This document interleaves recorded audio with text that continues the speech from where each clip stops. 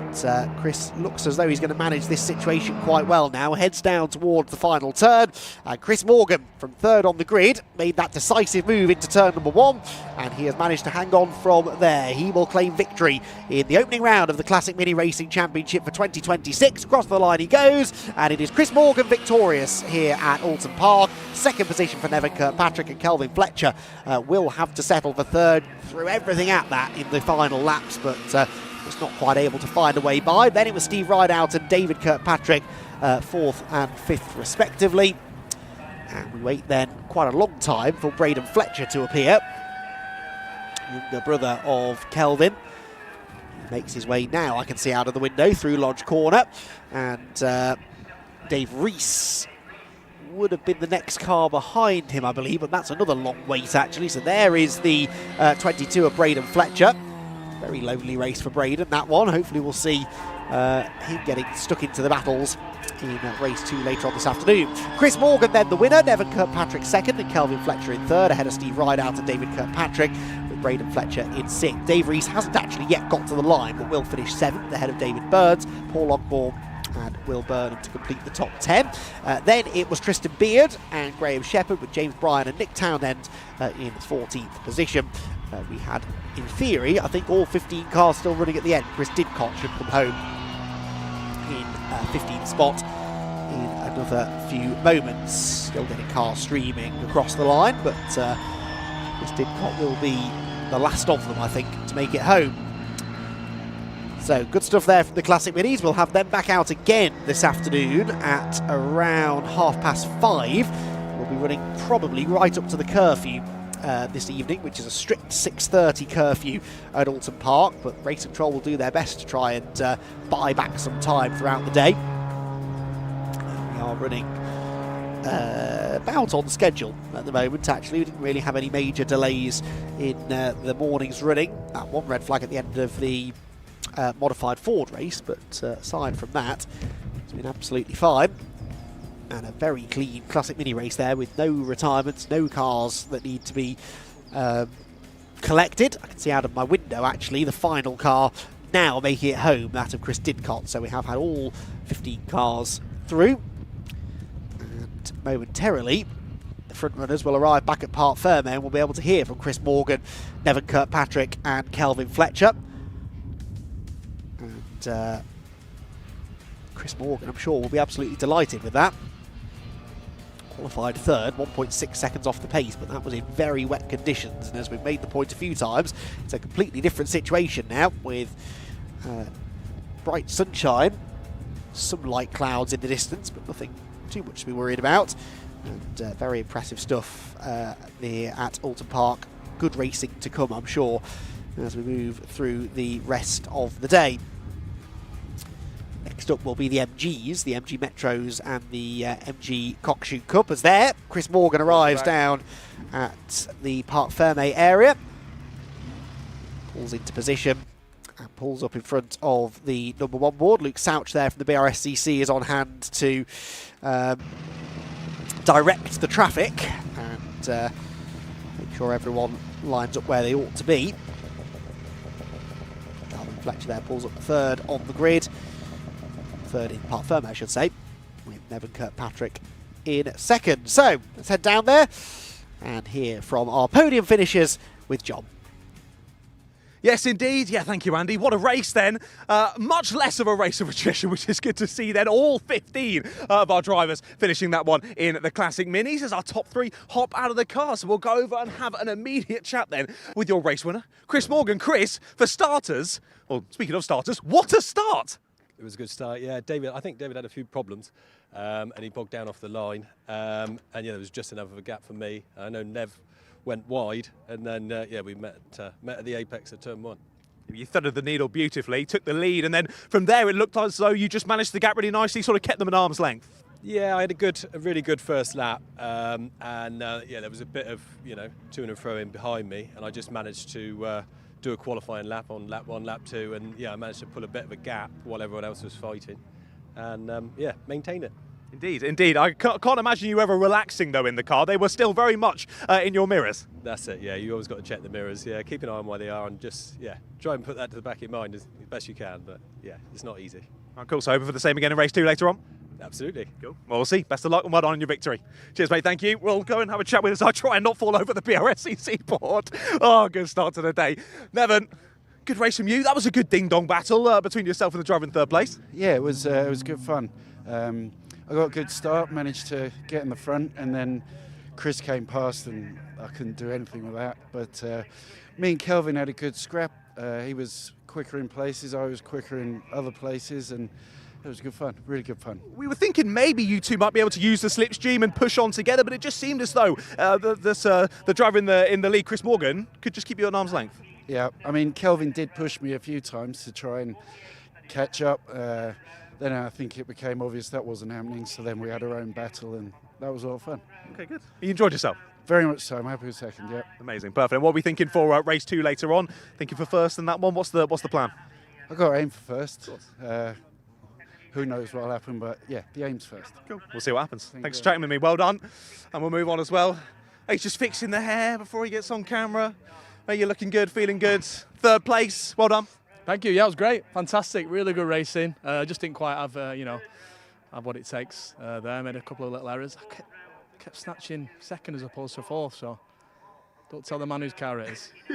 That's exactly what we were thinking. We saw a couple of times, particularly I think down through Cascades it was. On the exit there, you just bogged a little bit slightly. We thought maybe it was a misgear. Yeah, just a couple of misgears. I think it's like 3 times it's happened then. And you just, but no, listen, hats off to both the guys. I love that. It was these cars. I forgot how good they are to drive. They're so good. They must look brilliant. We feel like we're going around every corner like that. It must look brilliant watching. It's like the Italian job, isn't it? It is. Honestly, it looks amazing from outside of the car. I can't imagine what it is like behind the wheel. Yeah, no, it's fantastic. I think they're a fantastic car to drive. I've not drove for quite a few years, but obviously the last time I was racing, it was in big GT cars. So these are just as much fun, if not more. And if you could see my smile inside that helmet, that'd say a million words. So. Well, we can see it now, mate. Well done. Congratulations on the third place and looking forward to the race this afternoon. Yeah, I think I'll hopefully make a few improvements and try and get that big number 1 spot. We'll see. Cool. I think you're all fighting for it, so we'll wait and see. Well done. Cheers. Thanks for chatting with me. Well, there we go then. Race number 1 of the Classic Minis done and dusted. And as you see there, from all our top 3, big, beaming smiles, super fun cars to race and good for us to watch at home as well. Stick around this afternoon. They'll have race number 2. But before that, we still got one more race left to come before we go to the lunch break. Back up to you, Andy. Thank you very much, John. Yes, good to hear from our drivers there. Kelvin Fletcher, saying how much he'd forgotten, or how he'd forgotten how much fun those cars could be, and I'm sure he would have relished the opportunity to get into the lead battle. He'll have another opportunity to do so later on today, as I said, with their second race coming up at about 5:30 this afternoon. One more race before lunch. That will be the MGs heading out, the MG Metros and the MG Cockshoot Cup, and this will be another busy track as well for us to deal with multi-class racing once again heading to the fore. And not entirely sure why they've not been released from the assembly area already, actually, because I didn't think there was a huge amount of recovery work to be done out on track. But anyway, we'll get them out hopefully before too much longer. The MG Metro has actually finished their championship here at the back end of last year.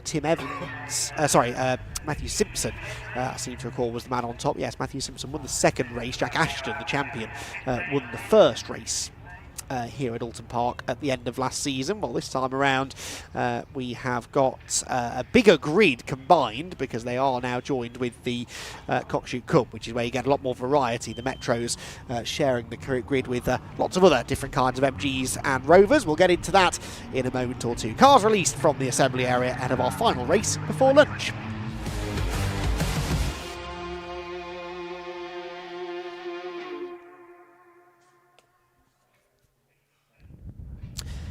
So MGs then set to take to the track, and plenty of them as well. Another big grid, 25 cars combined across the 2 categories, but then lots of subclasses within that, particularly within the Cockshoot Cup elements of the race. It is an MGZR front row though. David Coulthard, no, not that David Coulthard, but a very experienced MG racer starting on pole alongside Mark Bellamy. Then Christopher Greenbank even in his MGF, the rear-wheel drive convertible two-seater sports car, and the ZS then of Carl Green for company. 3 different kinds of MG represented at the very front of the grid. Then it's James Johnson ahead of Laura Farrow. James Johnson in a ZR, Laura Farrow another of those lightweight MGFs. Then it's Keith Egar and Helen Waddington next. Keith Egar in the midget. He's one to watch. That car is usually pretty rapid once the track dries out, as indeed it has done now. Eliza Seville has Phil Rigby for company on row 5, row 6 Leon Wignall and Stanley Dixon. And then we get into the Metros. They split the Metros for the purposes of the grid, but actually Jack Ashton was 5th quickest overall in qualifying, so quicker than quite a chunk of the MG Cockshoot Cup portion of the grid, and he will be looking to try and move forward from there. He has Matthew Simpson alongside him on the front row of the Metro grid. Richard Garrard and Mark Wilson are next. Then it's Tim Shooter and Benjamin Young ahead of John Moore and Les Tyler. Tim Davis and Phil Goodwin complete the top 10 from the Metros, with Andrew Houston and Jonathan McGaughan next in line. Emma Cross at the back of the field in her Metro. So a good grid of Metros, actually. 13 Metros out, which is more than we had, I think, at the back end of last year. So good to see that that championship has been rejuvenated slightly. They are running the full international circuit here on their outlap from the pit, so this will double as the green flag lap. But we still have just enough time, I think, to look ahead to what should be an entertaining race. We've seen already today, John, that qualifying doesn't mean a huge amount when it comes to how the races are going to pan out, but yeah, certainly within the Metro portion of the race, Jack Ashton from pole position, he will be very tough to beat. Indeed it will. Yeah, clearly the circuit has changed a lot since qualifying earlier on, and those times can't really go off of them, can we, as we go into racing conditions? But let's see how we go with this one then. So of course the Cockshoot Cup at the front of the grid, they will go on the lights, and then the Metro Cup will have a 10-second delay. They will then go on the drop of the flag. So a 10-second delay between the two of them, but still we might see some closing up between the two classes. As you mentioned, they're going through the qualifying times, all very mixed in with each other. So if anything does happen in the Cockshoot Cup ahead, we might start to see some of those drivers falling back into the clutch of the MGs, which could really throw the cat amongst the pigeons as well. Could make it very, very exciting. Yeah, well, Jack Ashton has he used to pride himself on this. Last year they ran alongside a different series, not the Cockshoot Cup, but they ran alongside a different championship, and he used to pride himself being able to get in amongst some of the cars that were in theory in a quicker class, but he is an incredibly rapid driver. I think double former champion now, maybe more in the Metros is Jack Ashton. A very keen sim racer as well as Jack, but he has come back for another crack at the MG Metros in 2026.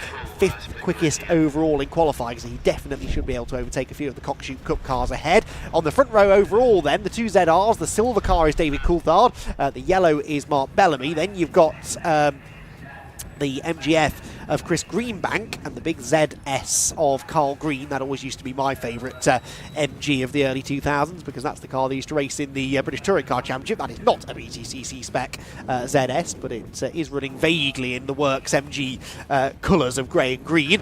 A very well presented grid of cars. Keep an eye on Keith Egar's red and white midget. That car will be a rocket ship, I suspect, off the line. It's a lot lighter than some of the more modern machinery ahead of him. It's got a good engine in it usually, and Keith Egar is a very, very tidy driver, and he, I think, will be able to make some good progress. Possibly struggled in the wet against some of the more modern cars this morning, but in the dry I think he is going to be one to watch. We've also got the MG3 of Leon Wignall towards the back of the grid. I don't recall seeing that MG3 out before, so certainly not a regular, but good to have that car adding to the variety on the grid. Green flag then waved at the back of the grid. It's another 15-minute sprint this, so not a lot of time for drivers to make up for poor qualifying sessions. What is going to happen then? Remember, the Cockshoot Cup cars will leave first when the red lights go out. That happens now. Away they go. And yes, Keith Egar has made a demon start from the middle of the grid. In fact, Keith Egar leads the race by Old Hall Corner. Well, I'm not often right, and I'm certainly not often that right, but that was a brilliant getaway from Egar. It's one of the MGFs into second position. That looks to me like that will be Chris Greenbank, and the front-wheel drive ZRs struggling off the line. The rear-wheel drive cars with the advantage. Here come the Metros. We're missing someone from the front of the grid. possibly Matthew Simpson, race winner here at the end of last year. But Jack Ashton is there. He will lead, or will he lead into turn 1? Because to the outside goes the 48 car of James Johnson, and James Johnson sweeps right around the outside and gets the early advantage. Lovely move around the outside there at the first corner, gets it done, but they still continue on 2 by 2, then down into Cascades. Will they sort themselves out, or will there be more moves? We're 3 wide into Cascades. Big move up the inside. That's Ashton to the outside and immediately taking the lead straight down to 4th place. We continue to reshuffle up the order here in the MGs, and a new driver now takes the lead. It's the number 17 who moves to the front. That's Mark Wilson to the lead. From 4th on the grid, so he was, I think, about 4th going into Cascades and still came out with the lead. That was a very bold move, rattling down the side of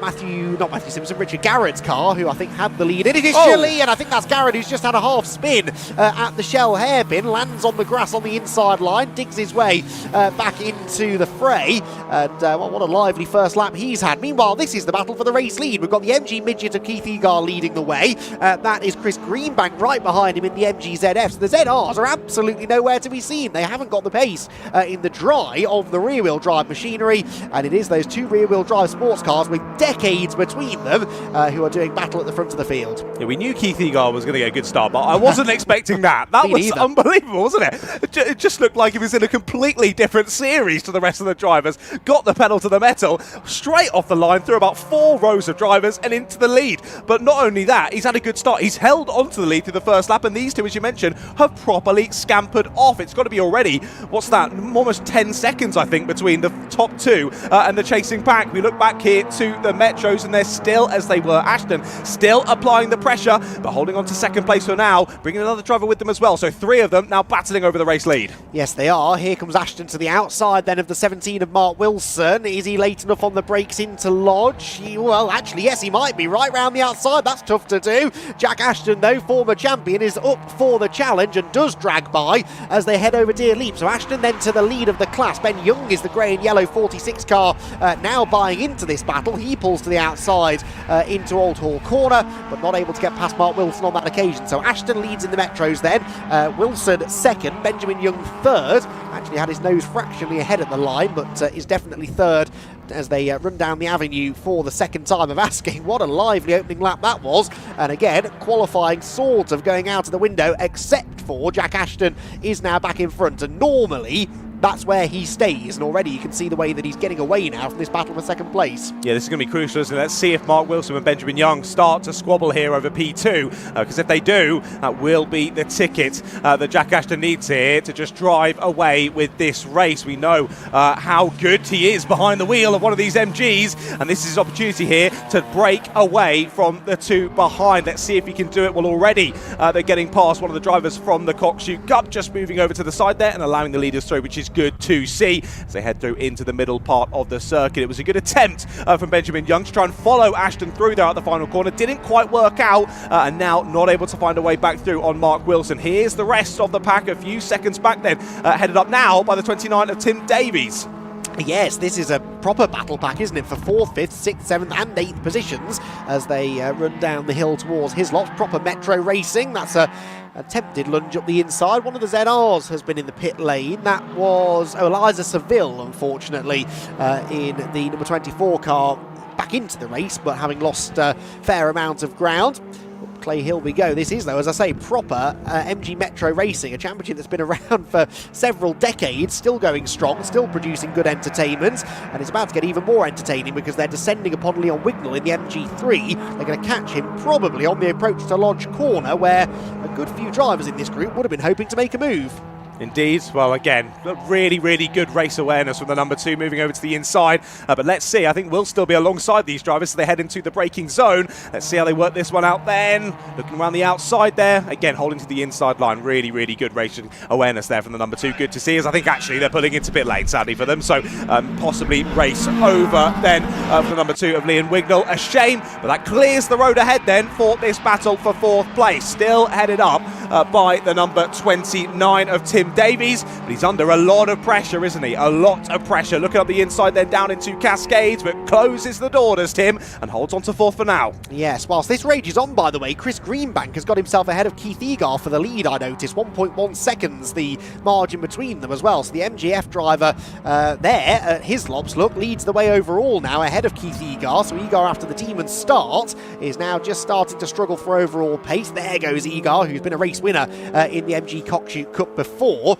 Good to have an MGF, though, up there mixing it with the midget, because it's not always a car we see doing a lot of winning the MGF in the Cockshoot Cup, but great to have Chris Greenbank's car out there. It's clearly set up well and is absolutely flying now, getting away from Egar at the head of the field. Back with the Metros, 29 still at the front of the group then is the car of Tim Davis, started 9th on the grid within the Metros, so another who has overcome already a disappointing qualifying result. Indeed, yeah, as you mentioned earlier, qualifying times don't seem to be too representative from this morning. Drivers getting stuck in there, and sadly it does look as though the number 2 of Liam Wignall is out of the race. A shame to see as he pulls back into pit lane. These 6 drivers, though, continuing to squabble as we head through Knickerbrook once again. Looking for that wide line to get a good exit. There is the following driver, and he has got a very, very nice exit. They might even try and go 3 wide here up Clay Hill as we head through into what is surely the most tricky part of the circuit. On your own, it's the trickiest part of the circuit, let alone when you're trying to go 2 wide. They just about close the door there, and that's the 16 making the place then, or staying there in the second position, at least in this pack. Yes, so that's Matthew Simpson, who should have been on the front row within the Metros, but wasn't there on the grid. So he started from either the back or the pit lane, and he launches to the inside. What a move that was for position at Lodge Corner. Gets past Davis there in the 29 machine. 2 places gained in 2 corners for Matthew Simpson, who's clearly a bit frustrated that he wasn't able to take up his front row starting position. He then breaks through into 4th in class and leaves Tim Shooter now to get up the inside finally of Davis. That's the move he was trying to make at Druids. They almost lean on each other heading out of Old Hall Corner, and when they arrive at Cascades they are not quite side by side anymore. Actually, Shooter losing ground and falls back in behind the 29 car. That is the 72 machine of John Moore gaining a position at Cascades. It's quite hard to follow all of this, but Matthew Simpson, keep an eye on him. Now he's in clean air, he should have some good pace. Indeed, let's see with that clear air if he can start to scamper away from this pack. He'll be hoping to do so. If he gets dragged back into it, they're just going to continue losing lap time here round Oulton Park. Still just over 7 minutes left to go in this race. And yeah, gaps opening up now. It seems as though, of course, we saw earlier Greenback made that move for the lead, but the gap stays about the same. About 1.3 seconds it's been ever since he's made that overtake. Was 3rd fastest in qualifying, but clearly the quickest out on circuit at the moment. And really, the biggest shock for me is that Carl Green and David Coulthard over 20 seconds behind the leader. I thought maybe they might drop away slightly, but over 20 seconds in what we had 8 or 9 minutes seems pretty crazy to me. It's that front-wheel drive versus rear-wheel drive thing, isn't it? The front-wheel drive car's got in the wet. Oh my word, that was all very messy, and that was very wide for Tim Davis, who has to take the shortcut down at the Hislop chicane, and he will rejoin right in the middle of that battle again, but does lose a position or 2. Yeah, front-wheel drive versus rear-wheel drive in the wet is always an interesting conversation. There's a good battle going on at Old Hall Corner I've just spotted, and that was the ZS, wasn't it, trying to gain some ground. I think that was David Coulthard losing 3rd position to Carl Green, who manages to drag the ZS through. Spotted that out of the window. They're down at Cascades now as the Metros continue on their way. There is the 44, that's Bellamy. So this is actually the battle going on just behind, isn't it? The 3rd place squabble, but this is all 4 position, I think. Bellamy 44 trying to get past Laura Farrow's MGF, and Carl Green not a million miles up the road. In fact, no, that's Coulthard slowing, is it? I think that is the ZR of Coulthard just ahead, who seems to now be lacking a little bit of pace, maybe? No. Scratch all of that. There is Coulthard. It's a lapped car, I think they were catching, which should now get out of their way on the run towards the Britain chicane. Indeed, well, Cawthorne Green now 30 seconds off of your race leader. Yeah, like you mentioned, the rear-wheel drive cars clearly taking to the dry conditions a little bit easier than the front-wheel drive cars, not able to find that same pace. And what did we mention earlier about Jack Ashton wanting to mix it in with the drivers ahead? Well, he's now 10 seconds clear of Mark Wilson and the following drivers in behind, and very much in and amongst the Cockshoot Cup ahead now with 5 minutes left to go. This is looking like a battle that will continue on to the checkered flag, though. Green may be starting to build a little bit of a gap. A car length or two there as well, nearly taken to the grass there was Coulthard. Did he get a bit distracted there? Had a very veering line there out of Knickerbrook, but he caught it nonetheless and continues to press on. Yeah, weirdly, Green was 7/10 slower than Coulthard on the last lap and yet was overtaking him at Old Hall Corner, so I actually think he'd got past him on the previous lap and David was trying to come back at him. That's the car that was confusing me. It's Eliza Seville's number 24 car that pitted, remember, early on briefly and rejoined the race. Leon Wignall also pitted. He never did rejoin, so the MG3 taking no further part in the race, it would seem, as there James Johnson nips to the inside. James Johnson, by the way, second in Class A, so the leading 5 cars in the Cockshoot Cup are all Class C cars. Then you've got the 44 of Mark Bellamy, the ZR, who leads in Class A in the red machine, second in that category, just working his way past the lapped car of Eliza Seville. And Old Hall Corner they go, and I think the next car behind them I spotted was Jack Ashton. So Jack Ashton's leading Metro up to 8th place overall now. Indeed, he's flying, isn't he? Continuing to make time on the cars ahead of him in the differing class. You just saw him there through the exit of the shot as he heads down into Cascades once more. But again, he's in a bit of no man's land now. He's got 10 seconds to the driver behind. He's got 10 seconds to the driver in front. He's just leading his own race. Speaking of someone else leading their own race, this is Greenback then. This is Egart chasing down Greenback at the front of the order. And there you can see what the gap is looking like. To me, that looks more than a second now. Yes, quite a bit more than a second. It's more than doubled, I'd say. So possibly a bit of traffic that had something to do with that. But yeah, definitely Egar fading slightly now. Just over 3 minutes to go. So 2 more laps after this one for him to negotiate. And at least second place will go his way, but he is in the same class as Chris Greenbank, and yeah, that means that he'll be a little bit disappointed to be falling away now from the ZF. Started, of course, somewhere ahead of him on the grid. Across the line they go. Penultimate lap begins.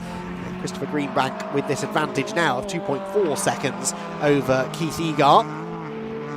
Carl Green, big wobble there for Egar coming out of Old Hall Corner. Carl Green a lonely third now. Back to the Metros. Tim Shooter here is at the front of this little group, and that is who behind him? Is it still the 82? No, 72 that is, of John Moore. So that's been a change, I think. Yes, they've been negotiating against some of the slower Cockshoot Cup cars. The 82 of Helen Waddington has slipped behind this group now. But a 3-way battle going on. This is for 5th in class. Shooter, the green and white car, 5th, then Waddington 6th, and the yellow and green car of Moore, I should say, in 6th, and then Richard Garrett in 7th positioning in the MG Metro class as they head through Druids Corner as one.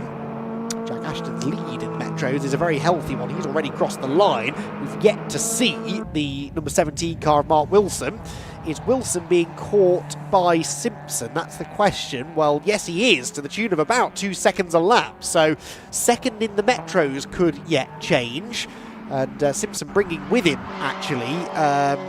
In fact, he just gained a couple of places on that lap. He even got himself ahead of Ben Wilson and the number 46 car of Benjamin Young. So Matthew Simpson there, just at the top of shot heading into Cascades, is on an absolute flyer. Indeed he is, yeah, pressing through really nicely, isn't he? Well, I've just made my notes on what I thought the finishing position was, so I'm going to have to change that, Andy. Back to you. Yes, certainly in the Metros, there's a chance still that second place could change, I think, with the pace that Simpson's got.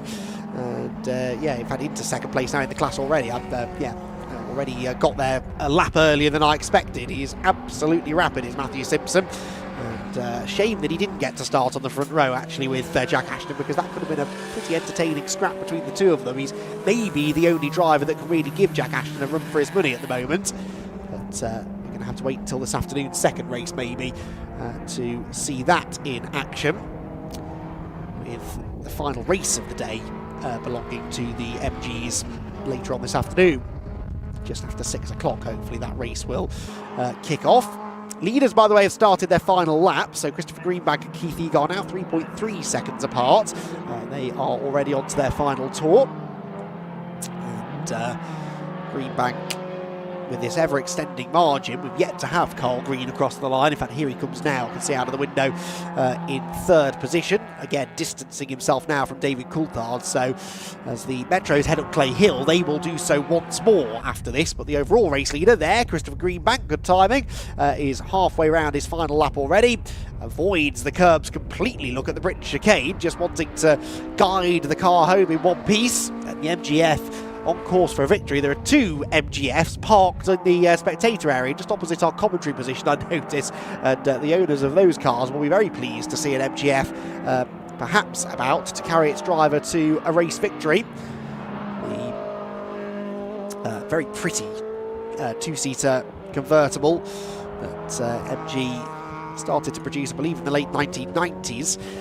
Is still a force to be reckoned with today, against, again, slightly more modern machinery, but I guess you would call this a classic now, wouldn't you, an MGF, which again is a terrifying thought. It's a very well presented car, this of Christopher Greenbank, and he is now only a corner away from grabbing a race victory. Qualified 3rd, again made a good start, not quite as good as Keith Egar, who looks set for the 2nd step of the podium, but Christopher Greenbank will be very pleased indeed with the race victory. He comes over Dearsley, heads to the timing line and sees the checkered flag. It is Christopher Greenbank who wins our first MG Cockshoot Cup race of the season, and 2nd position will go the way of Keith Egar in the MG Midget. It's a long wait now for Carl Green, who will eventually come home in 3rd, so we'll check back in with perhaps some of the battles going on further down the order as a group of, well, 2 Metros head down through Hislop's. Is that the Class A lead battle? It is the Class A lead battle, just ahead of them. So the yellow and red MGZRs, Mark Bellamy in the yellow car, has been caught quite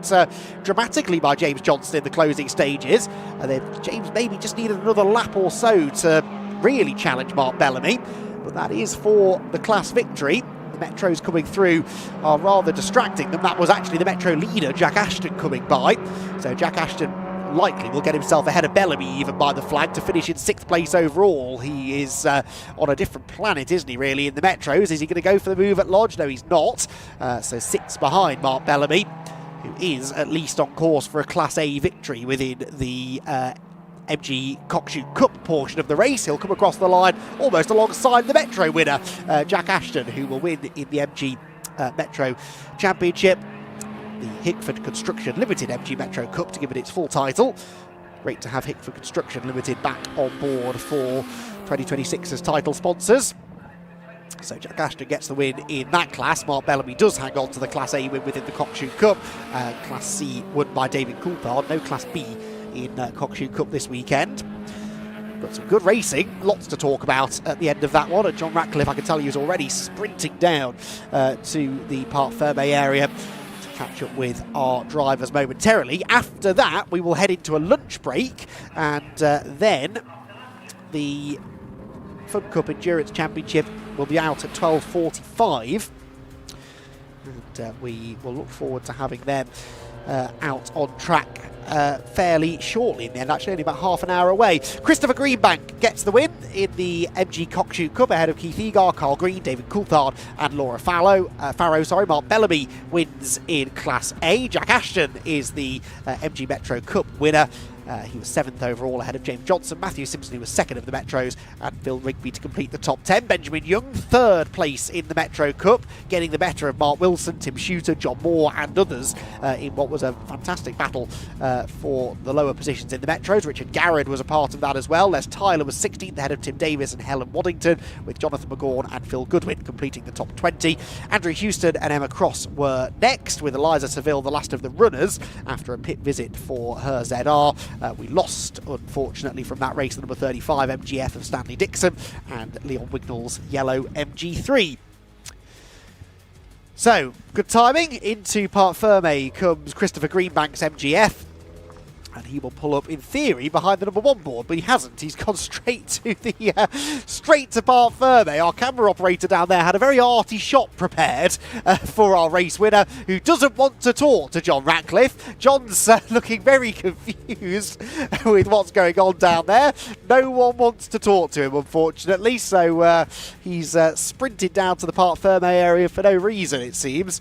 They're being ushered past him and straight back into the paddock. I have no idea why, John, but unfortunately no one for him to talk to, and he might as well make his way back up to the to the commentary box and get himself somewhere warm and dry, although it's turning into quite a pleasant afternoon out there, I have to say. So John continues to look confused, and with that, I think it's a good excuse to head into our lunch break, with Fun Cup racing to come next in about half an hour's time.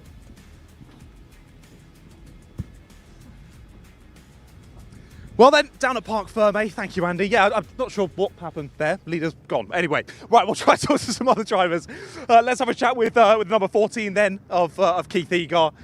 Keith, I'll let you get your stuff off and I'm ready to have a chat with me. First things first, Keith, that start was unbelievable. Yeah, I enjoy the starts, and the car takes off very well on the line. So the car's really set up for sprinting and hill climbing, so it accelerates very well. But I just didn't know where the gaps were going to be. So in my mind, I'd got an idea of where I wanted to be, but you don't know until the line where it's going to go. So fortunately, the gap was there, and I kept my foot in and got through. So delighted with the start, and it was a tough race, but Chris got through me to win the race. He did really well, and I couldn't see any weaknesses or chinks in his armour. So to be fair to Chris, he ran a great race. Thought he deserved the win, but I'm pleased to have moved up the grid a bit. You threaded the needle beautifully there on the first corner. Had a nice battle with Chris, but like you say, just couldn't quite get back onto him. He was very consistent. He's a good, solid racer, Chris, and I couldn't see any places where I could really get past him. And if I was to overtake him, he got past me, and we raced fairly, and I couldn't see where I could have got through him. So he did well. So congratulations to Chris. Fair enough. He hasn't stopped in Park Ferme though, so he's probably going to fail his dope test now. Yeah. Well, we'll wait and see. Congratulations. No problem. Thanks very much. We'll see you with race 2 later on. Thank you very much. Let's try and find as well then the number 30 of Carl Green. We'll head on round. Hello, Carl. Hello, okay. How was that race from your perspective then? Could have been better. Okay. I had brake issues after lap 2, Right. so I was nursing that all the way round. I still had a great battle with DC. We could have gone better, but I was just nervous because I said I lost the brakes after lap 2. So I was going to say brake issues. Does that mean no brakes? I had some brakes, but it was like stamping hard on them. So I couldn't push into corners as much as I wanted to. But I mean, Keith just disappeared anyway, didn't he? He always has amazing starts, and what if he gets an amazing start? It's like you only got 7 or 8 laps to catch him, and it's hard work. He flew away, didn't he? It was amazing. But hopefully brake issues something you can sort for race 2 later on. I think it might be just a servo issue. A pipe got popped off or something like that. But I'm sure we can sort it out. Okay. Yep. I hope so. Well done on the 3rd place anyway. Look forward to race 2. We'll see you then. Cheers. Thank you. We'll head on through then to our Hickford Construction MG Metro Cup. Whereabouts is Jack Ashton on the number 98? You might think he might have run away. Is Jack over there? Jack? Jack's behind me, is he? Where's he gone? There's Jack. Ah, I see him. I should have known from the purple suit. Hello, Jack. Hello. That was a good race from you. You had a bit of a scrap at the start, but then as soon as you got ahead, you just drove away. Yeah, it was great fun. I was just saying to Mark, because Mark, always under the assumption people, because it's me, they just let me go. No, I want to fight, and that's exactly what Mark and Ben did. So the first few laps were quite entertaining, really. It was really good fun. It was good to watch. But then after about 5 or 10 minutes later, you're about 10 seconds clear up the road, proper mixing it in with the other class as well. That looked enjoyable. Yeah, it was good fun. I mean, the track conditions were quite good, quite fun. So just trying to get the most out of the car, and just having some fun, really good fun. Yeah, it was good to watch. Hopefully more of that later on this afternoon. Cheers, mate. Thank you. Cheers. Thank you very much. And second place then, we'll chat with yourself, sir, as well. Matthew Simpson. Matthew, I've had to scribble out my notes because you were flying through right at the dying moments there in that one. Up into second place, having a great scrap with a couple of drivers. Yeah, well, we had a brilliant scrap throughout the race, but I qualified second. And halfway through qualifying, the gearbox decided to exit the chat. And so we got the car back together just in the next time to get in the assembly area. And then I didn't have my gloves in the car, which never happens. So I had to start from the pit lane, which was exciting. But yeah, so I was on a mission to get back to my at least second place. And when I saw him on the cool-down lap, not that far ahead of me, I was like, oh, that's not bad. Yeah. So, you had a great run through. Your teammates, right? Okay. We had a great one through. But yeah, we were wondering, what was the reason for you not starting in front? Well, there you go. Was it the gloves not in the car? The gloves, essentially, but the rush trying to change an engine, a gearbox in that short space of time. And not even getting to test drive it. So, no, if you've done everything up, but she performed all right. Yeah, cool. Seemed as though it all went well and up to second place. Well done. Brilliant. Thank you very much. Cheers. Well done. Let's everyone find the final driver on my top 3, which is the 46 of Ben Young. His car is here, but where he is, I don't know. It's lovely to see in these championships that drivers head on round and you can see the camaraderie between the drivers all chatting amongst each other post-race. But it does make my job a little bit more challenging because they all mix in and have a natter. Well, we'll call it there in terms of chatting with the drivers here. Hopefully, I get to have a chat with Ben after race number 2 later on. But there we go. MG's all done then. Same for the Metros as well. Really good racing action. Lots more racing action still to come though here from Oulton Park. We'll see all of those 3 classes that we've already seen out on track once again for their second races of the day. But before that, of course, the 4-hour endurance race for the Fun Cup Endurance Championship. That should be starting at around 12:45. So don't go anywhere. We'll see you then.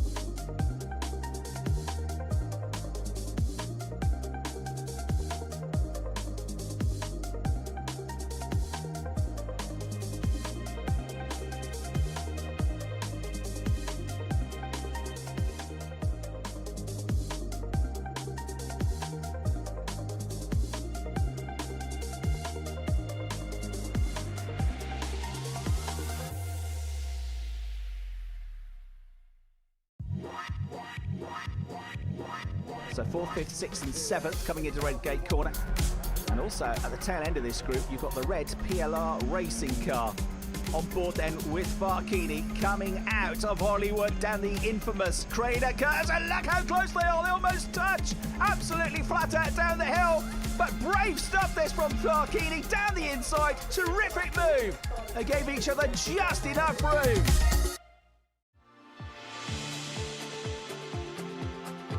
I think it's the camaraderie and then also the close racing. There's some fantastic drivers out there.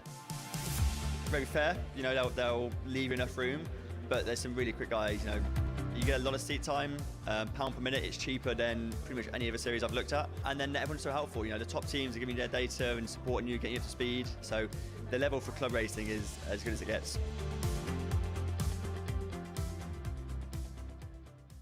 I've got clients that described it as a 4-hour sprint race. It's fun, it's intense, it's friendly, it's just mega racing, mega close racing. Lots and lots of people taking part in it, good atmosphere, yeah, generally great fun. It is some of the closest racing I've done, but also, you know, everyone is very friendly. Just amazing atmosphere, whether it be on track or off track as well, so yeah, can't recommend it enough.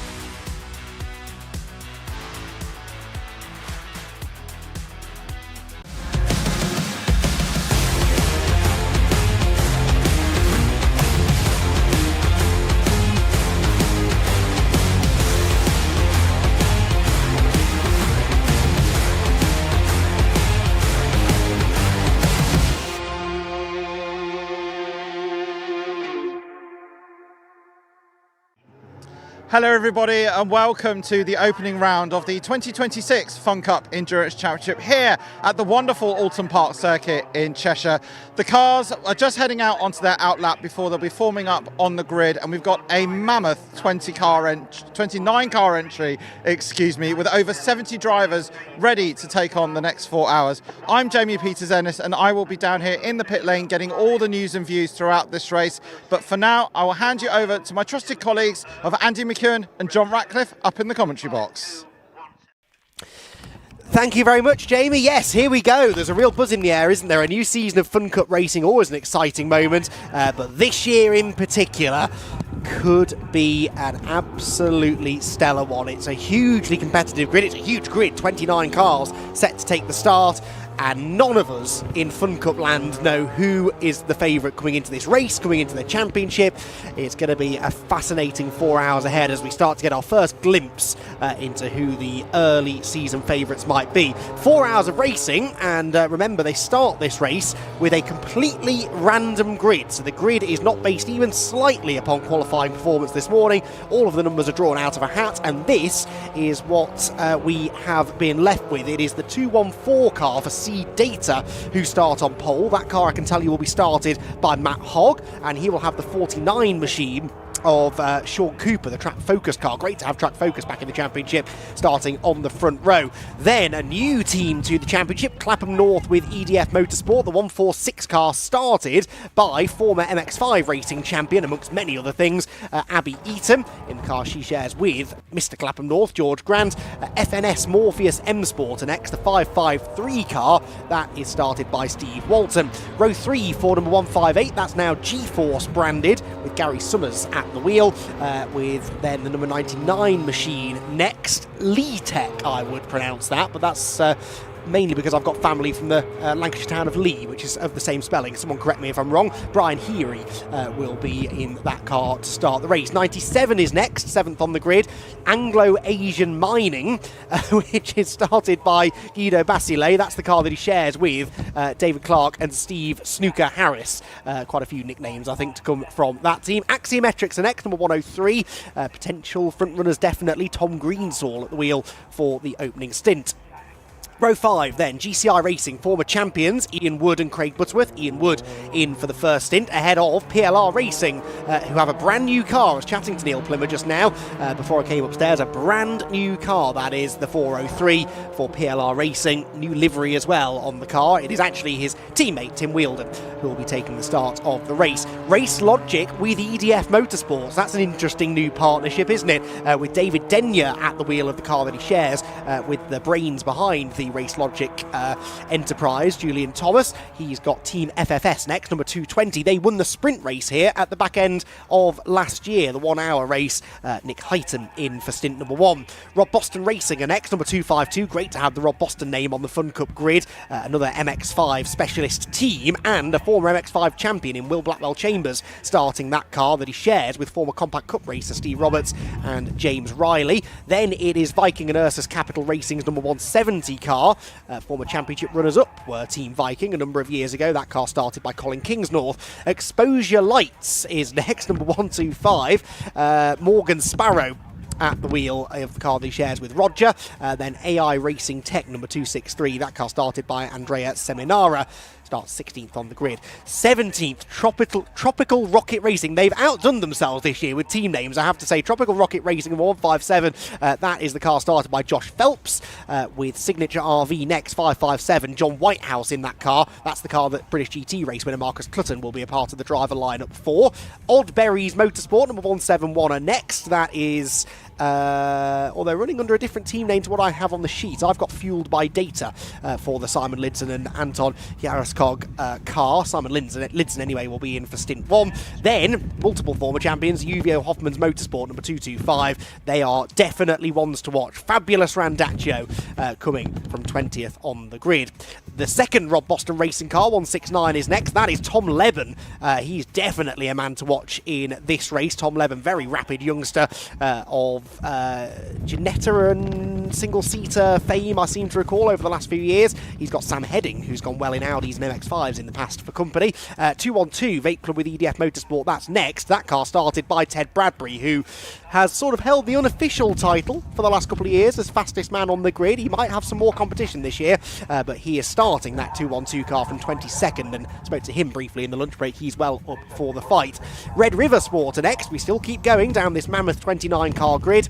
The 200 car starts 23rd and is started by Bonamy Grimes, Jolly Molam, sports car racing legend, sharing that car. 22 GT Racing number 92 is next, and that is started by Chris Brown. Christian Rose, who these days runs the Fun Cup Championship, is a part of that driver lineup.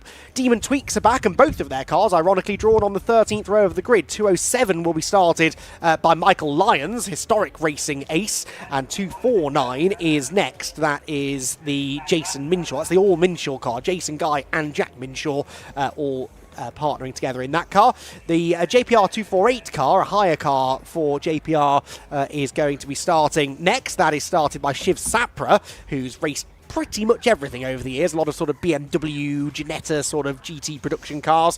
He will be starting that car from 27th alongside Greenheath, number 14, regulars in the championship these days, Gary Bate and Paul Turner. Gary Bate taking the wheel at the start. And then 29th and last, the only team who knew where they were going to be starting when they arrived here this morning. In fact, they knew where they were going to be starting when they left here in October last year. That is Team GRD, just Team GRD now. That's the shortened name for the team. Chris DeVelt, Riley Phillips, Simon Rudd in the car. It is Chris starting it. They start at the back because they are reigning champions. The reigning champion from round one always has to start at the back of the grid.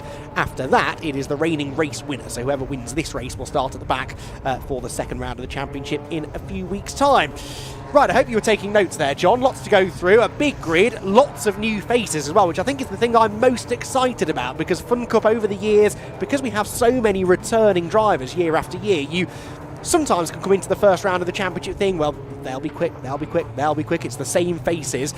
This year, though, I think that could really change. Indeed, so many new faces. It's great to see, but so many returning very quick drivers as well. You mentioned there were Team GRD. GRD now the full title sponsors of the number one car, and good to see them continuing to back not only Simon Rudd, one of the drivers of Team GRD, but of course the whole team as well. I've got to say as well, you were mentioning that they knew at the end of last year they'd be starting last in this race. They tried their best to not start in last, because it only says in the rules that car number one must start in last place. So they said, well, we'll just change our number back to our usual number then, and we'll start where we want. I think Paul Rose quickly shut that one down and said, no, you are on the back row of the grid. So they will indeed start from the back row in this one. Of course, as we were mentioning, with new names coming in as well, we still have the £10,000 prize on offer for any team where all of the drivers are brand new drivers to Fun Cup. So there are 3 teams in the running for the 10 grand today if they can win today's race. That's both of the Rob Boston cars, so the 169 and the 252, and then also the 248 JPR for hire.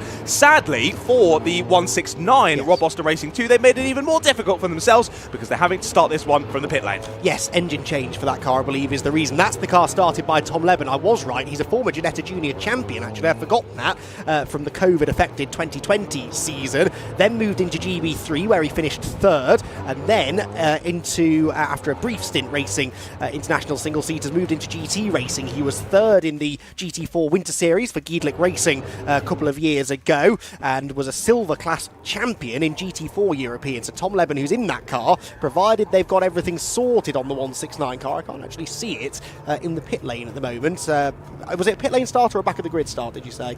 I believe, yeah, pit lane start after engine change. So maybe still doing work in the box at the moment. That would be a shame if Tom Levin isn't able to get stuck into this opening stint, but we'll keep an eye out for him when he does eventually make it out onto the track. So, place your bets, everyone. This is going to be an absolute barnstormer. I think 4 hours of racing will go by in a flash. If you've never watched the Fun Cup before and you're thinking, well, 4 hours of VW Beetles driving around quite slowly, Oulton Park, I'm not interested in that. Well, first of all, they're not VW Beetles, and second of all, and I can't emphasise this enough, this will be among the most exciting races you see all year. Of that, I'm fairly sure. 4 hour Fun Cup races are never dull, and here at Oulton Park in particular, they have a real habit of boiling down to a sprint to the flag. There's a high likelihood of safety cars here. There is rain forecast over the next few hours as well. We've got all the ingredients for a particularly unpredictable opening round of the championship. So Seed Data on pole position, track focused alongside. The 214 car started, remember,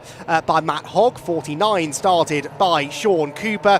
Both experienced Fun Cup racers.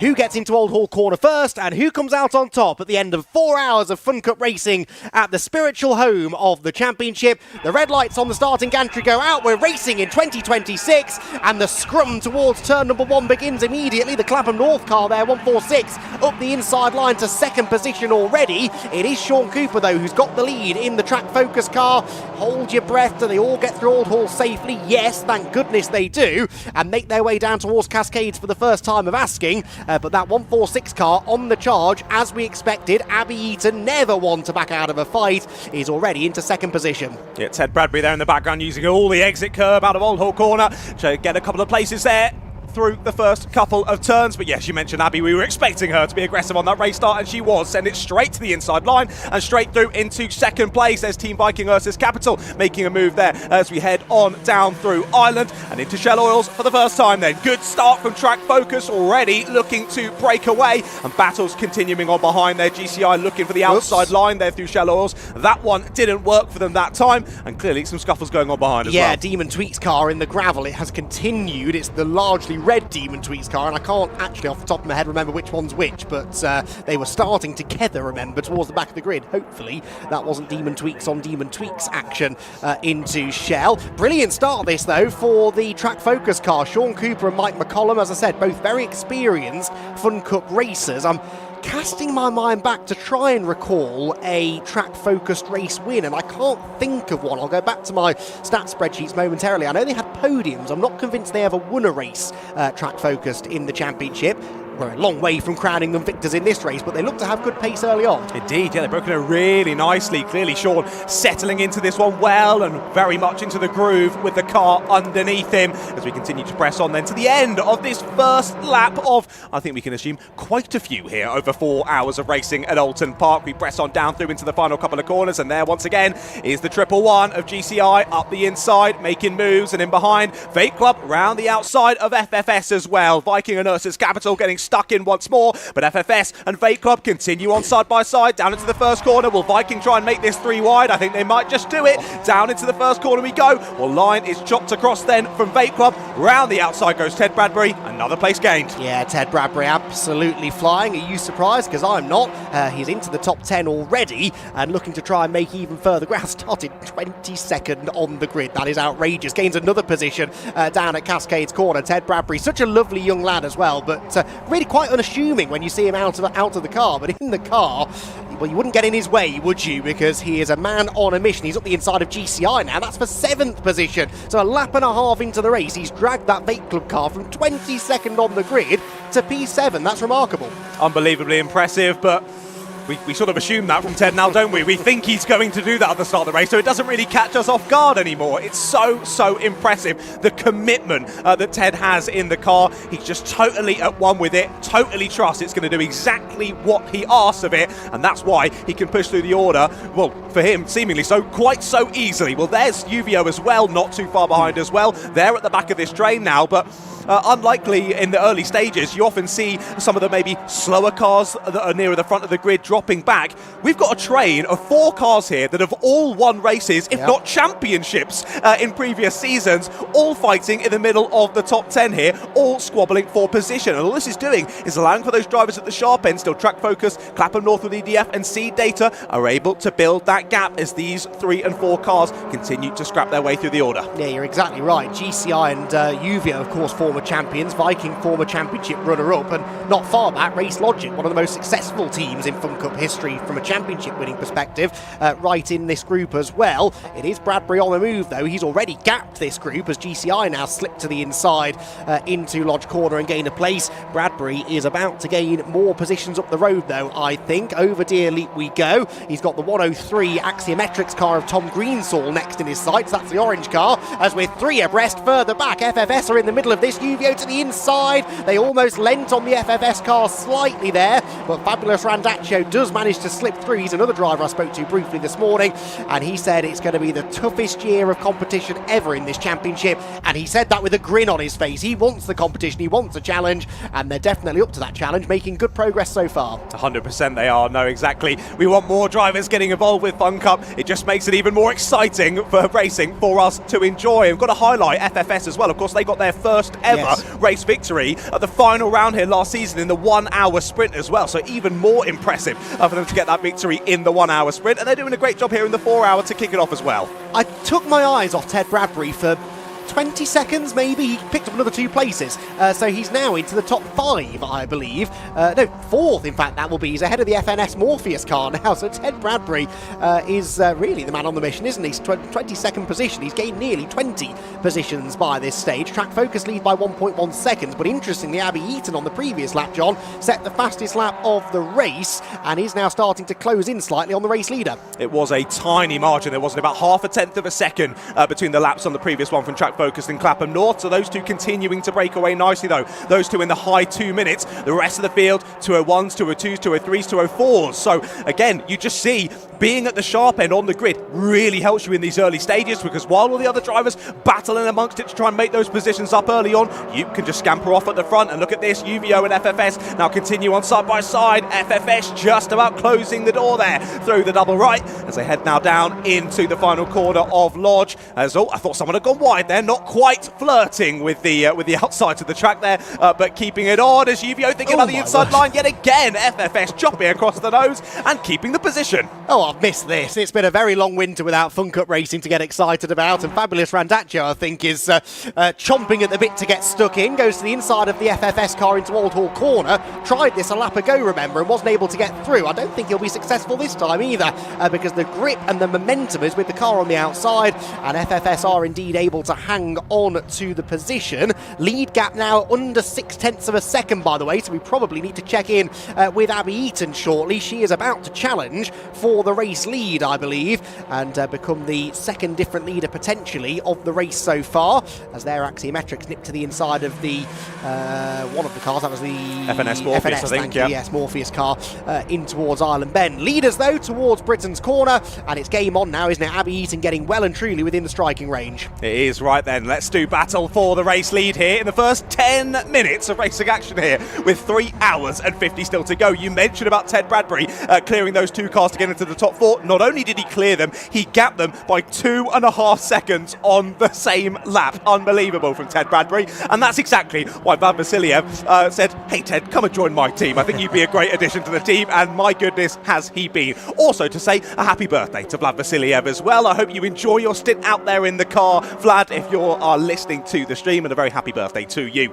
Well, Clapham North, like you mentioned, still with that fastest lap then. They're the first car to drop down into the 159s on the last lap, or 1 minute 59.9 from Abby Eaton. About half a second clear once again of the Track Focus car, and continuing to close that gap up to your race leader. And there you can see in 3rd place already, Vape Club are through on seed data, so already into the top 3 now. And if these two start to have a bit of a ding-dong battle, I think it's only a few laps until Ted starts to get involved. Yes, I think you're probably right. The screeching of tyres was nothing to panic about. That's just Ted Bradbury on a tear in 3rd position as he arrived at Lodge Corner. Leaders through then, 7/10 now near enough between the two of them. Bradbury in 3rd, a 2 minute 0.3, so only about 3/4 tenths off the pace of the leaders, but he was overtaking the seed data car that time, the 214 car that started from pole position in the hands of Matt Hogg.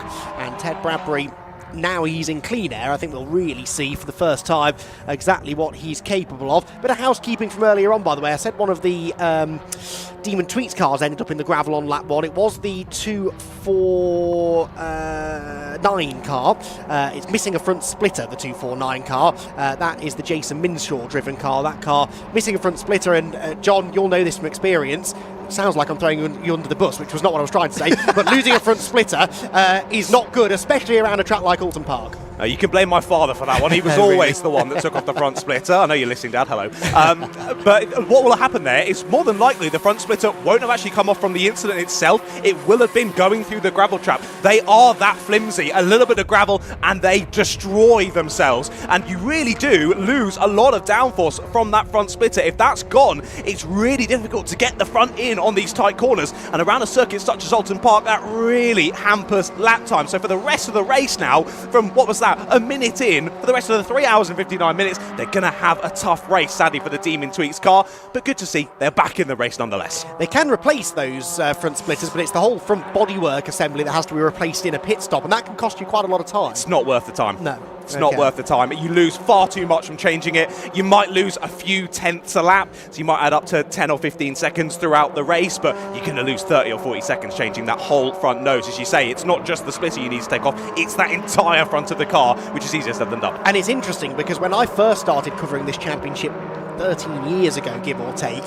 if you damaged your front splitter, you changed it at the next pit stop because you could afford to, because the competition wasn't as tight as it is now. I mean, look at this battle going on here. If you lose, 5 or 6 seconds extra in a pit stop through changing something, and it would be a bigger delay than that, you're going to lose so many positions. So now the attitude has changed very much to just manage the situation. You know, you'll lose a bit of time in lap time, but we cannot afford to lose chunks of track position. That was a dangerous moment as the Rob Boston racing car got to the inside of the Team Viking and Ursus Capital car. Door-to-door contact on the pit straight. Not sure what happened there on the exit of the final corner because, of course, Team Viking Ursus Capital were battling with FFS through the final corner. Clearly got a poor exit there from getting closed up to the inside line. And the Rob Boston car said, thank you very much, forced their way through, and very much did have to force their way through, didn't they? They've got the position, though, nonetheless, and Viking once again now trying to find a way through, losing that slipstream as they head on down to Ireland once more. They get sent to the outside line by the Rob Boston car, and they stick behind for now. They've got Race Logic in just behind them, though, and there are your reigning champions as well, the number one of Team GRD.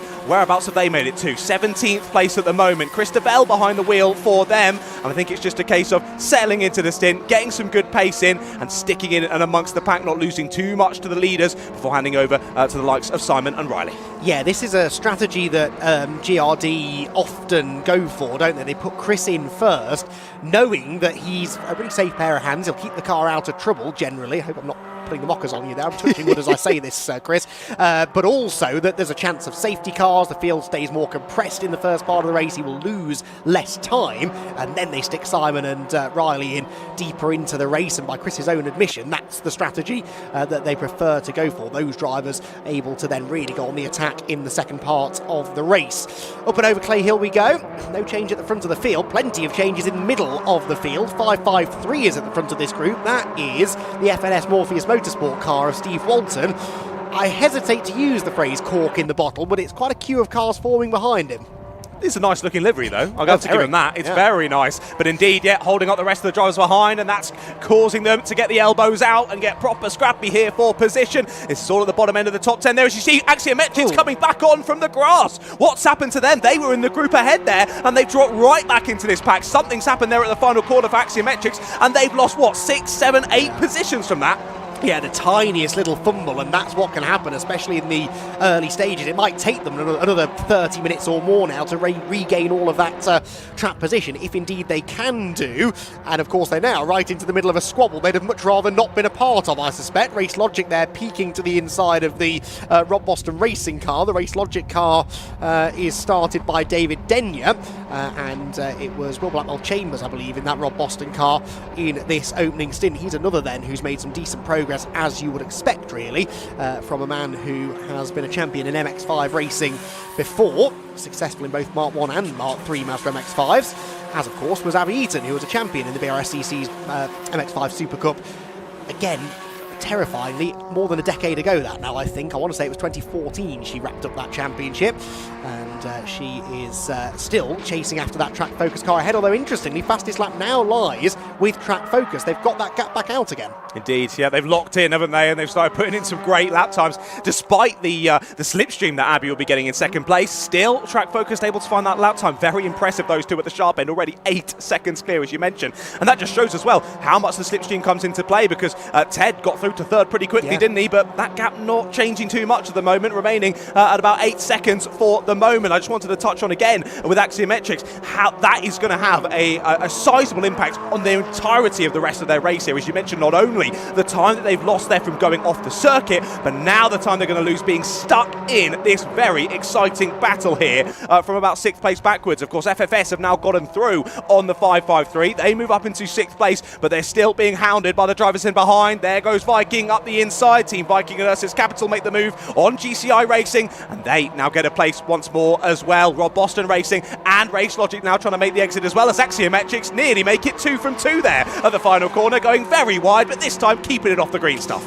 Word, this looks like the start of the race, doesn't it? This is 15 minutes in now to this opening round of the championship, and FFS go right round the outside. They just about kept within track limits, I think, and still their door handle to door handle down the hill. There is now contact, and that was Blackwell Chambers into the back of the FFS car. The Rob Boston Racing 252 car with a damaged front splitter. It's not come off completely, as we saw with the Demon Tweets car earlier on, but that will start to affect the aero. Has it damaged the FFS car? The FFS car slowing, that could have punctured the left rear tyre. I think you might be right, yeah, clearly issues for FFS. That is such a shame. I'm not sure if that was a chop across from FFS or maybe a bit too much aggression there from the Rob Boston Racing car. Either way, there was contact, and it's all gone wrong for those two. Yeah, like you mentioned, not completely destroyed the front splitter, but that'll all be flapping around in the wind now. The wind might just rip that off itself, and again, will be hampering performance ever so slightly. But you can drive around those issues. It just makes it a lot more challenging, especially across a 40 or 50-minute stint. Drivers going to be coming in very sweaty, having to aggressively drive around those issues. But once again,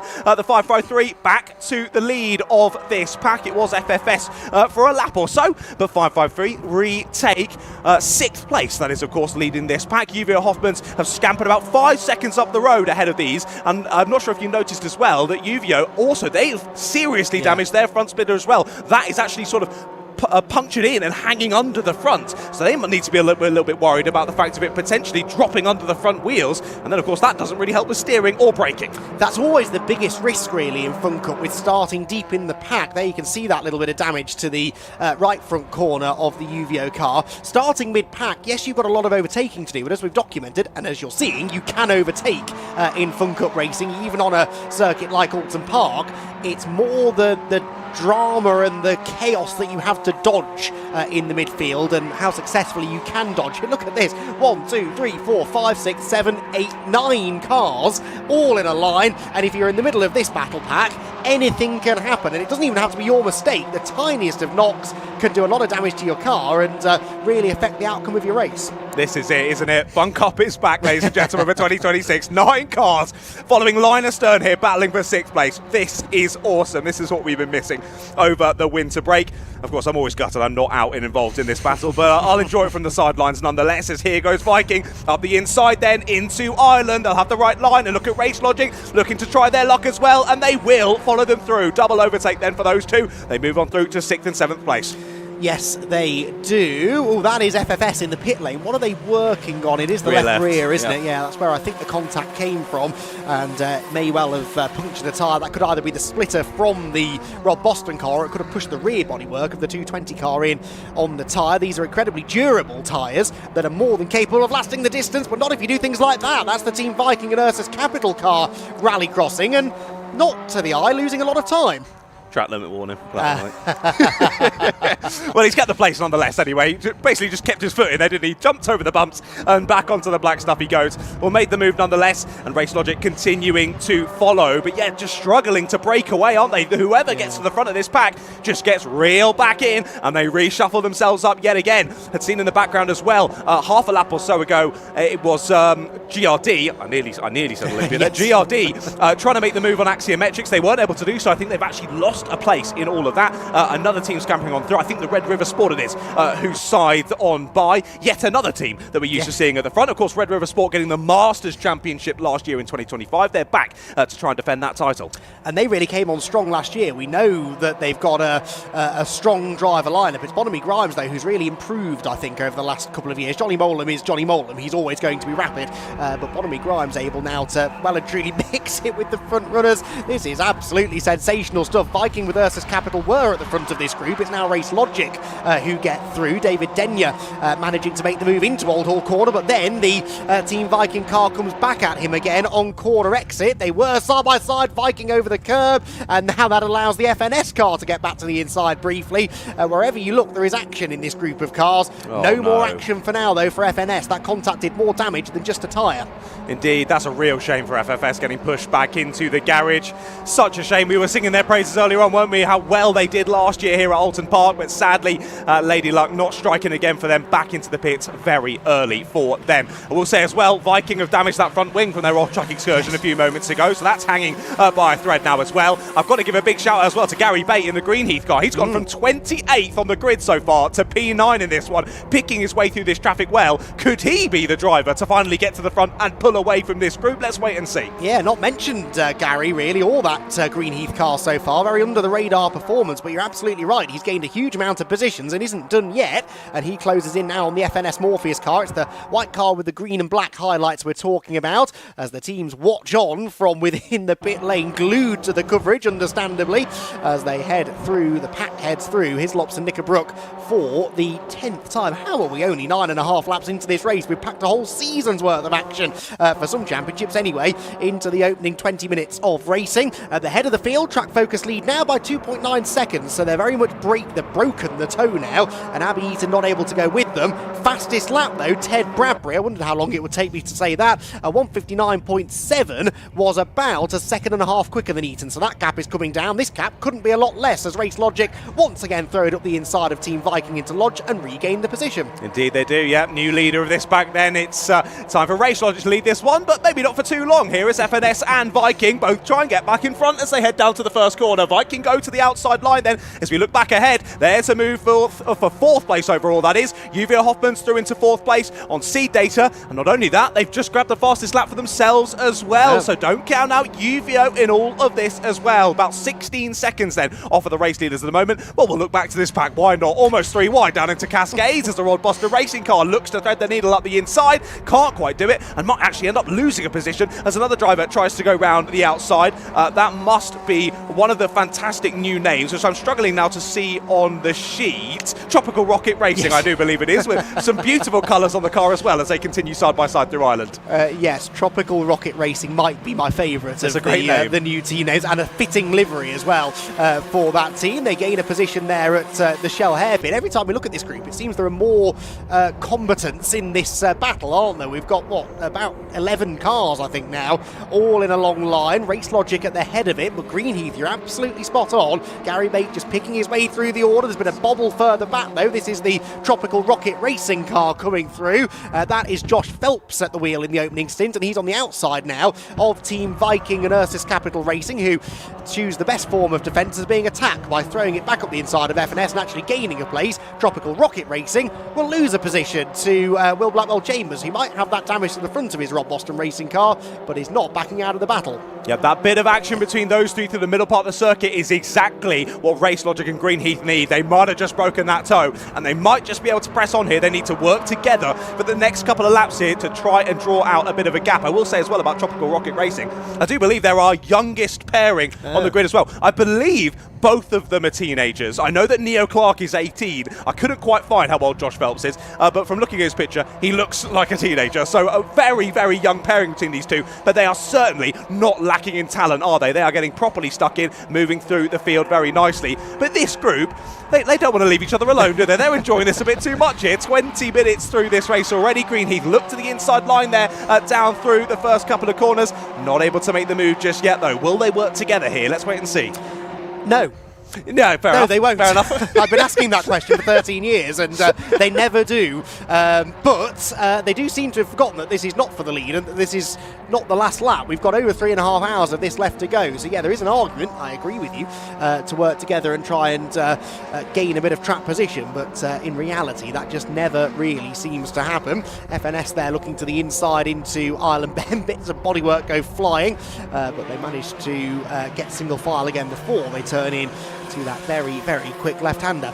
You could probably build a whole Fun Cup car for the amount of bodywork. On the side as well, spin out of our window and into the barriers. Barriers up Deer Leap there.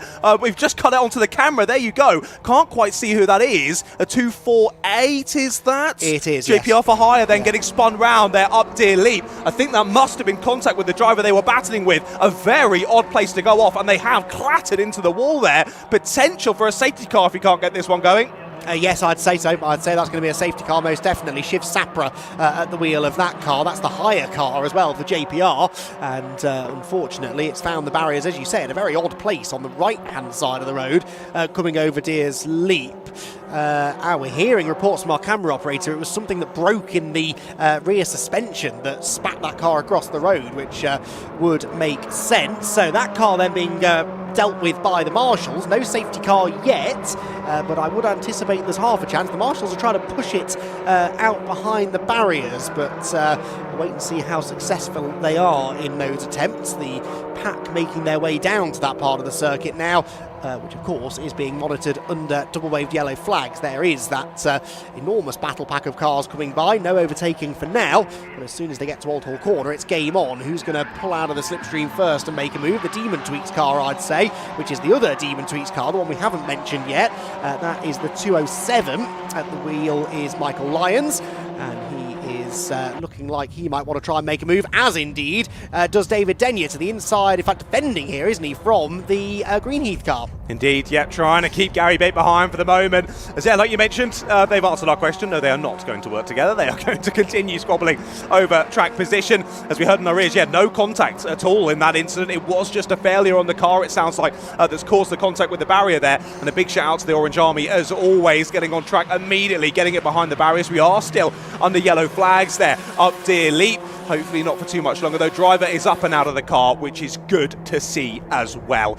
We look back to battles on circuit then. Still race logic ahead of Greenheath here in this battle for 6th. But given that they've been squabbling, look at that, Viking catching back up, and he's bringing the rest of them with him. He's made the same mistake again. Across the grass he goes. That's not going to be good for his splitter. Yeah, you see, you damage that splitter, you lose front grip, you're more likely then to understeer off the road and do it again. I think he's got away without any further damage, but yeah, taking the scenic route through the Britain chicane, and that's contact. Tropical Rocket Racing into the side of FNS, and GCI could be the big beneficiaries here. They pull up alongside the 157 car, no way through on the way into Knickerbrook Corner, and a slightly odd line actually on corner exit for Ian Wood.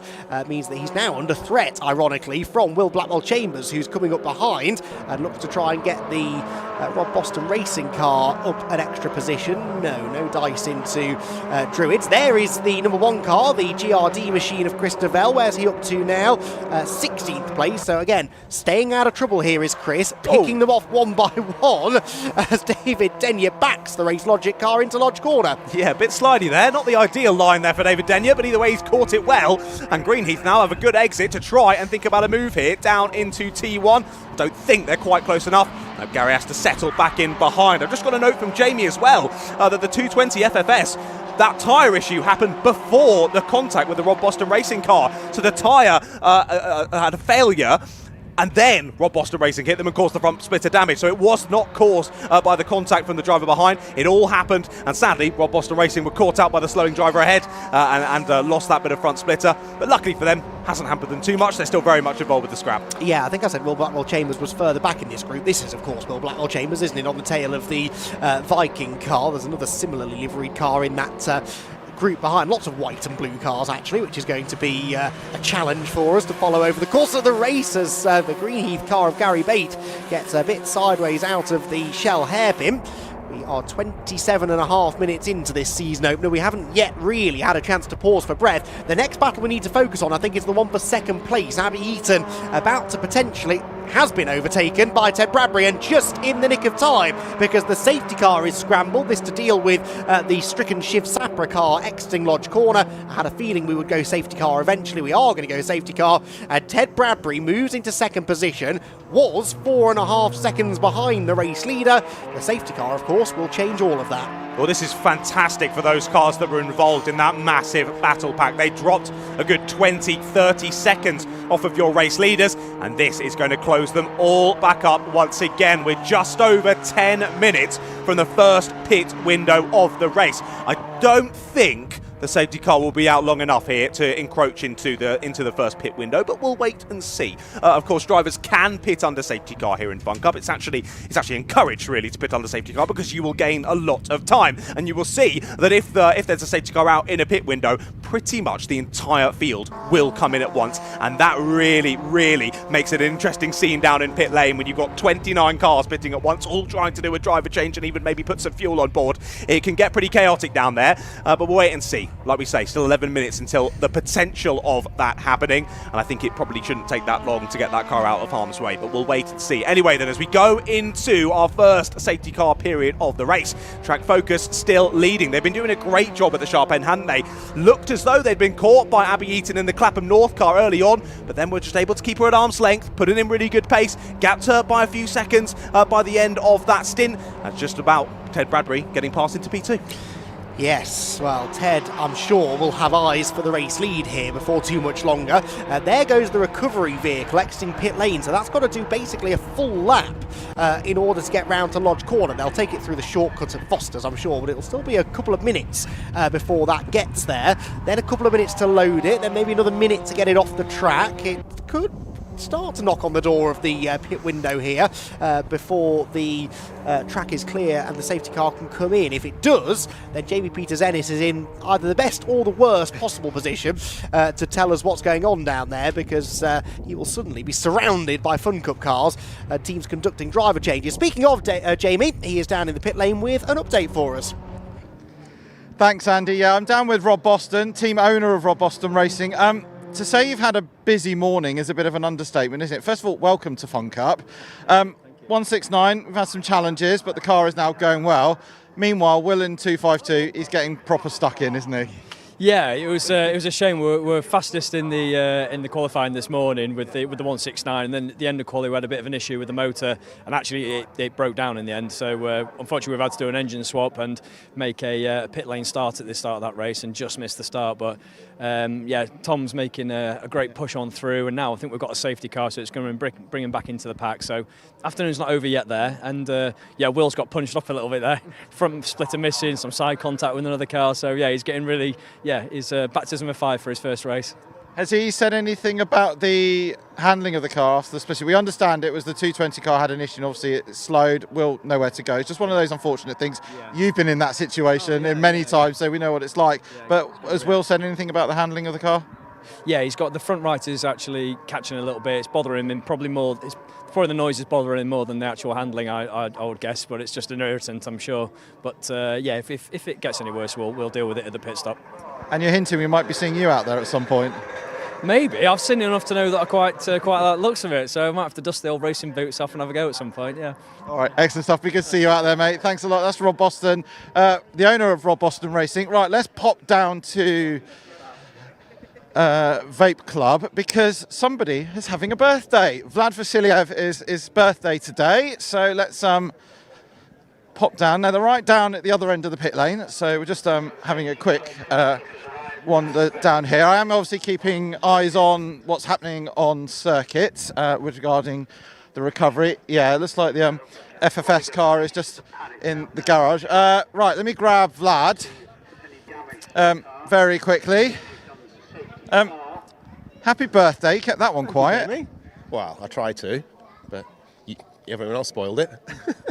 Ted's on a bit of a mission, 22nd to 3rd already. You've got one goal this year, haven't you? Absolutely, yeah. We wanna win. We're here. Yeah, we've had I've had a few seasons in here now where we finished 4th, we finished 3rd last year. We're learning lots. We're developing as a team. We're both maturing in different ways, and yeah, we hope to be fighting for pole. Silverstone last year, you got that breakthrough win. the team recognised it over the past sort of couple of years. It was the pit stops that were sort of hampering you at some points. Yeah. You made some subtle changes that were barely noticeable, and then it all just clicked, didn't it? Absolutely. It's all about consistency under pressure. You know, there's a lot to think about when you're doing the pits. There's a lot of safety. You make sure not run people over. And over the years, the practice and just watching other teams and learning from them, we're slowly making progress. And thanks to EDF, obviously, for doing a fantastic job. Dave and Sean have been at number ones for a while, and we've got a really good system worked out. And this year, it's looking like it's going to be one of the strongest ever seasons as well. It's not going to be easy out there, is it? No, absolutely. Every year, I think, we're going to make progress, we're going to get further. But like I keep on saying, everyone else has got the same idea, and people put a lot of work in. There's some great talented drivers coming in from other formulas and championships, and it's fantastic to see the grid expanding and growing. It's great for the championship. And most important question, mate, where's the cake? I ate it all. Oh, you silly boy. Right, enjoy. Thank you. That's Vlad Vasiliev of Vape Club by EDF Motorsport. Currently P3, and we're under safety car. So what I'll do is I'll hand back to Andy McEwen and John Ratcliffe. Thank you, Jamie. Yes, good to hear there from Vlad and Rob down in the pit lane. Vlad Vasiliev says that they're gunning for the championship. I'm inclined to agree with him that it's possible, looking at the pace that team really unlocked last year. Again, Ted Bradbury, it's never been a secret how quick he is. He was qualified on pole for his first ever car race when he moved up into Mazdas a couple of years ago in the MX-5 Championship, and was rapid in that from the very moment that he started in it. And again, came into Fun Cup and was immediately quick. Vlad Vasiliev, it took him a little bit longer to get there, but he is absolutely on the pace now, Vlad. And I expect when he gets into that car, he will be able to hold his own very much so. There is Ted Bradbury.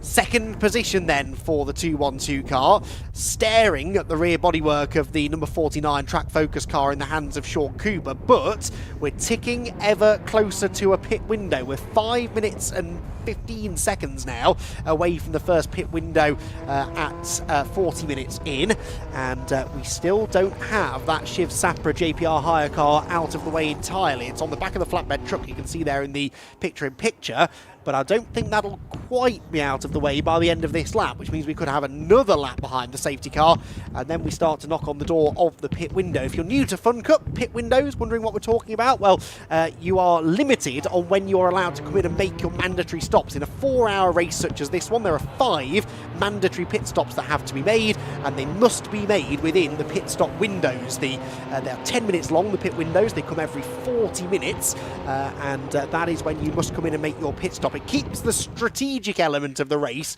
a little bit tighter. It stops people getting massively out of sequence with each other. It means that when you see a battle on track, it is almost always a genuine battle for position, isn't it? It is indeed. Yeah, makes it very exciting with the pit windows. There's still lots of strategy to be played into with those pit windows. Of course, to explain as well, the drivers must see the pit window open board. So it doesn't matter if you've hit the correct time, you've still got to see that board. Go around once, then they can come in. Then they've got that 10-minute window. They can see the pit lane close board once. They can then come in on that lap after seeing it. If they go around again, they'll be getting a big penalty. So they've got to make sure they're watching out for those boards. And of course, they've also got the pit car radio. They'll be being talked to in their ears as well, being told when things are happening by the race director. Are we dropping behind the safety car? Nope, safety car still lights on. So Track Photos still leading us through then behind said safety car. I'm just going to mention as well, of course, happy birthday to Vlad. I'm eating some cake in the box for you, Vlad, to celebrate.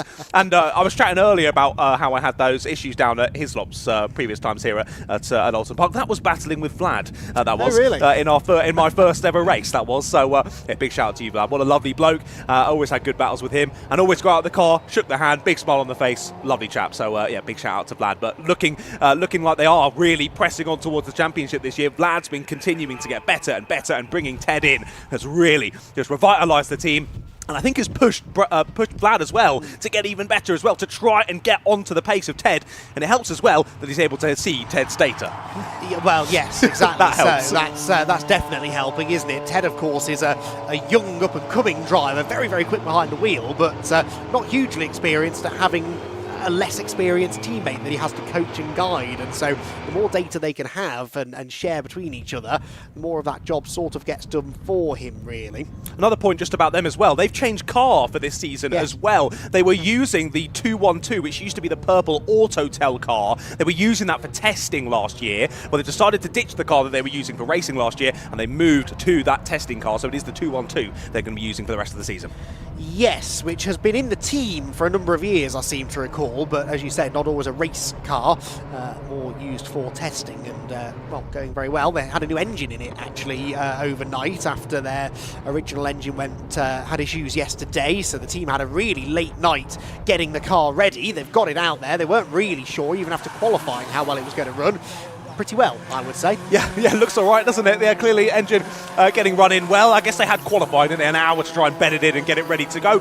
Seemingly going very well. Well, it looks as though we've cleared the JPR for hire car. I think potentially this lap we might see those safety car lights go off, and still with about a minute and a half to spare before the pit window. So thought it could make it interesting, but actually I think it will be more interesting not having the safety car under this pit window, because now they're also bunched up. There's going to be a lot of strategy to play into this one, and of course no minimum pit stop time in Fun Cup. Let's see how fast the drivers and teams can get it done. Well, they've got 80 seconds before that pit window board should be held over the pit wall. There's a chance here, isn't there, that the back half of the field might see the board this time. The front half of the field might have taken the restart already. That could also be interesting. That gives a major advantage to those further down the order. They can get themselves out of the traffic sooner, as long as they've definitely passed that board once.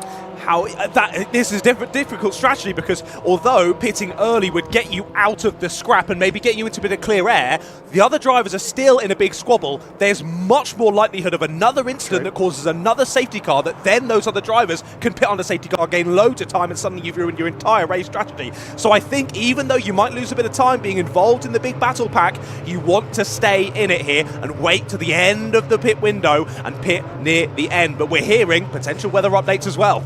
Yes, rain reported by our camera operators down at Knickerbrook apparently, so we'll see if that comes to anything. There's blue sky off in the distance. I'm choosing to focus on that now. And indeed the race restart, which has already been conducted very effectively, I must say, by Track Focused. I'm looking out of the window as well. I think I can see the pit window board being held out, so I think the whole field are going to see it this time. They can't pit this time, but they can pit at the end of this lap should they wish to. Race back underway then. Safety car period number 1 is done with, and we have the field pouring through Old Hall Corner. There is rain on our commentary box windows, I noticed, so it's going to start getting a bit greasy out there over the next few minutes potentially. Down through Cascades we head, and the battle is the one for second place. Oddly, not really what we expected, but Ted Bradbury under a bit of a threat of the initial restart there from Abby Eaton, who has got Fabulous Randaccio, in fact, going to her inside as they head down the Lakeside Straight. So for third position, that is going to be Randaccio through in the Uvio Hoffman's Motorsport car, and that car into a podium spot half a lap after the restart.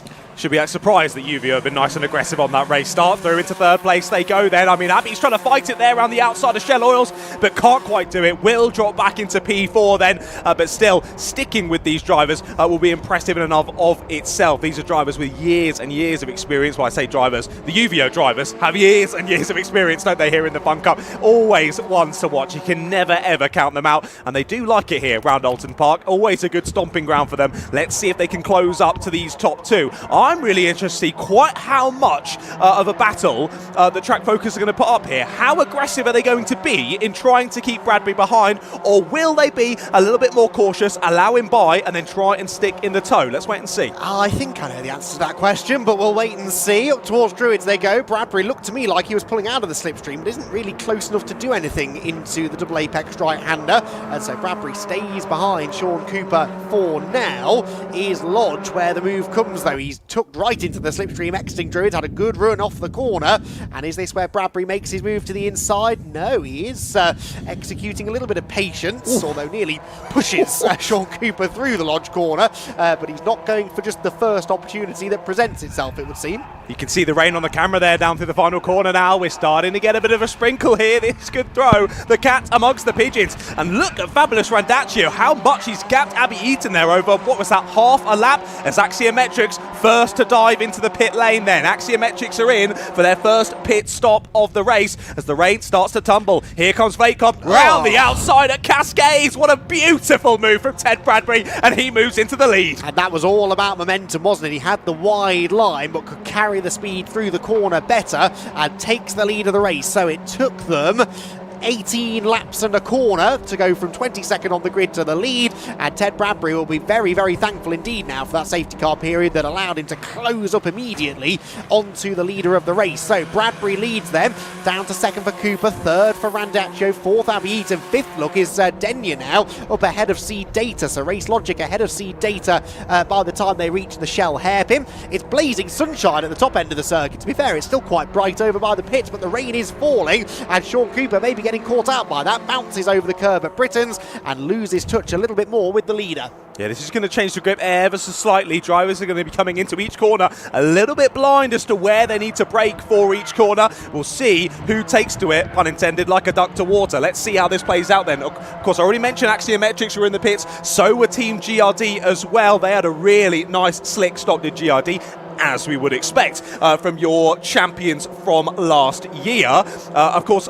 expected from them with that strategy for Devel to come in early on in the pit window and hand over to the next driver. I will say for Axiometrics though, not the most amazing pit stop I've ever seen. They were pretty slow with things, and there was no rushing to get the doors closed. It was very very leisurely, I think, for Axiometrics, so I'll be expecting a bit faster ones later on in the race for them. They lost a good 5 or 6 seconds, I think, at least, from that first pit stop. Ooh, Randaccio finding the rain at Lodge. It's quite heavy over at this end of the circuit now, and he nearly slipped off the road altogether. In fact, Bradbury, as the leader, almost did the same thing, and so Sean Cooper gets back alongside him now. The Vape Club car under threat for the lead. Cooper hangs on. Sorry, to the outside line, I should say. Bradbury hangs on to the lead, and he almost came a cropper then. There was some really heavy rain in the Lodge corner area just as the leaders arrived there, and that nearly caught a few of them out. Viking and Ursus Capital Racing are in. We've got a whole handful of the midfield runners actually coming into the pit lane. Fuel going into the Viking car, I noticed. They're one of the few that I've seen adding fuel. They're blocked in at the moment by GCI, though. They are blocked in by GCI. If they have a quick stop here, they're going to struggle to get out of the box. The GCI are in. FNS were in ahead as well. The Morpheus car, and the same for Tropical Rocket Racing. They are in as well. A couple more drivers in as well. And there you go. See, GCI head out of the box. Viking behind them. FNS in front of both of them. Yeah, FNS making some gains. There's the 99 car that we saw a lot of at the start of the race. The Letec car of Brian Heary and Shay Brennan. It's Brennan now at the wheel. Out of the pit lane go those 3 cars that John was just describing, having their pit stops. Then immediately the GCI car tries to make a move. Craig Butterworth pulls to the inside of the 553 and gets ahead of Greg Evans, who's just taking a corner or two longer to get up to speed. Viking and Ursus Capital, that is now Mark Home in the car after their first driver change of the race, and he also picks up a place heading down the Lakeside Straight back towards the pointy end of the grid. There is the Race Logic car, Race Logic EDF to give it its full title now, and they're bottled in behind the Clapham North EDF number 146 car. So 2 EDF prepared cars doing battle ahead of Greenheath, who are now ahead of Seed Data. So Greenheath up into 6th position on that previous lap.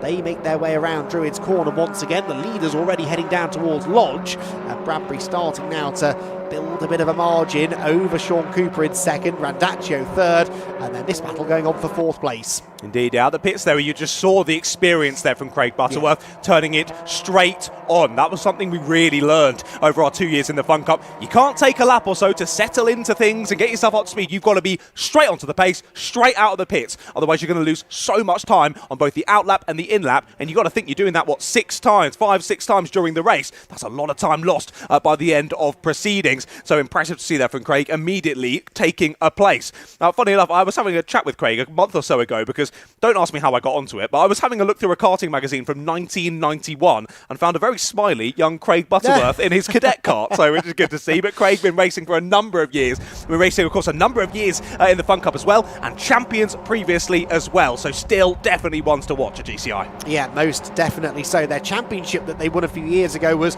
really through consistency. They finished all of the races pretty much. They stayed out of trouble. That's always been the GCI way. They'll pick up a win here and there where they can. They always do go well here at Oulton Park, but all about consistency and just finishing the races with minimal drama. And that's going to be their plan of action, I'm sure, this afternoon as we continue to move through this pit window. The pit window closes after 10 minutes, so we're 2 minutes 50 away from that point. But again, a bit like when the pit window opens and you have to cross the line past the pit window open board once, you are then allowed to pass the pit window closed board once before you pit. So it's not uncommon to see people pitting two and a bit minutes into the next stint, so to speak. Don't worry, that is well within the rules, provided they don't go too much further. Leading group through Druids, top 4 cars there, all within a couple of seconds of each other still. Bradbury finding it difficult now, I think, to get away at the front because he is having to gauge the track conditions corner by corner. Yeah, I've been really impressed by the driving so far from Sean Cooper. Very much still sticking on the back of Ted Bradbury, as UVA Hoffmans and Clapham North, of course, not too far behind them as well. Here are Seed Data then in 5th place. Of course, your pole sitters for this race, which they were very happy about.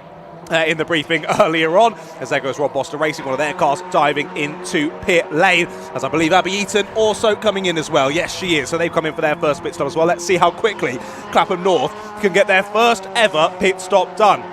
It really is an art, these pit stops, to get one driver out, one driver in, and back out on circuit. I think the fastest times we ever really see are sort of 8 or 9 seconds, which is just crazy to even think about, isn't it? 8 seconds to get a driver out, a new driver in, fully belted up, and out of the pit box. It's just ridiculous.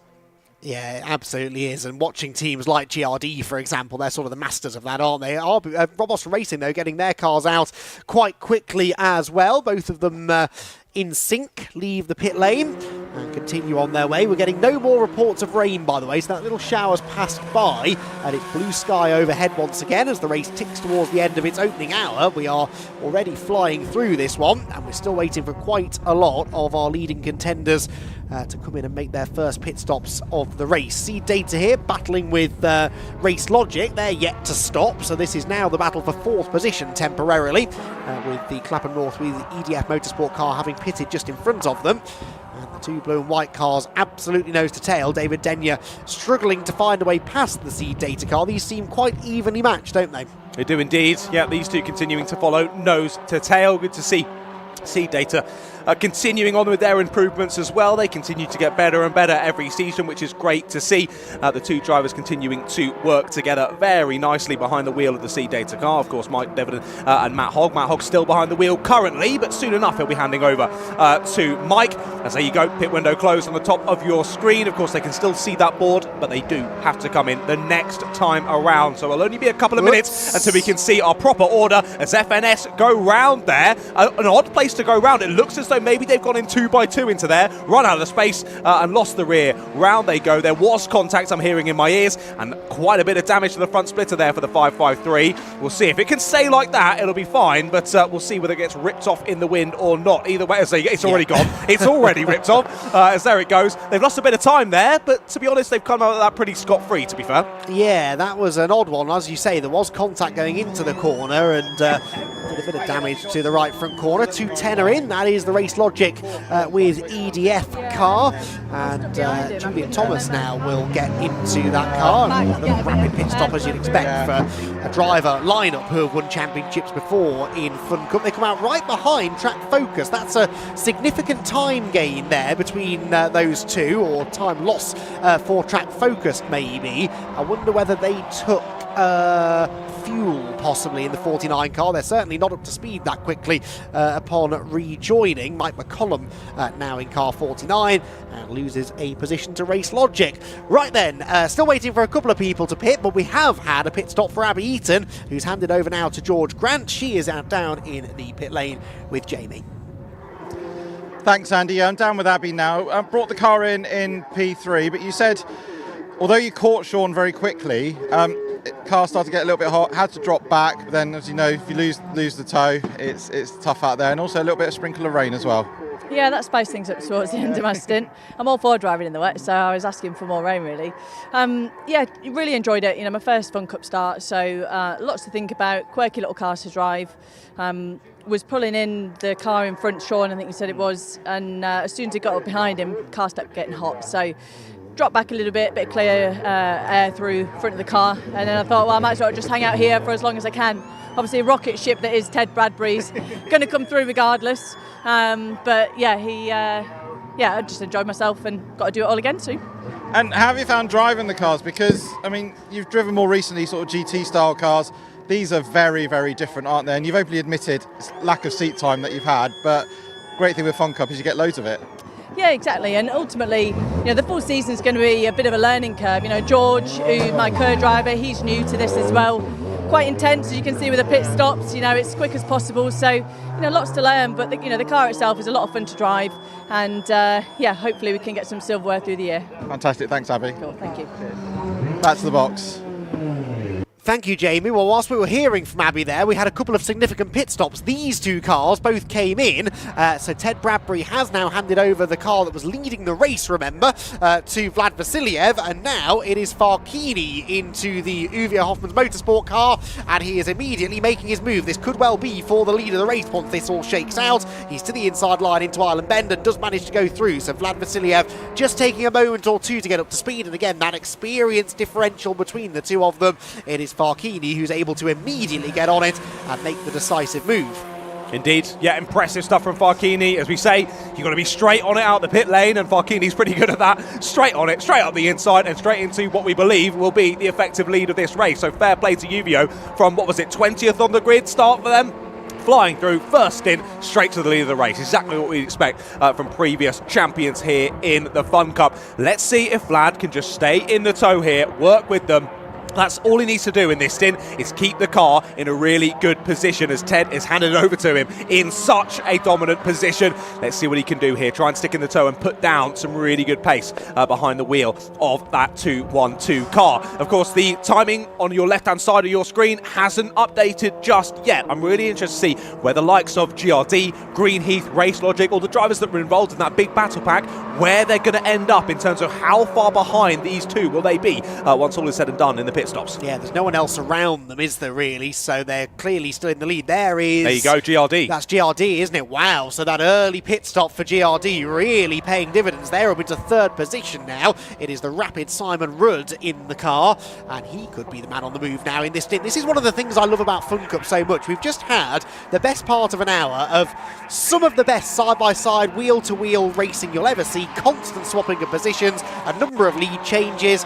And now after the first round of pit stops, things spread out. Some people might be tempted into thinking, well, this is now going to be the quiet portion of the race. Well, no, because it's a whole different group of drivers in the cars now, and the ones at the front are not necessarily going to be the fastest. This could well now be one of the fastest cars on track, and Simon Rudd, keen to try and prove a point here, I think, will definitely be eyeing up those two cars ahead of him. So, Uwe Hoffmann's Motorsport lead with Farkini now at the wheel. It was a 9/10 of a second margin over the 212 Vape Club with EDF car of Vlad Vasiliev. This car sits third now, having started 29th and last, Team GRD's Simon Rudd. Fourth position for Greenheath, continuing to just go about their business nice and quietly. Paul Turner now, veteran of Fun Cup racing, is in that car, and C Data number 214 complete the top five. That car now driven by Mike Devlin. Just quickly get through the rest of the top 10. Sixth position for the number 210, that's Race Logic. That car now being driven by Julian Thomas. Seventh position for 49, that's Track Focus, the car that was leading, remember, just before the pit stops. Now with Mike McCullum in the car. Eighth position for Red River Sport, number 200, that car now pedalled by Johnny Molam, another that we need to watch in this stint, definitely, with Johnny at the wheel. Ninth for number 169, that's the Rob Boston racing car of Sam Heading. From the pit lane that car started, didn't it? They're into the top 10. Wow, that went under the radar. Great opening stint for Tom Leben to get into the top 10. And PLR Racing, Neil Plimmer now, the captain on board, is into the top 10 position. So, a lot to try and unpack after the opening hour of the race. Let's head down to the pit lane and hear once more from Jamie. Thanks, Andy. I'm down with Lewis Thompson. The guys are just repairing the FFS car at the moment. But Lewis, it wasn't just a puncture. Do you want to explain sort of what happened? Yeah, so Nick came over the radio about a lap before it happened, just said something's flapping about on the car, and then next thing you know, we're on the pit wall, don't really see anything. Next thing you know, there's just a big floor panel flies off, and unfortunately it's obviously took the compressor with it, so we lost all the gear. Well, we lost all the other gears. We stood in fourth, and then yeah, we had a puncture as well, so obviously got it back into the pits and realised we're in a bit of trouble. So, but yeah, no, luckily we managed to find the old floor and we're putting it all back together, so fingers crossed we can get back out there to get some points.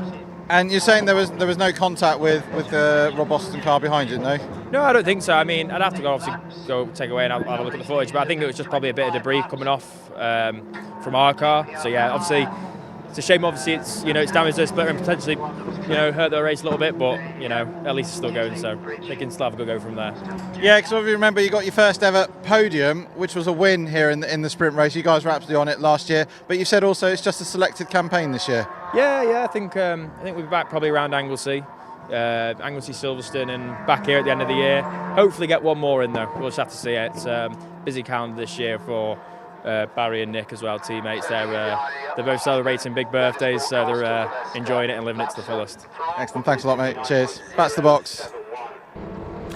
Yeah, thank you, Jamie. Well, such a shame that FFS have been taken out of contention in this one. The car's still in the pit lane. They are one of two cars not running. The other one, of course, the 248 JPR for hire car, which had its issues at the Lodge corner end of the circuit. Right, battle heading through the Britain chicane. Who have we got here? Tropical Rocket Racing are in this group, I can see. The car at the front of the group is actually the Demon Tweaks car, except no longer, because Tropical Rocket Racing are to the inside of them. That is now Neo Clark, the 18-year-old, I think you said, didn't you, who gains that position heading down into Hislops, gets himself ahead of the 207, being driven now by Mark Burton. And that Tropical Rocket car, that's a car we're going to talk about a fair bit this season, I think. I'm already seeing good things from them. Both drivers seem quite racy, and that car picking its way even further up the order now. Indeed, of course. As you get older, you always start to lose a few tenths, don't you? So young drivers, we can expect them to be right on the pace and already making moves very nicely around the outside there. Lovely move from Chris Wetherell there in the Axiometrics car, pressing on through and looking to make up a few positions. It looks as though Demon Tweaks 2 here might drop to the back of this train. There's two more drivers trying to find their way through as we head down into the final corner. Late on the brakes there, making the move up the inside. Job done, and indeed second car does indeed look to follow through as well, so it will be Demon Tweaks 2 dropping to the back of this train as I'll continue on side by side with the 557 as they press on down to the first corner. Signature RV looking for that inside line and getting the move done under brakes. An odd one for FFS, I will say. I've never heard of that one, of losing some of the floor. Never heard of that one in a Fun Cup car. What a shame for them. Yeah, that's the kind of thing that could happen if you rattle over a curb too hard, I guess, but then the cars are very well made and they're designed to be able to tolerate that sort of thing, so a very odd one indeed. Here comes Simon Rudd for second position to the inside of Vlad Vasiliev, and he makes the move stick down at Hislop, so that we sort of saw coming a little bit, didn't we? And he has been able to steal the position away. How far up the road is Farkini? Only about 2.5 seconds or so, I reckon. So Simon Rudd could yet get to the lead. He's been lapping quicker than Farkini. In fact, was 8/10 quicker than the leader last time by. And he's definitely going to be eyeing up the race lead as we move into now the second of the 4 hours. And Simon Rudd starting to march towards the front. There aren't many championships, one make championships certainly, where you can say that an hour into the race, the top 3 cars all started outside of the top 20. The Uvio car started, I think, 20th, didn't it? The Vape Club car 22nd, and of course that GRD car 29th and last. And here we are an hour later, and they're all in the conversation for the race lead. Indeed, amazing to see your defending champions then up into second place. More impressively so that at the start of that lap, Simon was the best part of 2 seconds behind Vlad. He caught him and passed him and then has gained that gap you can now see on your screen. What pace being shown here by Simon Rudd. Of course, he's very experienced behind the wheel of a Fun Cup car, and he's putting that to good work here as he looks to chase down their old rivals of Uvio Hoffman's Motorsport. We don't want a repeat of 2 years ago here at Oulton Park, do we? That was quite the squabble between the two of those. Given we're only at round 1, hopefully there'll be a little bit more room given between the two of them, but I do think it's only a matter of time here before Simon catches the back of the Uvio car. Yes, I think you're right. The pace he's got is pretty incredible, isn't it? He was 1.8 seconds quicker than the leader last time, although the leader was stuck in a bit of traffic, I noticed. Maybe caught that car down at the Hislops Knickerbrook area, which would not have been an easy pass to make. So I don't expect Simon to take the same sort of time out of Farkini this time by. You're absolutely right, they're two of the most experienced drivers on the grid, both champions in Fun Cup racing, and they both know a thing or two about how to win here at Oulton Park as well. The GRD car, though, through all of these new teams and new drivers coming in and potential race winners, potential champions, all of the conversations we've been having building up to the race, it is quite amusing, isn't it, that it's Uvio versus GRD for the lead again an hour into the race. I do still think there will be other people that get themselves into this battle before the checkered flag, but the cream always rises to the top and the experience always seems to count. Indeed, indeed. Yeah, you mentioned about being winners at Oulton Park. The last 3 times that we've come to Oulton Park, the race has been won by Team GRD. Funny enough, the last time that Uvio won around here was back in 2022. Wow. It's quite some time since Uvio has stood on the top step, but saying that, they're always in and amongst it, aren't they? It's always a podium or somewhere close for Uvio around this kind of circuit, so maybe that stat not quite telling the full story, but you can see even visually how much Simon Rudd is closing in, and where will he think about this move then? Look at him weaving in behind Uvio, just being like, hello old friend, let's go into battle. Yeah, had to think about it into Cascades. Wasn't quite close enough to do it there, but he'll pick up the slipstream now down Lakeside, and we know you can make the move into Island Bend. Does Farkini defend it? So no, to be fair, no he doesn't, and Simon Rudd will blast past down the straight and take over the race lead. So Simon Rudd then to the front and makes his way through. We have had 3 different leaders so far. He will become the 4th at the end of this lap. Track Focused, of course, led until lap 18. Then Vape Club have 5 laps in the lead. It was also a 5-lap leading stint for Uvio, but now it is GRD out in front, and we've seen this time and again, once they hit the front, it is not all that common that they end up losing that lead. We'll see whether or not they're able to hang on for the next nearly 3 hours of racing. I don't think they're going to have things all their own way. The gap, though, that these leading 3 have pulled over the rest of the field, that is what's going to work against everyone else, really, and certainly work in the favour of GRD and Uvio. There's no one else really queuing up behind to come and challenge, is there? No, indeed, they are really pressing on at the sharp end of this race. And let's see through the rest of this stint as we move on to the second safety car window of the race, where these two seem to sort themselves out.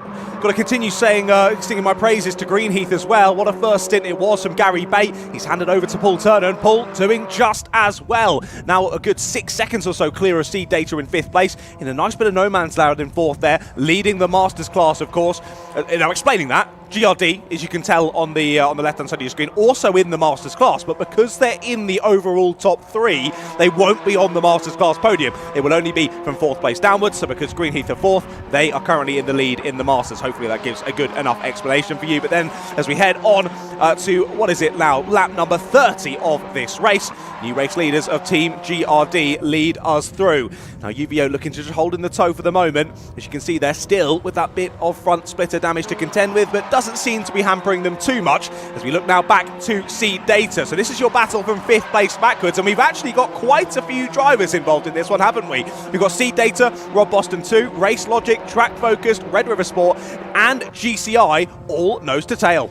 Yes, Johnny Molam now in that Red River Sport car in 9th position. I expect that to make some forward progress in this stint. GCI likewise, actually, we saw Craig Butterworth was well and truly up for the fight when he started overtaking people almost before he'd left the pit lane at the beginning of his stint. Here comes Race Logic to the inside of Seed Data, and that is another place lost then for Seed Data. A couple of places lost, I think, over the last lap or so. Greenheath go through there in 4th, 5th then for the Rob Boston cars, 6th Race Logic, and yes, 7th now for Seed Data, with Track Focused 8th, Red River Sport 9th, and GCI Racing at the back of that little group of cars in 10th position.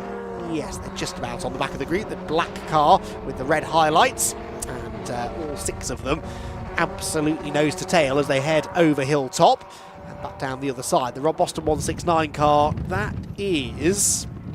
who's in that car now? That is Sam Heading, isn't it? Yeah, that's a car that I think if they'd have started at the front of the grid, would be having a very different race right now. Yes, they're into the top 5 now, but that is a potential race-winning car. I think if they can catch a safety car at the right time, Tom Leben and Sam Heading both more than quick enough to take the fight to the likes of Bradbury and the Uvio car and the GRD car at the front of the field. Yeah, exactly. Their pace has been amazing. They can't feel too hard done by because they would have only started 21st. True.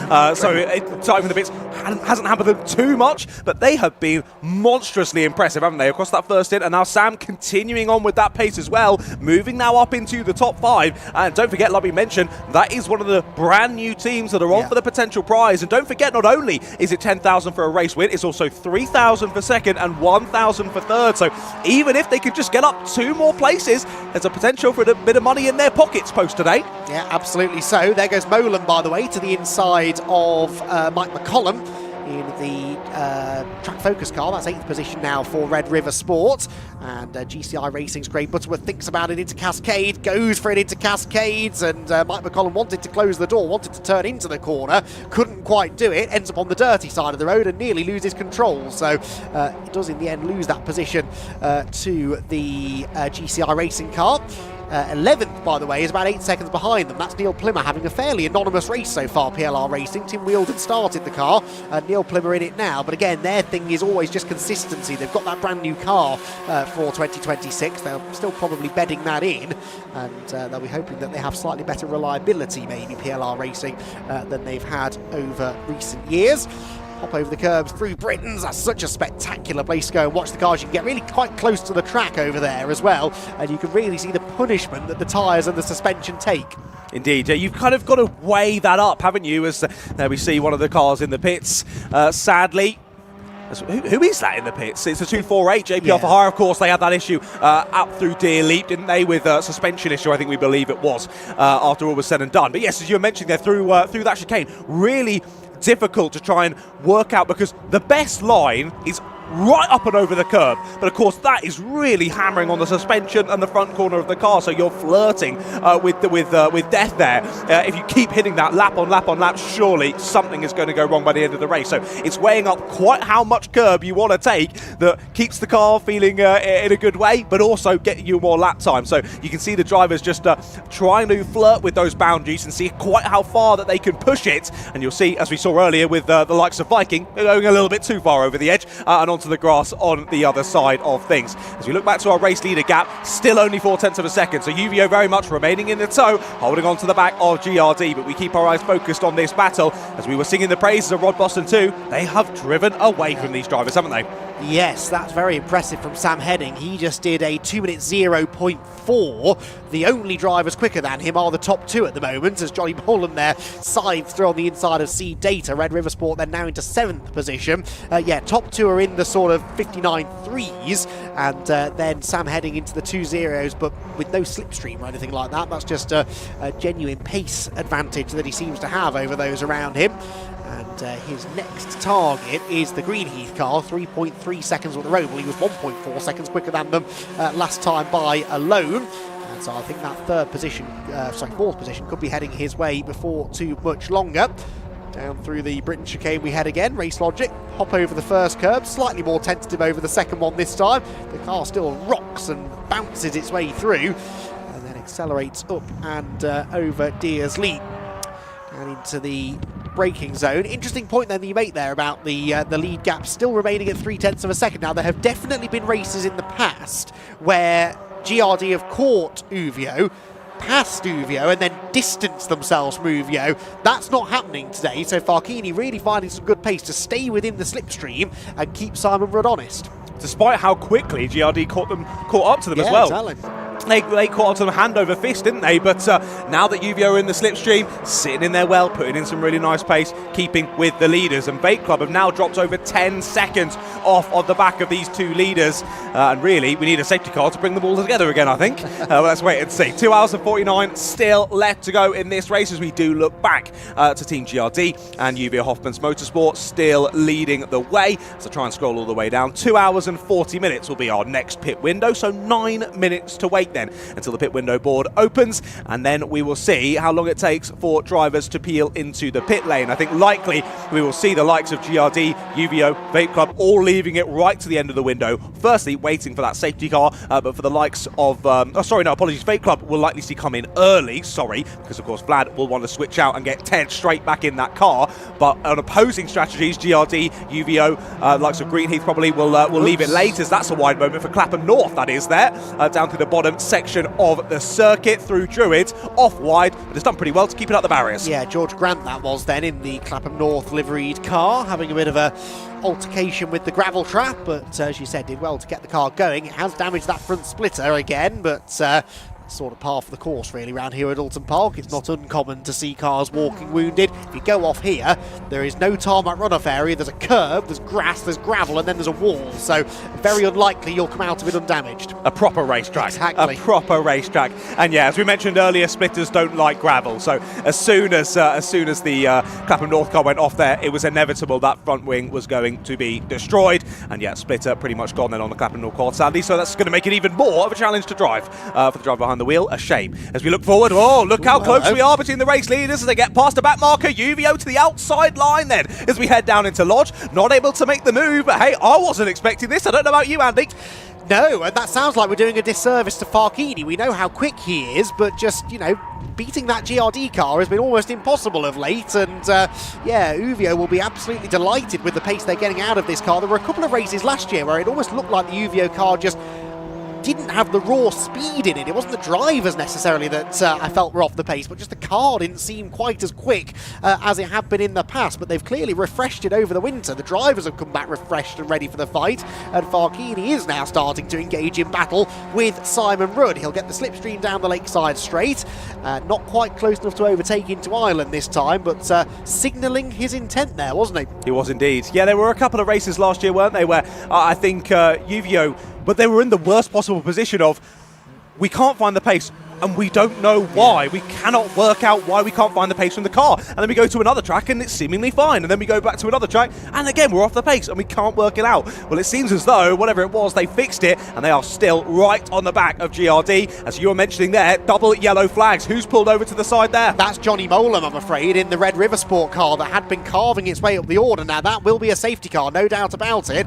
It's just a case of when they time that safety car. John's rubbing his hands with glee next to me because we are, 6.25 minutes away from the next pit window. There is the Johnny Molam car. It is going nowhere. Now, the reason I say that will be a safety car, you might be thinking it's not in a particularly dangerous position. They could push the car behind the barrier and make it absolutely safe to keep racing. And yes, you're right, but it's always been the Fun Cup philosophy that if you stop out on track and the car is recoverable, we will get you recovered back to the pits, because everyone's paid their money to be here. One of the great things about this championship is the amount of track time you get, and if that means throwing a safety car to get you back to the pits and get the car back out there, we will, and that's exactly what happens. The safety car is out for the second time, 2 times within the first hour and a quarter.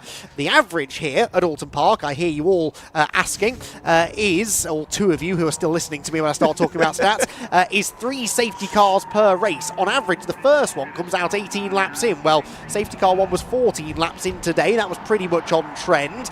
So we'll see if the trends continue. This could be safety car number 2 of 3. We have had 8 or 9 safety cars before, though, in a 4-hour race here at Oulton Park. It could be one of those days, couldn't it? Safety car out then, it picks up the race leader, and there's more news from the pit lane. Thanks, Andy. I'm down with Simon Lidson, who's did the first stint in the 171 of Berries Motorsport, fuelled by data. Currently sitting 24th. Anton's out there at the moment, just staying out of trouble and just bringing the car back. That's all that matters, isn't it, today? That's what we're hoping. So I hope he brings it in one piece. He's been giving it a couple of kisses earlier in the test session, but I think he's going to do fine. He's very stable at the moment, so that's good. But I'm going to pick up some good pace when I get out there. Because it's now your car. It's now my car, and I got myself refurbished a full car. So this is the first race. So today is a little bit the maiden. So we are like taking it, feeling it in a little bit, and testing everything. So we're learning a lot today. And speaking of learning a lot, you've got quite an exciting announcement coming potentially for the future. Yeah, no, we are launching a platform that is going to help us visualize better how the race is going, to get the pit wall a little bit better information, especially during the race after the pit stops and so on. And we're putting a lot of AI in it and stuff like that. So we are currently having conversations with Motorsport UK and stuff like that to ensure that we are not infringing on any rules and whatnot. Otherwise, it's going to be great even in coaching. So it's called RaceFeed AI. And plan for this year, I understand it's not the full season, but you're going to potentially miss a couple of rounds? Things are changing quite quickly at the moment. So I did sign up, I think it was for 4 races, but now everything is leaning towards that I might miss 1 race this year, but then do the rest. So let's see. All right, fantastic. Well, it's great to have you back, and enjoy your new toy. Thank you so much, very much. Thank you. Fantastic. Back to Andy and John. Yes, thank you, Jamie. You've got 3.5 minutes of relative calm down there. Then you'll be struggling to catch your breath, as I am indeed, because you're going to have a whole field of Fun Cup cars descending upon the pit lane, I think, in a couple of minutes' time, or a couple of laps' time anyway. Best to find yourself a safe place on the pit wall, I think, Jamie. It's not his first rodeo, he's been down there before when this has happened, but this close to a pit window, John, I'd be shocked if we go racing before we get some pit stops. 100%, we're going to go into the pit window here. Teams will see the board. Yeah, we'll see. I don't think we're quite going to get around in time, are we? Oh, look at V-Box. One of their side panels has come off on the V-Box car. Sorry, the Race Logic, I should call it. I know it's got the V-Box branding over the side. The Race Logic car there has lost one of the sort of side doors there to the engine bay, so that will more than likely probably be ripped off if they can't get it fixed back on in said pit stop. But yeah, this is really where the nerves come in for the whole team now, because this is pressure, absolute panic stations in pit lane. The drivers will know, right, we're going to have to come in here. This is going to be such a busy pit lane. And there's so many little extra things you have to think about. The one main thing being is take a more aggressive line into your pit box so that you can then face more sort of out of the pit box rather than straight down the pit lane. Because that'll mean if someone ends up going in front of you and blocking your line, you can still get around them and get into the fast lane of pit lane and you're not stuck. I had one time where we pitted in, someone came in and blocked my route, and I then had to thread the needle up the inside of the car, undertake them, and then dive into the fast lane. People are jumping out of the way, left, right and centre. It can really get busy down there, and it is going to throw the cat amongst the pigeons. Let's see how we go to this. Let's see what team is able to come out ahead. This is going to be very exciting. I will just say as well, this has been hugely beneficial for Vape Club with EDF. They dropped over 16 seconds off of the back of GRD and Uvia Hoffmans. They've now closed right back up to the back of them here as we go into the second pit stop window of this race. We're expecting GRD to be quick. We're expecting Uvia Hoffmans to be quick. Let's see, 1, who makes it out first out of those 2, and 2, if any other teams can get involved as well with a very slick stop. Yeah, indeed so. So next time by, the pit lane window will be open. The time after that, they can come in and pit. So, I don't know, we are still probably 9 minutes or so away from cars actually being able to pit. There is a possibility, you know, that we could go racing that time. We'll wait and see. The marshals will already have the car prepared for recovery. We're just going to get the recovery vehicle over there and then set to work getting it out of the way. There is Fabulous Randaccio, who has ditched the Spider-Man helmet, I noticed, that he had a few years ago for retro-inspired helmet, shall we say, and with not exactly the same sponsor name that would have originally been found on there. Fabulous and Farkini. When I say there are great characters in this paddock, I'm really largely thinking of those two. It wouldn't be quite the same without their antics, would it? It wouldn't. They're top lads. They're really good fun, but they don't half give it out on the racetrack, do they? They race aggressively, but they're lovely blokes as well. Yeah, we can't really say the sponsor on the side of the helmet. I've also noticed that Farkini has lost his last name as well. Have you noticed that as well? Yeah, I think we'd aired on calling him just Farkini anyway, haven't we? Yes. So I'm glad that's official now. Well, anyway, safety car board, pit window, open board now out. But as you mentioned a second ago, drivers have got to see it and then carry on round. So let's wait and see how this one plays out. Of course, I had assumed we were waiting for the big truck to get the car up on the back of it, but no, they've managed to attach a rope to the front of the car, and they've been dragging it back to the pit lane, which leads me to believe it'll happen a little bit quicker and maybe will avoid the chaos of the pit lane. Let's wait and see. Yeah, well, I think one more lap. I think it's going to be very similar to what we had last time. I think we'll get one more lap. The difference here being you can potentially pit as the safety car comes in. Follow the safety car in, get yourself out of the pack, try and do a little bit of a GRD and get some clean air. No, safety car lights are out. We're going racing this time. So they can't pit yet. They haven't yet seen the board. It will be next time by that the pit lane window is properly open. And it's going to be quite a short window as well because we've lost a minute of it already and they haven't even seen the board. Off goes Simon Rudd, not off the track, but onto the loud pedal. A very late decision there for the safety car seemingly to come in, but in it came, and Simon Rudd gets the race back underway then with Farkini right in his wheel tracks. Then a couple of lapped cars before he gets to the Vape Club car, which is under threat. Look, that was Gary, that was the Greenheath car, I think, trying to get to the inside and did get past. Oh, well, they're leaning on each other. They're still side by side, actually. But Vlad Vasiliev, I think, will lose out there for the to the 14 car of Greenheath. That's the Paul Turner machine.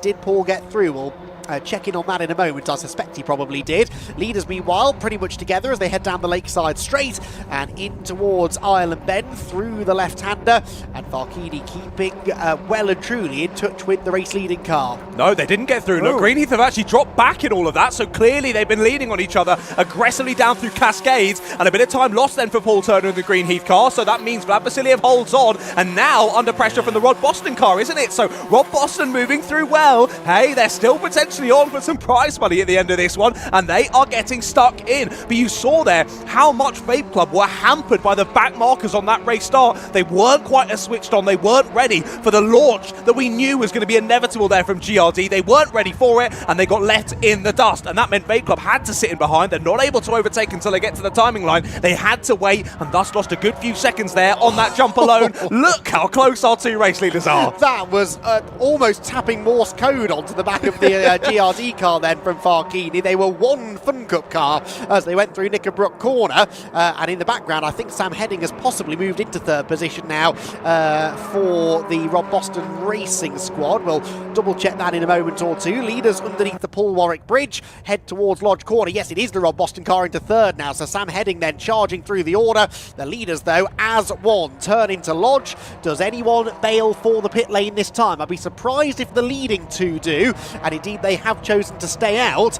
If you're in this pack of cars though and you feel you've got a teammate who's got some pace in them, wouldn't be a bad idea to get out of the group. None of the front runners doing that though. Really positive for Rob Boston Racing that those two back markers have gone straight into the pit lane. That leaves clear air for Sam Heading to look to try and chase down GRD and UVA Hopman's Motorsport as well now. Quite a few teams diving into pit lane. We must have 5 of them. Demon Tweaks are in, Axiometrics in, a few more cars as well, but these two very much still keeping us on our toes, and very much Farkini keeping Simon on his toes as well. Simon continuing to lead this race, but still having his work cut out for him to keep UVA Hopman's Motorsport behind. Well, as we go on to this lap then, 5 seconds between GRD and Rob Boston 2. Let's see how that changes over the next few laps. Yeah, what Sam Heading in third place really wants to see is these two battling, and that is sort of what they're doing, isn't it, really? They've been holding each other up ever so slightly. There is Heading in third with the GCI car now, I think, into fourth position, isn't it? Yeah, so GCI fourth ahead of Vape Club. No, Greenheath. Yep. Sorry, yes. So the Vape Club car dropping down even further. So 14 then gains another position on this race, in which every time we cut to Greenheath, they seem to be overtaking someone. They've gained another place as the lead almost looked like it was going to change hands into his lot, but still no way through for Farkini.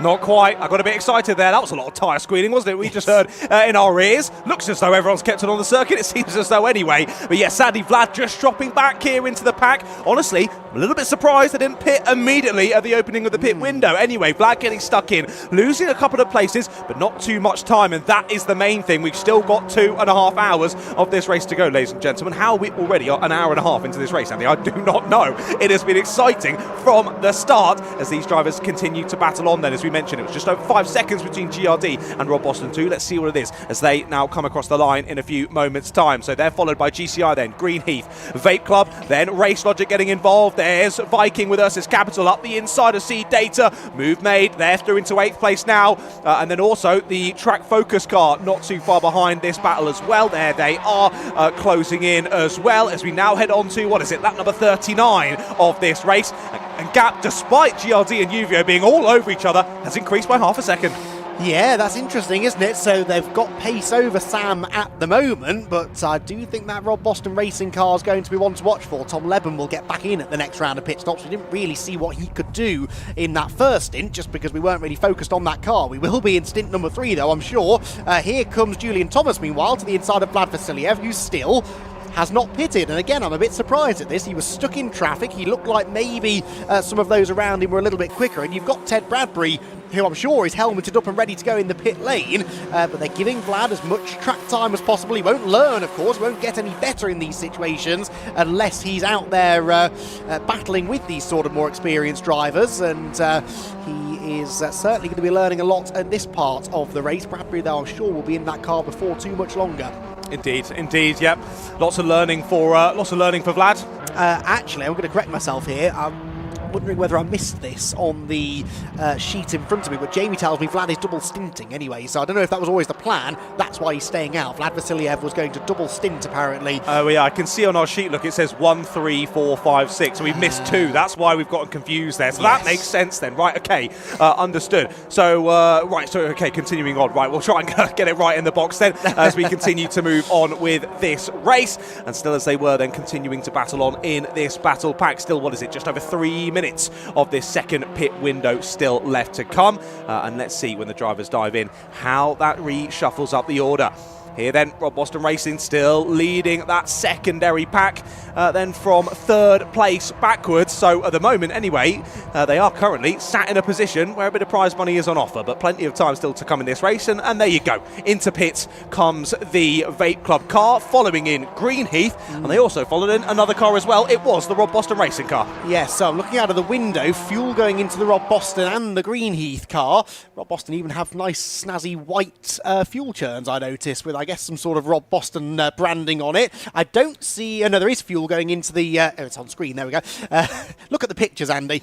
Fuel going into the 212 car, and Vlad Vasiliev, as we know, staying in the car, except you don't stay in the car, even if you're double stinting. You have to get out, get back in again to replicate a driver change. Also, you can't be in the car when you're refueling anyway, for safety reasons. So they've done the refueling, Vlad gets back in, and he will now do a double stint, and that then will release Ted Bradbury to get in at the next stint. Dramas, they can't fire the car up. Now it goes. That will have cost them a second or so.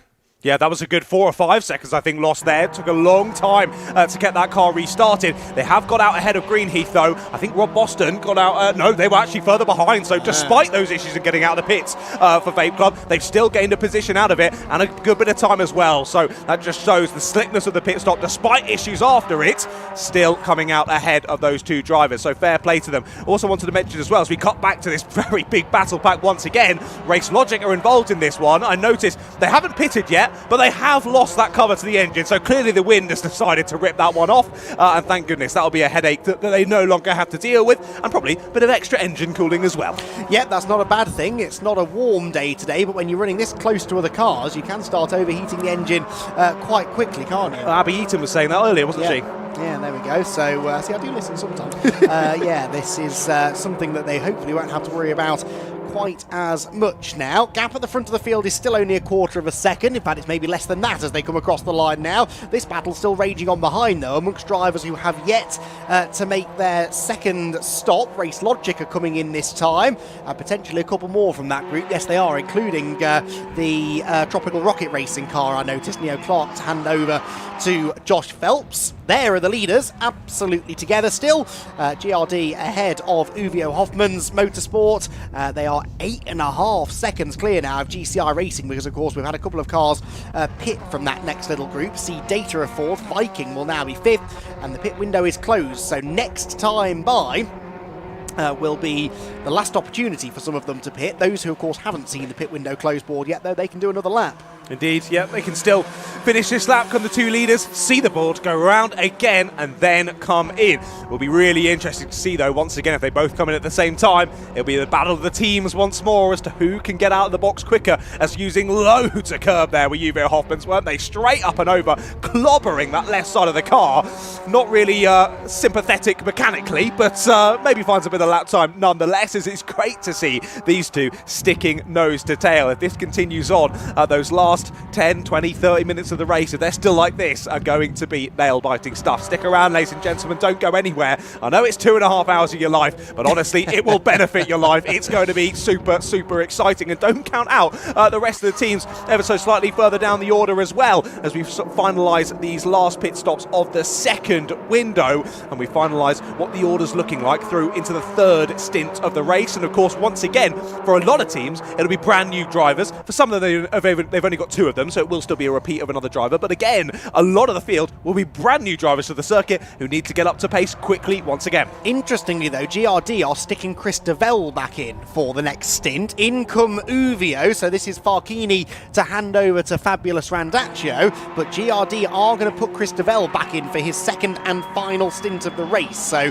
Simon Rudd will get out, Chris Devell will get in, and then Simon and Riley will do the entire second half of the race between themselves. We've seen them use that strategy to great effect before as well, because by the time they pit, realistically, there's going to be 25 minutes left of this third stint of the race, so Chris could do 25 minutes, come in, and that's his driving done for the afternoon. I don't think that's a bad strategy at all. Yep, exactly. No, fantastic strategy from them. Should play out very nicely. I think we will assume that the outlap from Uvio Hoffmans will probably be a little bit quicker than the outlap from GRD, so we'll see more than likely that they will jump ahead in this pit stop, but let's wait and see whether that does happen. You never know what could go wrong. Of course, we saw only a few moments ago for the Vape Club car having trouble getting the car away, because occasionally it just simply won't start after you turn the engine off, because even if you're not refueling, it's full engine off procedures, then hop out the car, new driver in, fire it back up, and sometimes it just doesn't want to go. Uvio though have not had those issues. They head straight back out onto the circuit, as we just spotted as well, Vape Club into the pits. Again, though, right? That's into the garage. Yes. That's going into the garage. So this is the Vlad Vasiliev car into the garage. I thought they'd made their stop, because remember we saw Vlad double stint. He got out of the car and back in. They'd fueled it up, but now it's into the garage. So Jamie will hopefully be marching his way down there. That is major drama for a potential race-winning car. And Vlad Vasiliev has to bring the car into the attention of the team. Yeah, I can see Jamie running on down. Oh, car straight back out. Straight back out of the garage has come the car. So whatever it was, it's been a quick fix. They're straight back out, back onto the circuit. So a bit of time lost, but whatever it was, clearly not a difficult fix. Odd, though, that it would be something so quickly fixed that Ted would feel the need to come into the box there. There's either been some miscommunication or Ted has thought it's something, but it's actually been something else. Very odd there. Either way, here come your race leaders into pits. Yeah, I'm racking my brains as to what that could have been, but an issue that maybe resolved itself as he came in, I'm not really sure. But anyway, Vlad Vasiliev, who remember stayed in the car, is back out on track. Leader is in, so is GCI. We're going to see everyone in this time, aren't we? As the pit window has closed. That is Simon Rudd sauntering away from the car, not looking at all like he's just been busy behind the wheel for over 40 minutes. There is, I guess, fuel going into the GRD car. Couldn't quite see from there. Most teams, yes, get the thumbs up from John, who's got a better view than me. Most teams will put fuel in every other stop. That's sort of the typical strategy here at Oulton Park. Depending on safety cars, you could sometimes see some variety. Where then is the Uvio car, because we know the Uvio car pitted a lap earlier. There goes the GRD car. No sign of Uvio out of the window, and look, you can see there on the screen the Uvio car is only now coming out of Lodge Corner, so GRD somewhere found a massive advantage. They definitely took a churn of fuel, so I wonder whether maybe Uvio double fueled to try and get longer into the race before they have to fuel again, knowing, John, that they should have a pace advantage in this stint anyway. Yes, very true. Very good point there. I think that would be a great strategic play then from Uvio Hoffmans Motorsport if that is a double stint. Good to see. The JPR hire car is coming out of the garage, so they are about to rejoin the race, which is great to see. The 248 then out of the garage, back onto circuit. Of course, they're going to be a few laps down, but either way, they can get some good time under their belt in the hot seat. And press on, learn lots, hopefully for future races that they do get involved in. Side by side there across the front strap, just seen out of the window between the Clapham North car and the 200 of Red River Sport, which of course good to see them back out on circuit as well, because they were the drivers who caused the previous yellow flag. So clearly whatever issue was with the 200 as well, not too much of a difficult fix. They've done that within about 10 or 15 minutes. So again, another car, Red River Sport, has lost a bit of lap time, lost a bit of laps in terms of their overall, but getting back out out on circuit well and getting straight back onto pace, which is good to see. 2 hours and 25 minutes still left of this race then, ladies and gentlemen. But as you say, GRD with quite the sizable lead. Let's see what the pace difference is looking like between Chris Devell and the driver of Uvia, who has jumped in now behind the wheel. Is it Fabulous once again? Yes. It is. Yes, it is. Fabulous Randaccio.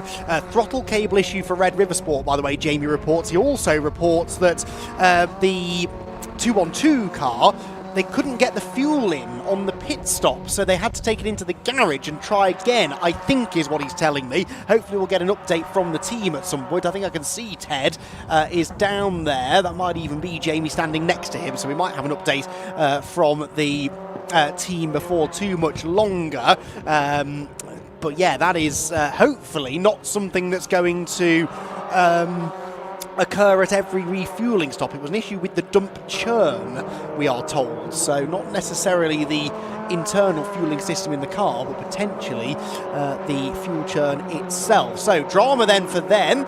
Great stint for GRD though, and they have had an amazing pit stop as well. Maybe some strategic games going on. There's a car in the gravel at Druids, and they're going to dig their way out. Who was that? That was, I think, the Leatech car, wasn't it? 99? Yes. Sliding its way back on. Yes, it is. That is Brian Heary in for the second time, and well, it's not often you go off at high speed at Druids and don't hit something. That was a very lucky escape. I can't believe he didn't go into the barrier there. I thought that was inevitable. Axiometrics are into the pits again. A shame for Axiometrics. This is an extra stop I don't think they were expecting to be doing here. The pit window is not open. But Leatech there, whew, sigh of relief for them. My goodness, that was a fast off, like you were saying. Fast exit stage left there. They've done very well to keep that out of the barriers and continue on with the race. And I think I know why, because it's just started raining again. Now, we were told, weren't we, by one of our regular photographers here at Oulton Park a few minutes ago, there was rain forecast for 2:30. It is 2:28 now, so I'd say that arrived pretty much on schedule, and that might now start to catch some people out. Right, down in the pit lane, Jamie, I think, is at Rob Boston Racing. I am, Andy. I bumped into Will Blackwell Chambers and James Riley, who are making their debut in the Fun Cup Endurance Championship as the Axiometric car leaves after an unscheduled pit stop. Will, first of all, welcome. To say your first stint was busy was a bit of an understatement. Yeah, there were some small gaps. He went forward a bit. I think we started 13th, came in 7th, so really nice progress through the field. They don't leave much space out there. Had a little bit of door-to-door banging, but no, it was good. One of the cars in front of me decided to throw their front splitter at me as well, so that was good fun. But no, it's a really good stint. Happy with how it went. Brought it in, cars roughly in some pieces, so it's not too bad. And James, obviously, like Will, this is all new to you. I mean, you're more recently used to sort of front-wheel drive. How have you found driving these? They have so much grip. It's a ridiculous amount of grip. Every corner, you can just throw it in and it keeps going around the corner rather than having a wobble, which is nice. But yeah, the racing's really good as well. They're super close, close and bumpy, but in a good way. Like, just impressive, but fun. And, well, I mean, obviously in the back of the team's minds is the £10,000 prize, but your main objective is to get the car home and finish well. And we've seen you hovering around that top 10, and in one of the toughest endurance championships out there, that's no mean feat. No, it's been a good first weekend. Admittedly, our teammates, I think, are currently leading, and they're also rookies, so they're in a really good contention for that 10 grand. So, I don't know, we'll go see if we can hunt them down and see what we can do. All right, and James, you're obviously going to be going out a little bit later. Weather's a little bit threatening now, it's trying to rain. What's your thoughts for the rest of the race? If it rains, that would be good fun. Definitely fun. Just keep it on the track, finish, try and, as Will said, hunt them down, get high, finish as high as we can, but finish mainly. And make Mr. Rose part with some money. Yeah, that'd be nice. It'd be nice, but I don't think I'd like to keep my job, thanks. But thanks a lot, boys. That's Will Blackwell Chambers and James Riley down here at Rob Boston Racing. Thank you very much, Jamie. Now I'm going to direct you, if that's all right, Jamie, to head in the opposite direction. Pit lane exit, please, and give us an update on Vape Club, because we need to know exactly what the issue was with that fuel churn. And this is taking me back to the good old days of me and Jamie doing circuit commentary for Fun Cup, as we did for many a year. I could spot him out of the commentary box window and send him wherever I wanted him to go, and sometimes he'd even listen to me. So down to the end of the pit lane we'll go, Jamie. We'll get a proper update on the Vape Club issues momentarily. In the meantime, let's give you an idea of the picture of the race right now, because we have, of course, conducted our second round of pit stops, and Rob Boston Racing's number 169 car is leading the way. Tom Leben jumped into that car. We've just been hearing from the Rob Boston team down in the pit lane. They've got a 3.7 second lead. Now, I know I said Tom Leben would be pretty handy, and I know that they were there or thereabouts at the front of the field, but that screams to me that they've maybe done something slightly different on fuel strategy. That's quite a jump of time that they've gained. Indeed, impressive. Last time I saw they were about a second behind. Now they're a good 4 seconds in front, as you've just pointed outside our box. Wind picking up, rain picking up here at Oulton Park. This is going to make things very interesting through this third stint of the race. Let's see how Chris Devell can deal with this pace and continue pressing on. As you can see now, Uvia Hoffman's about 10 seconds off of the back of Rob Boston 2. I think Paul Rose is biting his nails at the moment with Rob Boston 2 currently sat in the lead of the race. Of course, Jamie heading down to hopefully speak with Ted Bradbury down at the end of pit lane. Hopefully we'll hear from them in a few moments' time, but either way we keep our eyes on the action for the moment. Race Logic doing a very fine job there in 4th place as well, heading up a decent pack behind. Okay, a few seconds now between Seed Data and Greenheath. Again, Greenheath still doing a lovely job there within the top 6. Well, it sounds as though Jamie is about ready there down in the pit lane. We'll hand down to him. Thanks, John. Yeah, I'm down with Eddie Farrow, team owner of EDF Motorsport. First stint, Ted, 22nd to top 3. Amazing, as per usual. But then the fuel churn decided it didn't want to play ball. Unfortunately, it just froze, Jamie. No fuel come out at all. As soon as he'd gone, obviously the guys put the fuel churn down, nothing out of it. We always check them. So we had to stop out the window, so in the garage to fuel, and then back out again. It's as simple as that. So it's dropped Vlad down to 17th now. The wind's picking up, the rain's coming down on the other side of the circuit. Have you managed to have a chat with him over the radio and see what we can do? He's fine, he's calm. All he's got to do is just keep lapping at the same pace, and then we'll work our way back. All right, well, best of luck for the rest of the race, mate. Okay, thanks, Jamie. Cheers. Thank you. That's the box. Thank you. Right, drama on track now. Car in the gravel at Druids. It's the 158 car, and that is the G-Force car of Gary Summers in the gravel at Druids Corner. That car's going nowhere without some assistance from the marshals, and it's quite close to the edge of the road, so I suspect we might be about to get that third safety car period of the race. And this is all, I think, John, related to these ever-changing conditions. The weather starting to roll in again, and it always seems to be that part of the circuit that's catching people out. Indeed it is, yeah. So sadly, Gary suffered a bit too much G-force in that corner, hasn't he? Spinning round into the gravel. Well, big up the Orange Army. They're trying to push him out of the gravel trap here to attempt to mean that we don't have a safety car. Well, let's see if that happens. Of course, it will be double wave yellows there through Druids. But of course, it's a difficult part of the circuit to navigate as it is, let alone when there's a bit of rain coming down. Bold for the marshals to be out there trying to offer a hand, but no, they've given up on that one. It is going to be Gary stuck, Gary out of the car, and this will indeed be a safety car, as you say. Tell you who this benefits, Team GRD, because this was the final stint for Chris Devell. He was losing quite a chunk of time to the cars around him. He's still in second place though, and a safety car could now eat even further into his stint. So I think we might be seeing a bit of a sigh of relief coming from the Team GRD garage. This plays them right back into it, and of course they've maintained their track position advantage over Uvio as well. The safety car is out for the third time, and this for the 158 car then, that is in the gravel trap, lap 46. 3 safety cars in the first 46 laps, or in the first hour and 45 minutes if you prefer, and this will bunch everyone back together. We should get this easily dealt with before the next pit window opens, which is good news,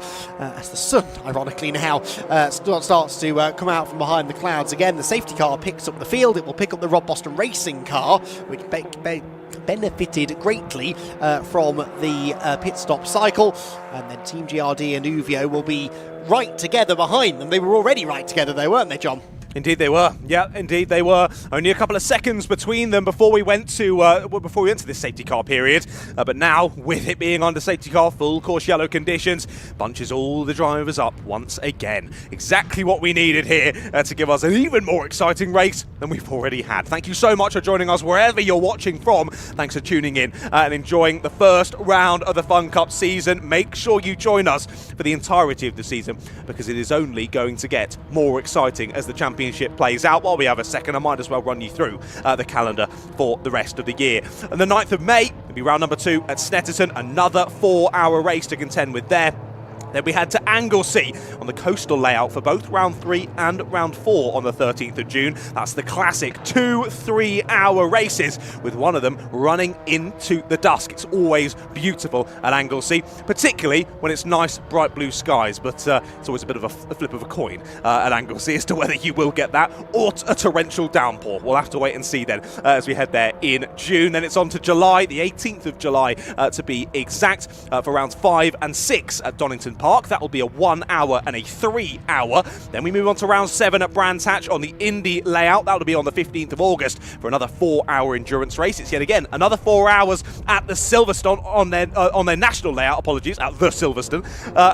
I've been working at Kart Silverstone recently, so I've been getting all my words mixed up in terms of that. But round 8 it is on the Silverstone National Circuit there on the 19th of September, and then we finalise the season round 9 and 10 back here at Oulton Park on the international layout for a 1 hour and a 4 hour to finish off the season. For the first time ever, I believe that is, that we've got a 1 and a 4 on the same day. 5 hours of racing on one day.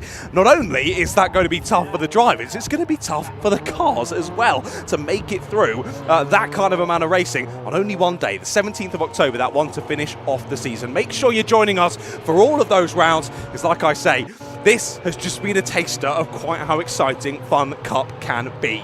Well, we press on then. Drivers all have now closed up behind the safety car as we move on through this full course yellow period. Drivers close up then. Rob Boston too, still doing an incredible job at the sharp end of the order. What a fantastic showing from a team who, don't forget, none of the drivers have raced in Fun Cup before. As not sure what the hand gesture there was from the person involved in the safety car, who sat in the safety car there. It looked almost slow. Oh, thank you, Kieran, who's just told me in my ears. It's the roof rack is a little bit insecure, so they're just trying to get that back onto the roof. It almost looked like a wave through. I think that's what Rob Boston thought, or the Rob Boston team, the driver behind the wheel there for Rob Boston too, almost thought there it was a wave through, and then they were immediately told, no, stay behind. So clearly just an issue there with the safety car itself. Less than ideal. Right, then we continue on. Line Acern here as we look to try and get the 158 out of the gravel trap, and the trusty Land Rover has headed on round to look to drag that car back out of place. And luckily for them anyway, it's not too far to continue dragging it on back round to the pit lane. So, of course, for the moment, Gary Summers went behind the barrier to keep it nice and safe, but now we're under full course yellow flag conditions. He'll jump back into the car and assist with the steering as he is dragged back to pit lane. Or to be honest, he's only spun into the gravel trap. More than likely, there's nothing wrong with the car, so they might just drag him back onto the black stuff. He could get it fired up and then rejoin the back of the train. Of course, he would have lost quite a few laps now, quite a bit of time as well, but good to see anyway that Gary Summers, firstly, all okay after that one, and secondly, that the car's absolutely fine. He can rejoin the action nonetheless. But exciting stuff then. Lots of safety cars as well, lots of things being thrown up here. It's classic Fun Cup back for 2026. It has been super exciting, and we're not even at half race distance yet, Andy. Exactly that, yes. We do not know what the second half of the race has in store for us. That's good news, though. The 158 car is unleashed from the recovery vehicle and should be able to continue on its way. Yes, it can. So this time by, I think we should go racing once again. In the meantime, let's head down to the team that I think have benefited perhaps the most from this third safety car period of the race. Team GRD. Jamie is down there. Thanks, Andy. I'm back down with our reigning champions, Team GRD, Riley Phillips.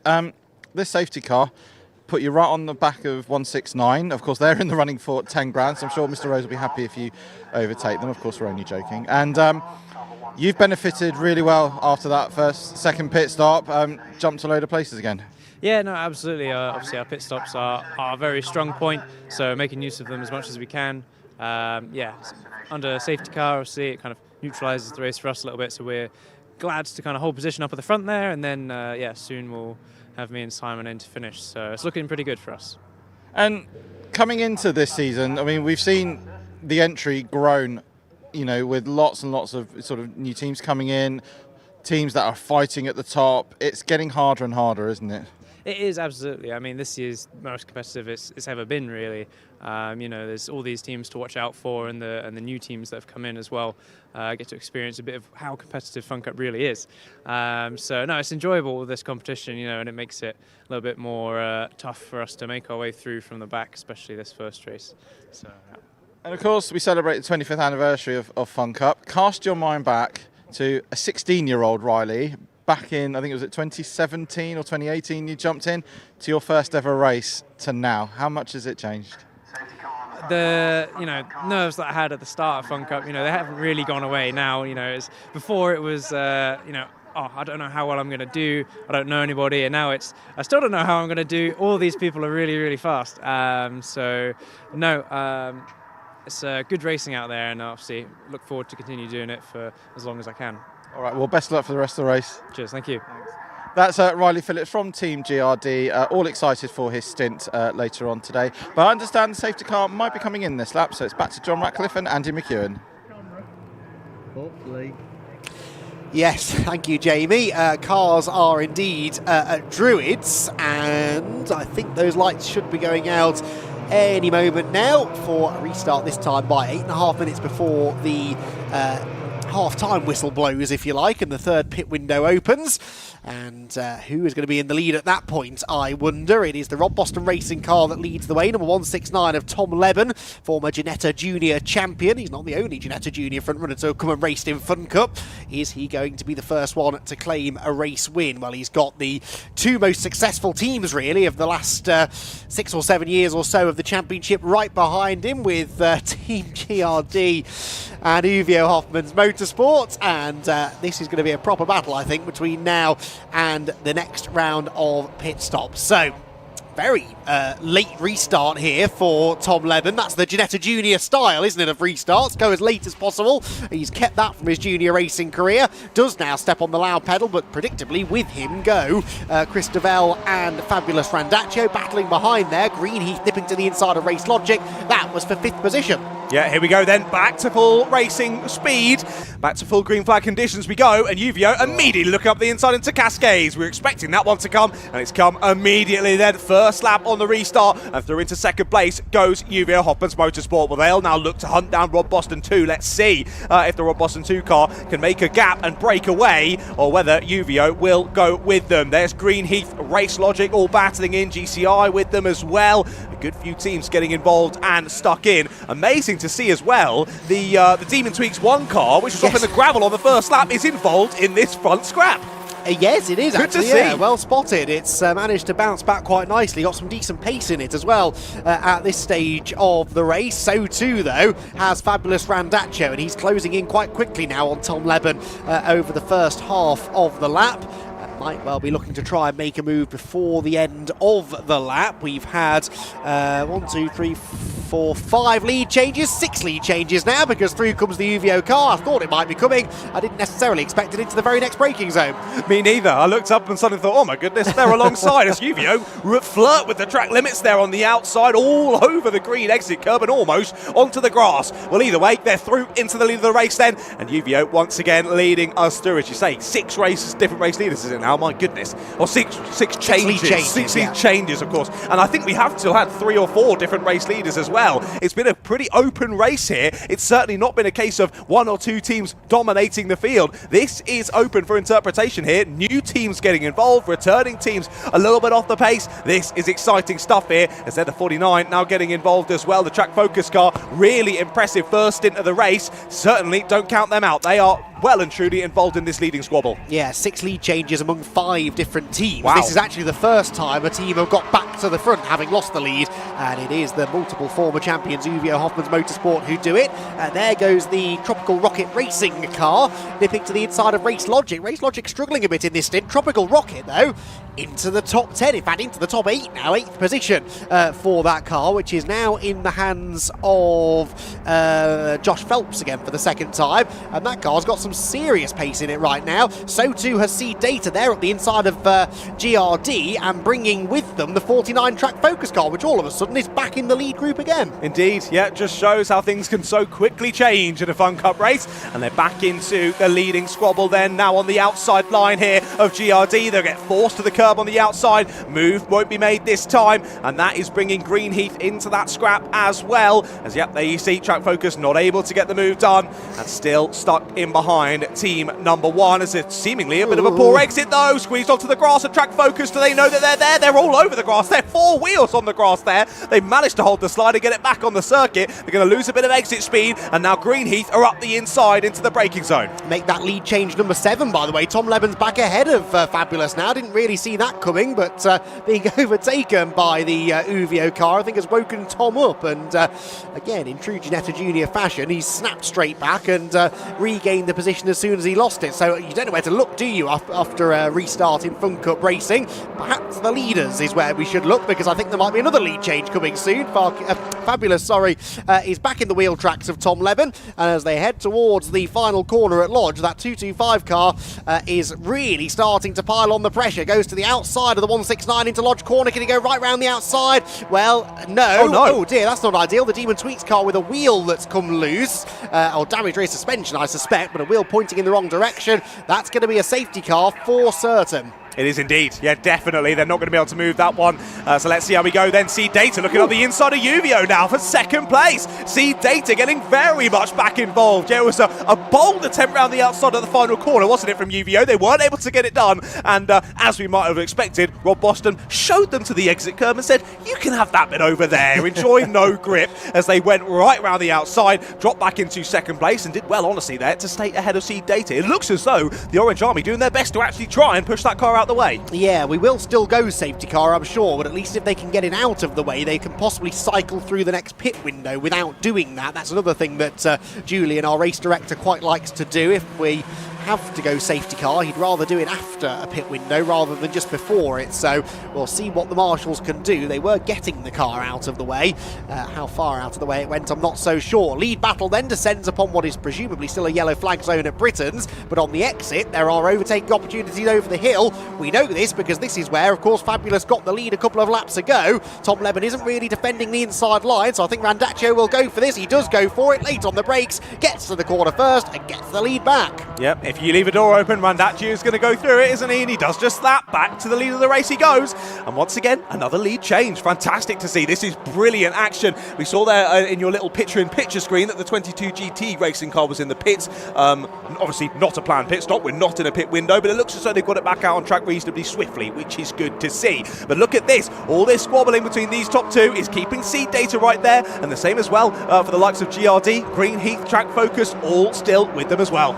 Oh, and that's damage for Tropical Rocket Racing, isn't it? It's smoking like a rocket now slightly, with the plumes of smoke coming from the left rear corner. They've had contact. The safety car is out for a 4th time.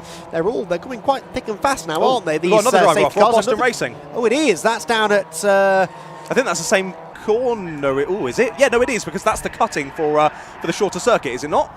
Possibly, or it could be down at Hislops. I'm not actually entirely sure. That's a difficult one. That's a difficult one. I can't work that one out. But either way, car pulled over to the side, driver up and out the car. No, that's down at Knickerbrook, isn't it? Hislops and Knickerbrook. Now, damage to the right front of that car and the left rear of the Demon Tweets car related. I pose the question. There was a lap between these two incidents, so not guaranteed. Perhaps our camera ops can report back exactly what was going on there, but that is either way now our 4th safety car period, and no choice now with 2 cars in dangerous positions. Julian Floyd had to scramble the safety car, and indeed did so, and we are now, sorry Jamie, going to be having a pit window opening right in the middle of a safety car window. This is always, I believe the kids would say, meme-worthy, or words to that effect anyway.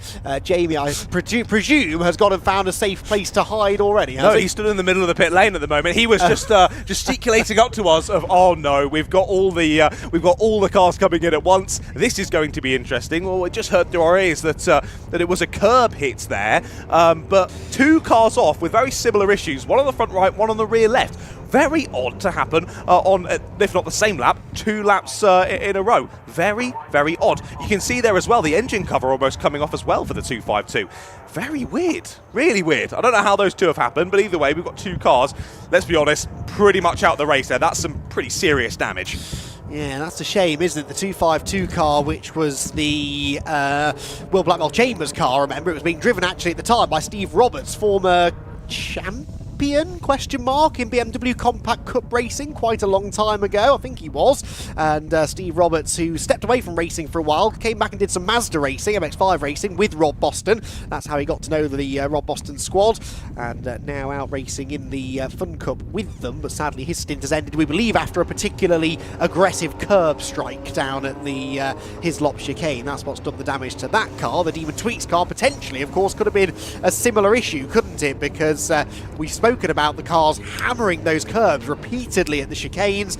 This is the kind of thing that, after doing that repeatedly, can happen. Yeah, exactly. We were speaking about earlier, weren't we, of weighing up that risk versus reward of how much do you smash those curves, because taking them aggressively is going to gain you some lap time, and it allows for the car to come back on all 4 wheels, get it nicely pitched in for the next corner, and it works really well. But it's not very sympathetic on the mechanical side, as we found out there, a couple of drivers really finding out why maybe you shouldn't hit those curves every single lap. It's all gone wrong for both of those, and as we say, with those wheel issues as well, makes the cars more difficult to move. This is probably going to take a little bit longer to clear the cars back to pit lane, but even if it did take 10-15 minutes, it doesn't matter. We're so close to the pit window, we're now into the pit window, and this is going to get very, very busy down in pit lane. It's going to be great to see the roaming camera capture all of this and just see how the teams take to it.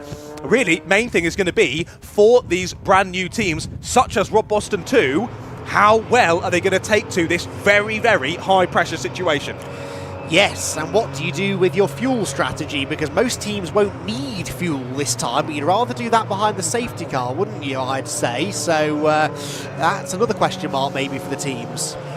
I don't know, because ultimately, yes, you could take more fuel on, you're going to drop back into the pack.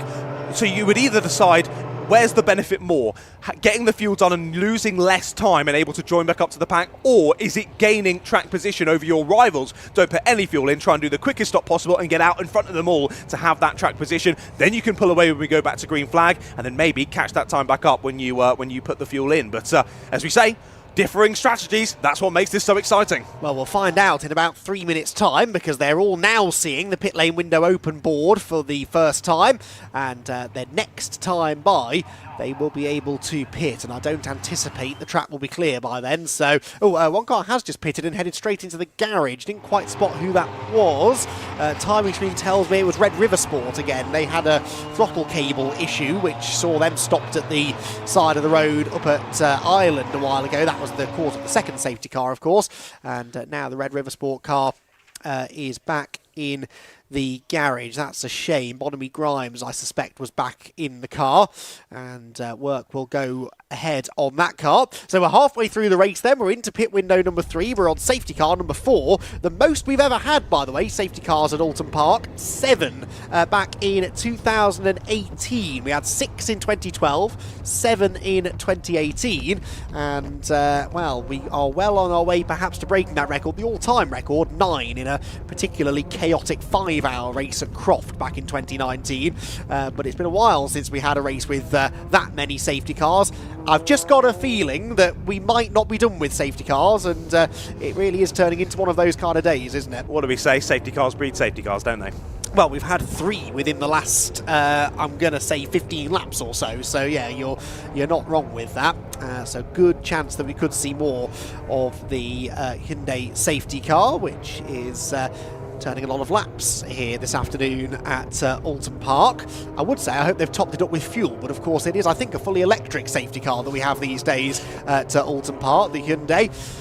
So hopefully it's fully charged and we can see hopefully a bit less of that car, but if we do, hopefully it's charged enough to keep doing all of these laps. So half a lap before we expect to see cars coming into the pit lane. I'm going to do a pit lane Jamie check and see where he's hiding himself away. Jamie, if you... Oh, there you are, down at the Uvio Hoffman's Motorsport end of the pit lane. Yeah, pretty much right in the middle. There he is on camera. Smile, Jamie. You're on candid camera as he runs across the pit lane. There we go. He's had the right idea and goes and hides away on the pit wall. That is a great spot to be to watch the carnage unfold, isn't it? It is indeed. Yeah, perfect place to be. And it's always a bit more relaxing when you're not one of the people actually having to do the pit stop. It's enjoyable to watch on the sidelines, but when you're in it, my goodness, is it nail-biting stuff to try and get it all right, because a Fun Cup pit stop is pretty high pressure environment nonetheless. There are so many things you have to think about as I'm coming into the pits. I'm changing down, I'm onto the pit limiter, I'm loosening my belts, I'm taking it into the pit box, I'm clicking down to neutral, I'm turning the engine off, I'm undoing my belts, I'm pulling the seat back, I'm getting out of the car, and then the new driver has to jump in and do all of that in reverse and then get it started and head off. So now not only have you got to do that high pressure situation, you're doing it while there's a further 28 cars joining you, all doing it at the same time. This is going to be some spectacular stuff. If you've never seen a whole Fun Cup grid in at once, then you should certainly watch out. Hello down there in pit lane. We're up here in the commentary box, enjoying the view from up here and enjoying the sunshine and staying clear of the rain even, so unlucky down there. Enjoy it. But here we go then, coming down into the final corner. This is it. This is going to be interesting. I wouldn't feel too sorry for Jamie, because if I know anything about Fun Cup, it's that he's always fairly well fed down there in the pit lane. There's always a team offering tea and biscuits somewhere, and they never make their way up into the commentary box. Got it. Just saying, Jamie. Right, cars heading towards the pit lane entry, and we are about to see, I presume, pretty much everybody come in. Certainly all of the lead lap cars will come in. We'll try and keep on top of as much of the fuel strategy as we can, see if anyone does have fuel churns ready. I can see a couple of teams definitely do. Yeah, they do. There's definitely some fuel going in. Clapham North have carried on, oddly. So have FFS as well, understandably so, because they had issues earlier on. But interesting to see those little things that make the difference. You saw there, as soon as Uvio and Rob Boston pulled out from behind the safety car, they floored it towards the pit lane line to gain that little bit of extra time. Uvio and GCI, I think, are the only two I can see taking Greenheath. fuel. And Greenheath, yes, well spotted. So they've gone already. That was a quick pit stop. Only a couple of them taking fuel. Axiometrics are. Greenheath will win the race off the pit lane, then GRD, then Uvio by the looks of it. And who's next? It will be C Data by the looks of it. About fourth off the pit lane, and then the rest of them taking their time a bit more. So really good pit stop that for Greenheath, but that's because they did not take any fuel, and I think more people maybe than you were expecting did.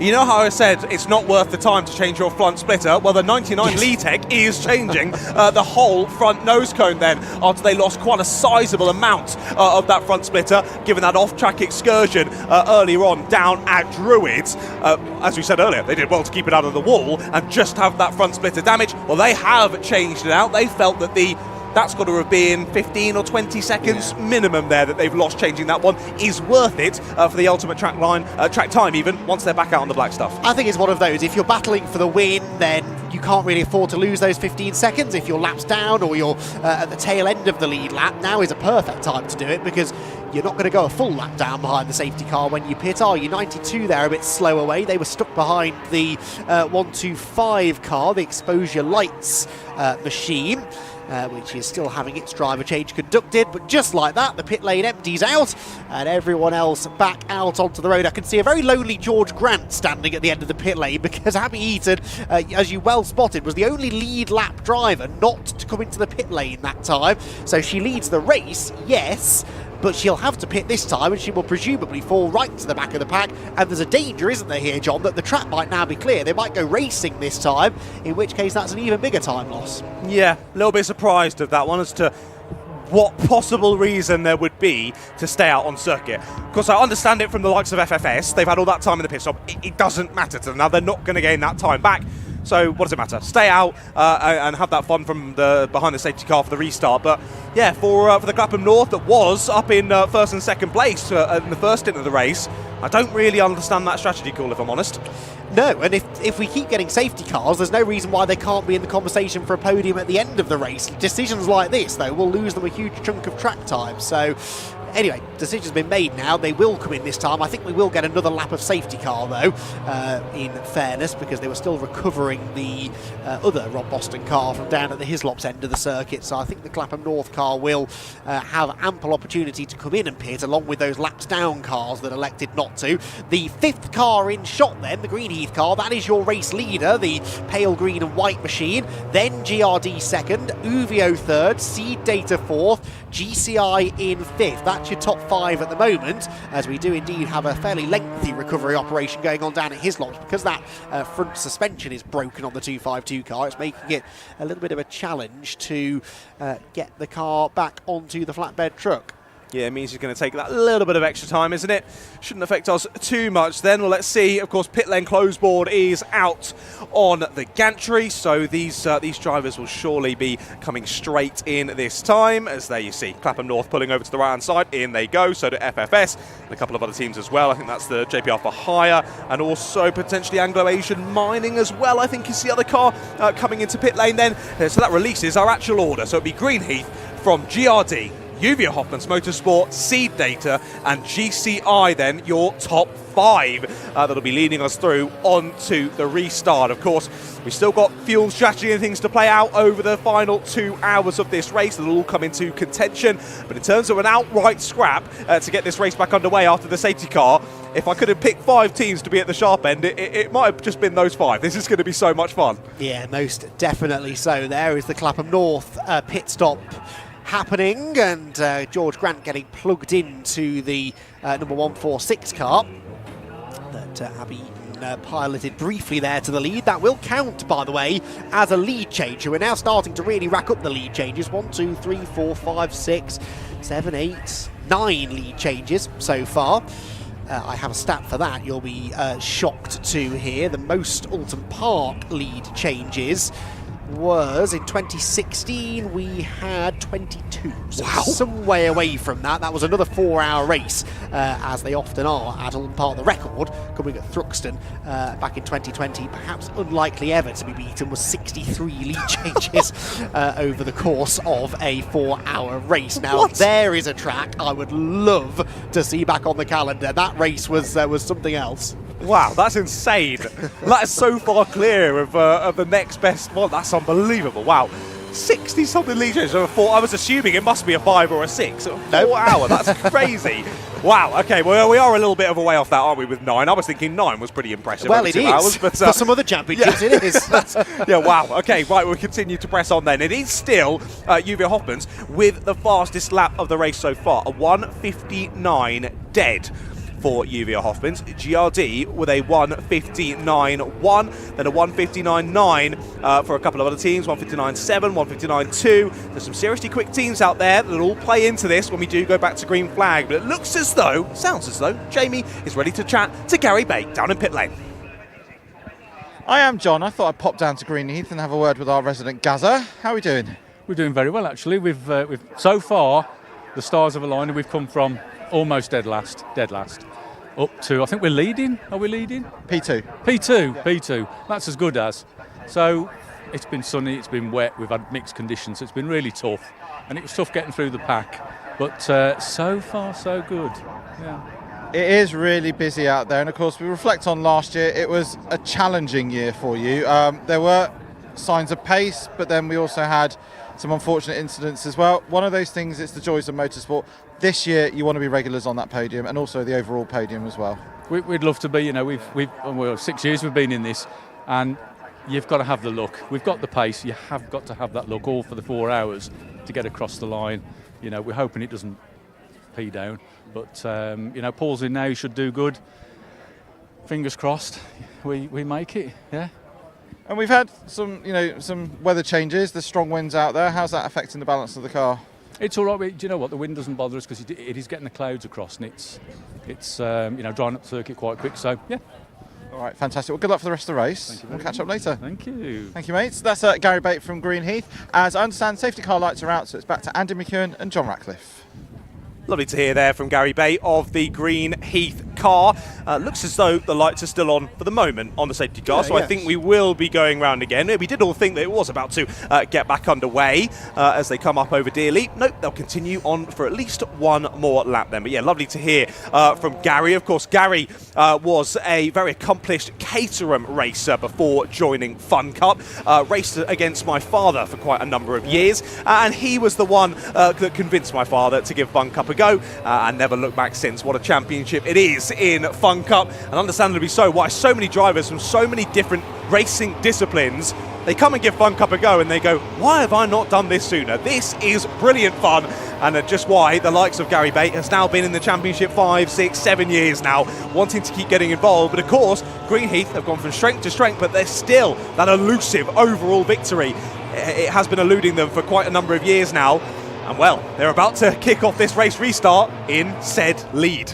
And they've had good pace all race long. There's been no weak link in that team, really. Both Gary and Paul seem to have the potential to do well. Paul Turner, of course, is a former race winner in the championship, back from his eco-racing days. That team won the class championship, as it was back then, the very first race I ever covered in Fun Cup here in 2012, and he was part of the driver lineup. So Paul Turner knows how to win a race in Fun Cup. Gary Bate, as we've seen, has been among the quickest drivers out there in every one of his stints so far. So don't count them out. This is the fascinating thing, I think, about Fun Cup this year. Naturally, your eye turns to the established frontrunners, GRD, Uvio, Vape Club with EDF, as the sort of pre-event favourites, but there are so many other teams that could just spring a surprise on their day, and could Greenheath be the team that are able to do that here at Oulton Park, I wonder. Round the Shell hairpin they go. We should go racing this time. I think that perhaps we're just a few marshals still getting themselves to positions of safety last time by, but I would anticipate we'll go racing this time with probably somewhere around an hour and 42 minutes to go. The next pit window will be in about 14 minutes or so. So it's going to be a short stint, this. Indeed, yeah, not too long to wait for racing action, hopefully. It looks as though Jamie is down in the pit lane ready to speak to Paul Rose, though. I've not heard it through my ear, but hopefully, Jamie, we can hand it down to you to hear from Paul Rose, of course, championship coordinator, gets everything sorted for the championship, as I'm hearing. No, we will not be handing down to Jamie, so apologies, Jamie. We'll hopefully hear from you in a few moments' time anyway. Safety car continuing to head on round, at least at the moment. Lights are still on, but we would hope that we're going to go racing next time. Yeah, fingers crossed. We'll get the notification soon. They seem to be turning the lights out quite late anyway, somewhere underneath the Paul Warwick Bridge on the run towards Lodge Corner. So we'll see whether that's what they do at this time by. Restart then, hopefully incoming, and it is the number 14 car that leads the way. Paul Turner is at the wheel of that car now with Farkini, GRD right behind, isn't it? That will be, is that Riley now in the GRD car? It is, isn't it? Yes, Riley Phillips in for the first stint. So he is going to be a tough man to keep behind you. Lights out on the safety car. We are going racing this time. And so Paul Turner versus Riley Phillips versus Farkini is your top three. The Seed Data car, by the way, driven now by Mike Devlin. And GCI Racing creeping into the top five. Craig Butterworth at the wheel of the 111 car. Paul Turner then gets us back underway here at Oulton Park. An hour and 42 minutes and change left on the clock in round number one of the Fun Cup Endurance Championship. And here comes Riley Phillips immediately on the attack. Pulls to the inside line into Old Hall Corner and tries to get the lead away. Does get the lead away. And we had another lead change to the ever-increasing tally. A sideways Paul Turner slots into second position. And keep an eye on Farkini. He will want to get on with this and tag along with Riley Phillips. He is getting on with it. He gets to the inside of Paul Turner. And that was crucial. He had to do that before Riley got away. 100%. Both those moves, I think, to be expected there early on in this one. As you mentioned, Uvio cannot let GRD scamper off with this one. They need to keep in the toe of Riley Phillips. We know how impressive he is behind the wheel of a Fun Cup car. Of course, Ted Bradbury's come into the championship over the last couple of years, and as you mentioned earlier, has become the unofficial fastest driver. That title has always been held by Riley Phillips, and I think Riley and Ted are pretty much nose to tail in terms of overall pace in a Fun Cup car. Both of those two, they can just drive these cars like no one else can. It is unbelievable to watch these two. and I would love to see them battling over the same piece of tarmac at some point in this race. We'll have to wait and see if that does come to fruition, but already GRD and Uvio looking to break away from the rest of the pack. He mentioned Ted Bradbury. He's back in that 2-1-2 car, still in the top 10 despite that unscheduled pit stop, because they got back out on the lead lap, and of course the safety cars punched them back together, so they're in 8th position, and it is Bradbury in the car just there. In fact, he might now be 6th position. I think he is, having gained a couple of positions since the restart. PLR Racing, I think, one of those that they've got past. Haven't yet really spotted the PLR car, but they're running well inside the top half dozen or so.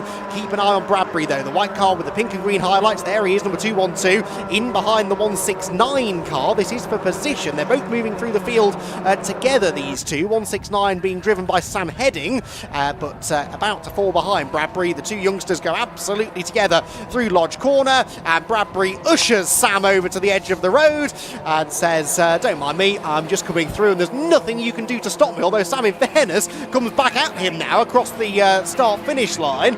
I don't think Sam particularly appreciated that. They're wheel-to-wheel into Old Hall Corner, but Bradbury will now get the move made. Classic Bradbury move, that, wasn't it? Into the final corner, sends it up the inside, leans on the driver, chucks them out of the way and pushes on through. It was a nice, good attempt at re-overtaking there from Sam.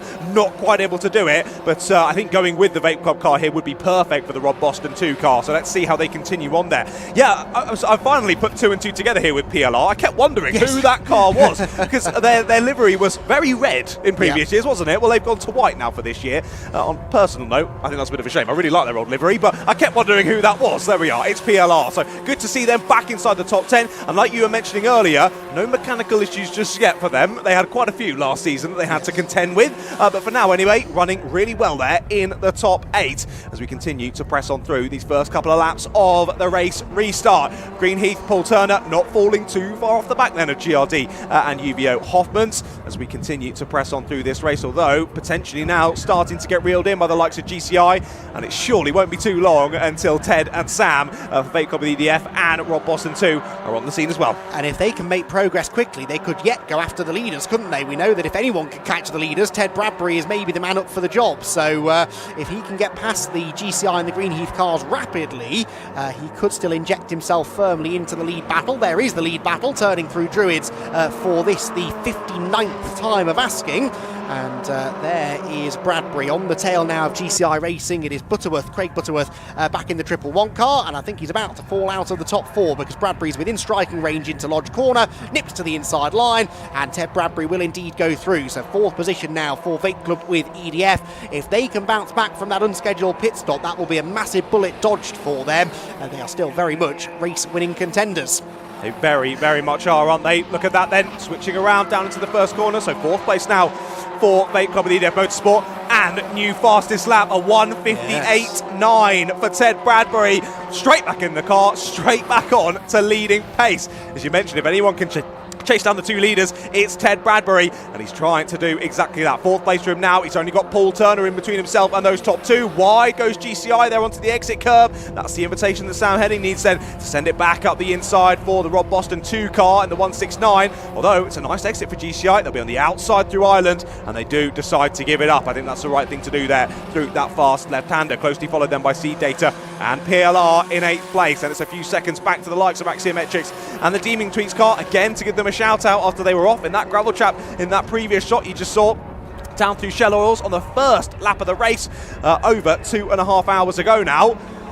They've managed to make it back on circuit, they've managed to get back on pace, and they're back into the top 10, so fair play to them. But here we now continue to see these top 6 closing up together once more, as already it's changed to a 3rd place. We didn't even see it, but through goes Vape Club on Greenheath. You have to really pay attention when Ted Bradbury's in the car, because if you think he might overtake someone by the end of the lap, he'll probably do it at the next corner, and he moves so quickly through the field, it really is astonishing. I think he's definitely got the pace to go after the leaders here. As you say, just set the fastest lap of the race, 58.9, half a second quicker that was than the race leader. It was also about half a second off the lap record, which was set by Marcus Clutton here at the end of last year, the final race of the season. Clutton did a 1:58.442, which I believe is a Fun Cup race lap record.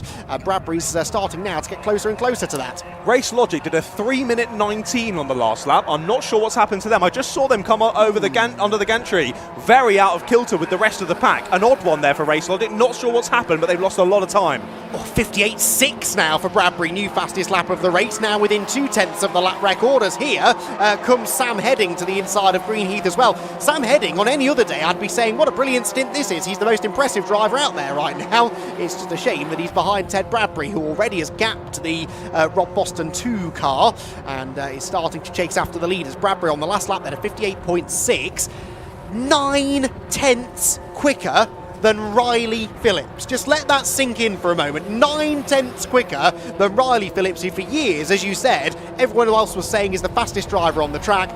Ted Bradbury just took nearly a second out of him. That's unbelievable. I don't even know what to say. What an unbelievable lap then from Ted Bradbury. As again, we see two different sets of two cars there going side by side through Ireland. Good to see the good trust from the drivers there as they press on through and continue to battle for position. This is the bottom end of the top 10. Then Tropical Rocket applying the pressure on the Demon Tweaks car for the bottom end of the top 10, as I mentioned. But yeah, wow, what a lap time from the Vape Club car. Now closing in on your race leaders. And as we saw, change to fourth place as well. Rob Boston 2 through into fourth place. So Greenheath, Paul Turner piloting that car at the moment, slipping down to 5th place. Still in the lead of the Masters class though, so still doing a very impressive job. But now they've been in the race lead at some point in this race. They're going to want to get back to it at some point soon. Well, they can hope that Vape Club catch the back of GRD and UVO, and suddenly the elbows are out, the old Spanish Archer, and we'll see whether we can get involved and get some good scrapping here with just over an hour and a half left to go in this race. And surely we're not too far from the next pit stop window as well. No, we are not. Race Logic, by the way, in the pit lane and heading for the garage. So that is outside of a pit window, most definitely. But they are heading in. We are a little way away still, aren't we? I think 14 minutes or so from the next pit window. So we're about halfway through stint number 4. Tropical Rocket Racing there, having a little look to the inside of one of the Demon Tweaks car. This, I think, is for 10th position. Yes, it is. And Tropical Rocket Racing, you remember, was smoking a little bit, weren't they, towards the end of the last stint? They've obviously resolved whatever that issue was, and they're back up to full speed, albeit now potentially losing a place to the 553 car of Greg Evans. Indeed. I thought they would almost certainly have ripped some of that bodywork off, but it looks unchanged for the moment, so whatever the issue was, they've seemed to have fixed it, which is good to see. Viking there in the background. Team Viking with Ursus Capital making the move down through Cascades. Not quite able to do it though. They looked to the inside line. They couldn't get the move done. And now that means that they are under pressure from the drivers in behind as well. So that was a look then battling with Signature RV. It must have been for 13th place. Now Track Focus and Leatech closing up behind them as well. So again, it just shows earlier on before that last pit stop window, we were looking at the likes of Track Focus being right up in the top group again. But now they've dropped into this battle pack once more in the middle of the team position. So again, how many times do I have to say it today? How quickly things can change in Fun Cup.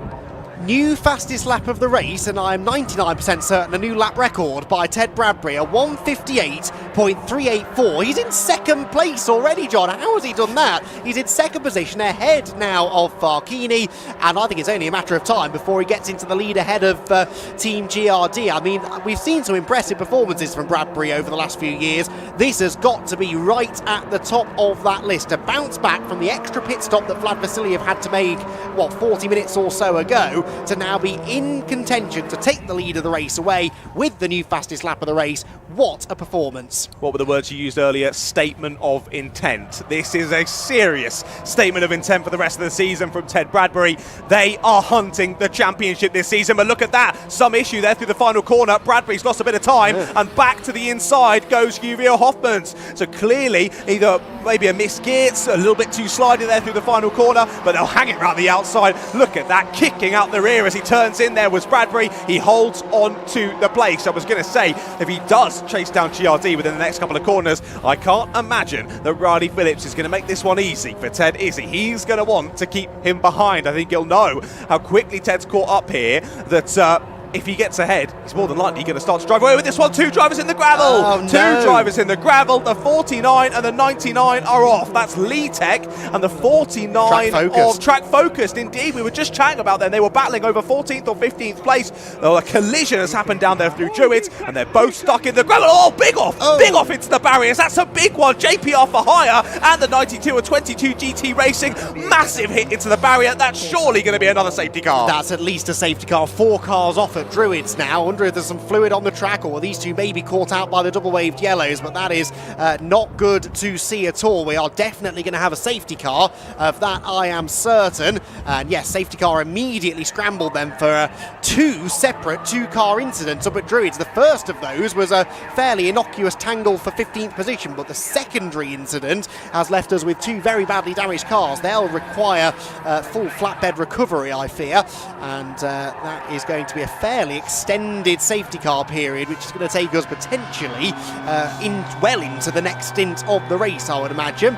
So, drama again at Oulton Park. What are we up to now? 5th safety car period of the race. It looks like the drivers involved are okay. I can certainly see one of them out of the car. Marshall's not even giving the 92 any attention, which tells me the driver is out of the car already, and our 5th safety car period of the race is here. Just want to say apologies, I got that wrong. It's not the JPR for hire, it's the Anglo-Asian mining car, the 27, of course. That's Guido Basile getting out of the car now and walking to safety behind the barriers. What a shame. Those two cars absolutely destroyed there. They've hit the barrier hard. And remind me, what was the maximum number of pit stops we've had? Was it safety cars? Was it 9? 9 in total. 7 is an Oulton Park record. Okay, we're not far off. We are really not far off, are we? And my goodness, like you said, this is going to be a seriously extended safety car period. Firstly, a real shame for the drivers that are behind the wheel, because they're going to have lost pretty much all of this stint, which is a real shame for those drivers behind the wheel who have drawn the short straw with this stint. But secondly, we're going to go into that window, as we mentioned. This is going to take a bit of time. So again, all the safety car, all the pit stops are going to happen under safety car. Again, going to close up. We're then going to see the strategy play out. What we might have seen as well is some of the teams, such as Greenheath, in that previous stop under safety car, not putting fuel in to get that track position. Well, now they've got no choice but to put fuel in on this next stop, or they'll risk running out of the fuel. Well, we were getting involved with a very exciting squabble at the front there, weren't we? GRD, Vape Club with EDF, and UVA Hoppens Motorsport, all nose to tail, and bringing Rob Boston too with them, Greenheath, GCI, all different cars getting involved as well. Well, sadly, that's been neutralised for the moment, and I think this is also as well a bit of a knock to Vape Club. This is one of Ted Bradbury's stints. He was flying through the pack. What he set probably what is more than likely a record here in Fun Cup around Oulton Park. It is indeed the lap record then for Ted Bradbury. What a time. He was motoring through the order, and that progression has stopped, and more than likely he's going to lose the entirety of the rest of this stint.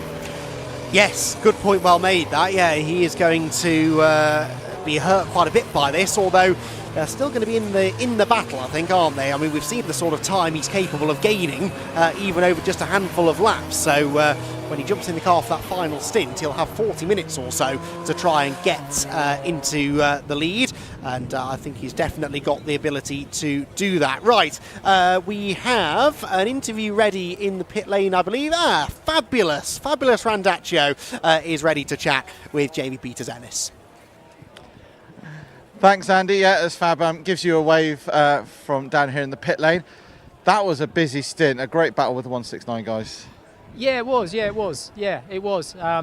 been doing the right things. You know, we were punted it up the front and keep it there, try and keep it clean. It was a little bit challenging doing that for a moment, but it was fine. Lot more cars for this one, 29 cars. Obviously, the start would have been pretty hectic. I mean, your objective is to drive fast, don't crash, as you always say, but also to try and stay consistent as well. Yeah, of course it is. Like with Fun Cup, it's just about being somewhere near the front for most of the race, and then the gloves come off in the last 20 minutes, don't they? So it's trying to do that, and having more cars does make it more challenging, but it's also just brilliant for the championship. I kind of think the more cars the better. Great to have some new faces around. We've got some really talented guys out there today, and it's good to sort of bang wheels with some new talented faces. And we said sort of a couple of years ago at Donington, we were almost seeing a change of the guard with the likes of Ted coming in, obviously Will Smith coming in with the Aximetrics car.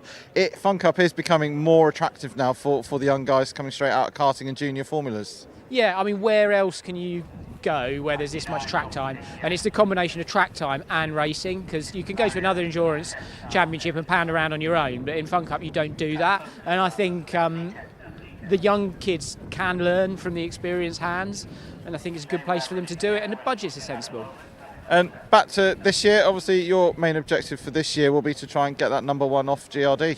Yeah, we've got to give that a go. But I mean, it's interesting, isn't it? It's sort of same old guard out there at the front at the moment, and it can be anyone's race today. So yeah, but I mean, our challenge is to take that big pot back. All right, fantastic. Well, good luck for the rest of the race. Thanks, mate. Appreciate it. Thanks a lot. Right, let's have a bit of a wander down the pit lane and see what's been going on, because we are going to be under, unfortunately, a lengthy safety car, but great news to hear that the drivers are all okay. Right, let's see who we can find. They must know I'm on the prowl because all the drivers have disappeared. So let's, in fact, have a word with Tom Greensaw, who's in the Axiometrics car. Because, Thomas, you've been in the wars a little bit, haven't you? Yeah, a little bit. So you decided to go skiing? I did, and I wasn't very successful. So yeah, 4 weeks ago, dislocated my shoulder. So it's a bit of a question mark if I was going to be in the car or not this weekend. I'm not going back out for the second stint. Just 40 minutes is just too long for it. But I got in the car and, ran in top 4 for 1 point. So it could have been a lot worse. And of course, your car is one of the only ones that's not running power steering. So the adrenaline kicks in, but as soon as you get out of the car, it's that hurts. Yeah, it does. It makes it a little bit harder on me. I kept trying to turn the power steering up, and there was nothing there to work on it. So yeah, it's not easy. It's pretty physical. But we're running in the top 10 now, and that's the main thing. So we just got to keep it clean and see where we end up. And you're in for pretty much the majority of the year, which is great news. That's always been your objective, is to be part of this, because you went off and did some other things. But Fun Cup's always been in your blood, hasn't it? Yeah, you can't beat Fun Cup, can you? The amount of seat time you get, the friendly paddock, just how competitive it is. Some of the drivers in the grid, putting yourself up against Marcus Clutter and Tim Bradbury is a pretty cool experience. So it's nice to be back. And thoughts for this weekend? It seems to be going okay. Obviously, you had a little bit of an unscheduled pit stop earlier, but you seem to be back in it now. Yeah, exactly. The car's got decent pace. Will was absolutely flying. So we're in the top 10. Just keep it clean, and it is. See where you are in the last half an hour, and then go from there. All right, fantastic. Thanks a lot, Tom. That's Tom Greensaw. Right, let's see who else we can find as it starts to rain down here. Right, in fact, let's have a chat with Morgan Sparrow, because I haven't spoken to Morgan today. He's just making a welcome return, because Morgs, you and your dad went off and did a bit of rallying. Is it nice to be back going around in circles for 4 hours? Yeah, it is. It is. I think we've learned a lot from the rallying. I think the braking and things that you got to do on those sort of mini circuit rallies, especially, it's all quite similar. And yeah, I think we're making progress. It's all good fun. What's the plan for this year? Is it full season or selected campaign? No, we'll do Anglesey because we want to go and show off our lights. So we'll be having those in full force, and then Silverstone, which is actually going to be my 32nd birthday, so big party after that, hopefully. Make sure you bring the cakes. We will do. All right, but obviously you're commuting backwards and forwards from the US, so you can't commit to a full year this year. No. Potentially for 27 a full year? Yeah, hopefully. We'll just have to see what my other half's job's doing, to be honest, because she holds all the keys to the racing. Fantastic. Thanks a lot, Morgan. That's Morgan Sparrow from Exposure Lights. Right, let's see who I can find. Let's have a chat with Tom Leben. He's just getting ready to go back out there. It's a bit of a baptism of fire, all of this. Are you enjoying it? Yeah, it's good, to be fair. Starting from the pit lane and then we ended up in the lead somehow. Bit of a lucky safety car in that first stint. But we've had some good pit stops and got a good crew, so we seem to be right up there. And like Abby, you've driven sort of a lot of different cars, sort of with a fair amount of aero and traction control and ABS and everything. These cars are very, very raw, aren't they? Yeah, they're quite agricultural almost. Yeah. The most similar thing I can think is a Ginetta Junior almost, in feeling and sort of how to get the lap time out of the car. It's the most similar thing. Bit different to what I've been used to in the last few years, like you said. But yeah, they're good fun. It's in the name, really. And your mission today, as well as getting on that podium, is to try and part Mr. Rose with some money. Well, to be honest, I haven't really thought about it. Okay. The mission about 3 or 4 hours ago was to get out, because we obviously had a few problems this morning. We've ended up in a good position, so obviously the goal is to win it, but I'm here to enjoy myself, and I know my teammate Sam is as well, even if he doesn't show it. All right, well, good luck for the rest of the race, Tom. That's Tom Leben from Rob Boston Racing. I think I've got time to have a chat with some more people. Let me have a word with Colin Kingsnorth, because we've not seen Colin for a couple of years. You and Mark decided to pop over to Europe and have a go at Fun Cup over there. Yeah, it's really warm. Nice to be back. Yeah, it's great to be back. It's a fantastic circuit. Always enjoy Oulton, all proper old school. Yeah. And does it feel different since we last here in 23? Not different from then, but a bit of getting used to. Car's more physical. The power steering in the European series, so it's a lot more physical. And of course, we're now on the Hankook tyres, which when you were here before we weren't on those. How have you found driving them with the Evo 1 car? Yeah, they're nice. I like them. They roll a little bit, which gives you a little bit more grip. But actually, they're the same tyres as in Europe. So actually, it's been really good. And thoughts of the race so far? We need to go faster. But we'll get there. We've got some young kids coming into Fun Cup. That's great to see as well, isn't it? Yeah, it is unbelievable, and they're so quick, and they're really good. It's really good to see. It's definitely more competitive than when we left, but but we're still enjoying it. Fantastic. Thanks a lot, Colin. Right, let's see who else I can find, because I understand they're still recovering as the safety car makes its way down the pit lane. Let's pop down to... let's see what we can find. Let's pop down to FNS, because we've not spoken to Steve Oulton today. So we're going to have a chat with Steve, and we'll also have a chat with Neo Clark as well. Mr. Oulton, you got your old teammate back? Yeah, got Greg back, yeah. How much did you have to pay him? I don't, it comes for free. How's it all been going so far, mate? That was a busy first stint for you. You had basically the entire field chomping at your bits. Yeah, you know, you've just got to keep you cool and just do what you need to do. Do you know what I mean? Could do with shedding a few pounds, Jamie. Do you know what I mean? But apart from that, yeah, everything's all good. Greg's had a spin, but we've got back up to where we need to be. We just keep going. And you're in one of the newer chassis now. Does it feel any different to the old 212 that you've had before? Oh yeah, massively. Yeah, I think, you know, when you turn it turns where you want to go. Do you know what I mean? They've not had any bumps or taps or anything like that. Yeah, so it's a nice car to drive. All right, excellent. Thanks a lot, Steve. Neo Clark's just here. We'll have a quick word with Neo. We haven't spoken to you today. How's it all been going so far, mate? Yeah, not too bad. It's just a bit carnage out there. It's all about just like trying to get good track position, and with the wind, with how strong it is today, it's all about just making sure you're in the toe and trying to use yourself as a pack to try and move forward. So yeah, I think at the end of my stint, once all pit stops had ended, we got up to P7, but then we had a few scuffles in Josh's stint, so then we struggled a bit, but it's not been going too bad. And plan for the year, is it a full campaign this year? Hopefully, yeah. Hopefully a full year and give it a proper good go. Hopefully we can see where we end up. All right, keep smiling, mate. Full send. Thank you. All right, cheers. That's Neo Clark from the Tropical Rocket Racing. So there's some of our Fun Cup drivers down here in the pit lane. But for now, it's back to Andy McEwen and John Ratcliffe. Thank you, Jamie. Impeccable timing as always, because the pit lane window is now open. They haven't yet seen the pit window board though, so there's going to be another lap before the pit lane starts to become a hive of activity. There's been a lot of work done by the marshals over at Druids to recover the cars that were involved in those sort of two separate incidents, and hopefully it won't be too much longer before the track is good to go. I believe there is still a bit of recovery work to be done from that end of the track though, so maybe one more lap behind the safety car before racing resumes, and yes, we get our penultimate round of driver changes. Unbelievably, we are 3 hours, nearly 3 3/4 hours, sorry, 2 3/4 hours, can't count, into this 4-hour race. And it has certainly given us plenty to talk about. We've had 5 safety car periods so far. We have been notching up the lead changes as well. 1, 2, 3, 4, 5, 6, 7, 8, 9, 10, 11 lead changes we're up to now, halfway towards the Oulton Park record.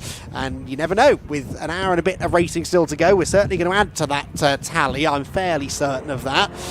But Team GRD out in front with Riley Phillips. He'll be feeling a bit like Ted Bradbury maybe, that he's not been able to really maximise this stint in the car, but both of them will be in for the final stint, so we could have a Riley Phillips versus Ted Bradbury battle for the win, which is a fight I would very much buy a ticket for. And throw in Farkini, he'll be back into that Uvio car for the final stint, and you've got a proper race on your hands. It will be Vlad Vasiliev who gets back into the Vape Club car. And are we going to have Chris DeVell? No, of course it's Simon Rudd, isn't it, getting into the GRD car. Simon Rudd and Riley Phillips doing the entire second half of the race together. So advantage GRD, would you say, at this stage? Yeah, potentially. I mean, you said about Riley maybe feeling like he hasn't maximised the sim, but he's done what he can with what he has, and he's bringing the car back into pits in the lead of the race. You can't really ask too much more than that. While Jamie was having a chat with some of our drivers down in pit, then I did my own little recce down there while we had a few moments. Interesting to see the different thoughts in the different camps. I had a chat with Gary Bate of Greenheath, and I just went up to him and simply said, is it on? Is it on, Gary? And he went, don't say that, John. Do not say that. Clearly feeling a little bit nervous to jump in the car ready for this restart. I then go down to Fabulous Rand actually over UVO. I said, oh, are you looking forward to the restart? He went, yeah, I guess. Absolutely unfazed, super relaxed and chilled. And it's amazing to see how chilled they are before they get behind the wheel, and once they are behind the wheel, they are aggressive as anything. Well, here we go then for the race restart. Yes, here we go, and Ted Bradbury has perhaps only a handful of laps now to try and deliver that car to Vlad Vasiliev in the race lead, and he's going about it the right way, putting heaps of pressure on Riley Phillips into Oulton corner and jigs to the inside. What a move from Ted Bradbury at the very last second. There was just about an opening on the inside line. Riley must have felt that he had that covered, but he didn't, and Bradbury's able to go through, and now here comes Farkini as well. Not round the outside of both of them. Surely Farkini, there's almost contact. He'll at least get second out of all of that, I think. Riley Phillips got a little bit mugged there. He must have thought that he'd covered enough of the inside line. That was not the case. He now gives a massive shove to Farkini, who goes round the outside of Island Bend. That's a brave place to be on cold tyres, and he sensibly bailed out of that one. Oh, this is epic. What a restart then. Brilliant move round the outside there from UVO to steal back second place. There, the number one looks for the inside line, can't quite get it, but loses the exit speed. And now Rob Boston too, getting stuck back in once again. Back through to third place they go. Brilliant racing action, but here we go then. Released is Ted Bradbury. Can he start to build a gap? If you ever wanted to support the argument we've been making for this being the most competitive season of Fun Cup ever, when was the last time Riley Phillips lost 3 places in half a lap? That is absolutely remarkable. He was a bit unfortunate because he got knocked out of line unexpectedly at Old Hall Corner, but that shows just how many drivers there are who are capable of taking the fight to the GRD squad, and we are going to be the real winners out of all of this. This is going to be a fabulous season and a fabulous final hour and a quarter of racing. Riley Phillips off the podium at the moment. What can he do about that? It is Bradbury who leads. Farkini second. Bradbury sideways there on some of the dirt that was left on the road after the incident a few laps ago at Druids. Does that give Farkini now an opportunity to get up the inside into Lodge Corner? He's in the slipstream. He's going to think about the inside line. Can't go for it. Riley can though. Launches back to the inside of Sam Heading. This for third position. They almost lean on each other, and Phillips, I think, should go through. Well, they're still debating it. How was there not more contact there between the 1 and the 169, as you say, leaning on each other, but just about not making too much contact, and finally down into T1. Move is made. Back to third place goes Riley Phillips. Epic stuff. Right, we continue on then. Drivers more than likely pushing this one to the end of the pit window. We've had a couple drivers in. The 557 of Signature RV is in, and so is our Tropical Rocket racing car in immediately as well. But we'll wait and see as well. Not only is there going to be a great battle out on track between these 4 cars when they head into pit lane as well, it'll be the battle of the teams once more, and of course this is where that earlier strategy will come into play as well. Who fueled earlier and who didn't? Let's see how that one plays out. But Ted Bradbury continuing to wring the neck of this Fun Cup car, but he's not able to drop Farkini for the moment. It's so hard to be the leader though, because the rain has returned. It's returning from this end of the circuit as well, up towards the Island, Shell, Britain's area. As the leader, you're the first one to arrive on the scene. You're the first one to figure out how much or little grip there is, and that is now Ted Bradbury's role. Everyone else behind, they can gauge from what his car does to figure out just how much they can attack. So very difficult to be the leader in this particular situation. He's doing a good job of it though, is Ted, who began his circuit racing career in Mark 1 Mazda MX-5 racing. He knows all about close quarters racing, and he has put that to great effect in Fun Cup. He bounces over the grass though, coming out of Knickerbrook Corner. Bradbury is absolutely on the limit here, and not really getting away from the UVO and GRD cars behind. In fact, here come GRD now. Riley Phillips starting now to undo some of the damage done on that restart. Steals second place back away from Farkini, and he will now set his sights firmly onto the rear of Ted Bradbury's Vape Club with EDF car ahead of him. You've got to think as well, Ted is absolutely smashing those curbs here to try and get good lap time out of it, but that of course isn't very sympathetic mechanically. We've seen a couple of teams already losing cars out of the race from hitting those cars, hitting those curbs too aggressively. Diving into pits then, Rob Boston Racing are the first from our quartet at the front of the order to dive to pit lane, and they are indeed getting a fuel churn on board as well. And that should get them to the end, right? I think if you fill it with fuel now, you should be able to do 2 stints on 1 tank. So Tom Leben will get into a very heavy car, but a car that potentially now doesn't need any more fuel till the end. It's a long fueling stop, so I think that's exactly what they're doing. And the Rob Boston Racing Squad go to work. So, meanwhile, this for the race lead now. Hard to keep up with this, isn't it? Riley Phillips around the outside of the island. Then, what a move this would be. Bradbury is sideways through the left-hander. We wait with bated breath to see who arrives at Shell with the lead. It is Riley Phillips from first to fourth to first in about 2.5 laps, and actually Bradbury could lose second place here. Farkini was sniffing around on the inside line. I don't think he's quite going to get the move made. Riley Phillips didn't like losing all those places on the restart, did he? Brilliant, bold stuff there from Riley round the outsider island. My goodness, is that man afraid of nothing? What a move, and back into the lead he goes. And as you say, he shoved Ted right to the outside there at Shell, didn't he? Forced his way through, that lost Ted the exit speed, and just about he kept Uvio behind. But these three still absolutely nose to tail, and it's the likes of Greenheath and now the GCI car all close in behind as well. If these three keep scrapping like this, surely it won't be too long until they close up as well. I'm interested to see now if these three are losing enough time here for maybe the Rob Boston car to jump them in the stop. Well, we'll see again. That's going to matter how many churns each of the car needs as well. I wanted to mention as well, Rob Boston 2 only did take 1 churn in that stop, so a bit and ahhing as to whether that will make it to the end of the race or not, or whether they'll need a splash and dash in the last stop. I forget whether they fueled at the last stop. I've got it in my head that they did, so they might have not needed 2 full churns to fill it up. We'll try and get to the bottom of that if we can. Leaders across the line. There's a back marker now to be negotiated as in comes Greenheath in the background, so we do need to try and keep an eye. They've got 2 churns of fuel left, so they are waiting, I should say. They are going to try and get to the end of the race, I think, without refueling again. The lead battle descends upon Cascades then for the 70th time of asking, and this could well be the picture in an hour and 10 minutes time when we're on the final lap of the race, couldn't it? Riley Phillips versus Ted Bradbury versus Farkini, and you're absolutely right about the Rob Boston Racing Squad. Remember, the last time Tom Leben got in the car, they got him in early and he shot up the order quite noticeably. Well, he only had to gain 3 positions this time and he'd be in the lead of the race. Keep an eye on that. The lead tech just bailed out from entering the pit lane there. That was a bit odd. Although he did go over the solid white line there. I'm not sure if that's inducing of a penalty or not. But either way, they bailed out of pit lane pretty late there. Had a few more drivers in. We've got the Race Logic car, the Demon Tweaks car, and the Viking, Team Viking with Ursa's Capital car all in.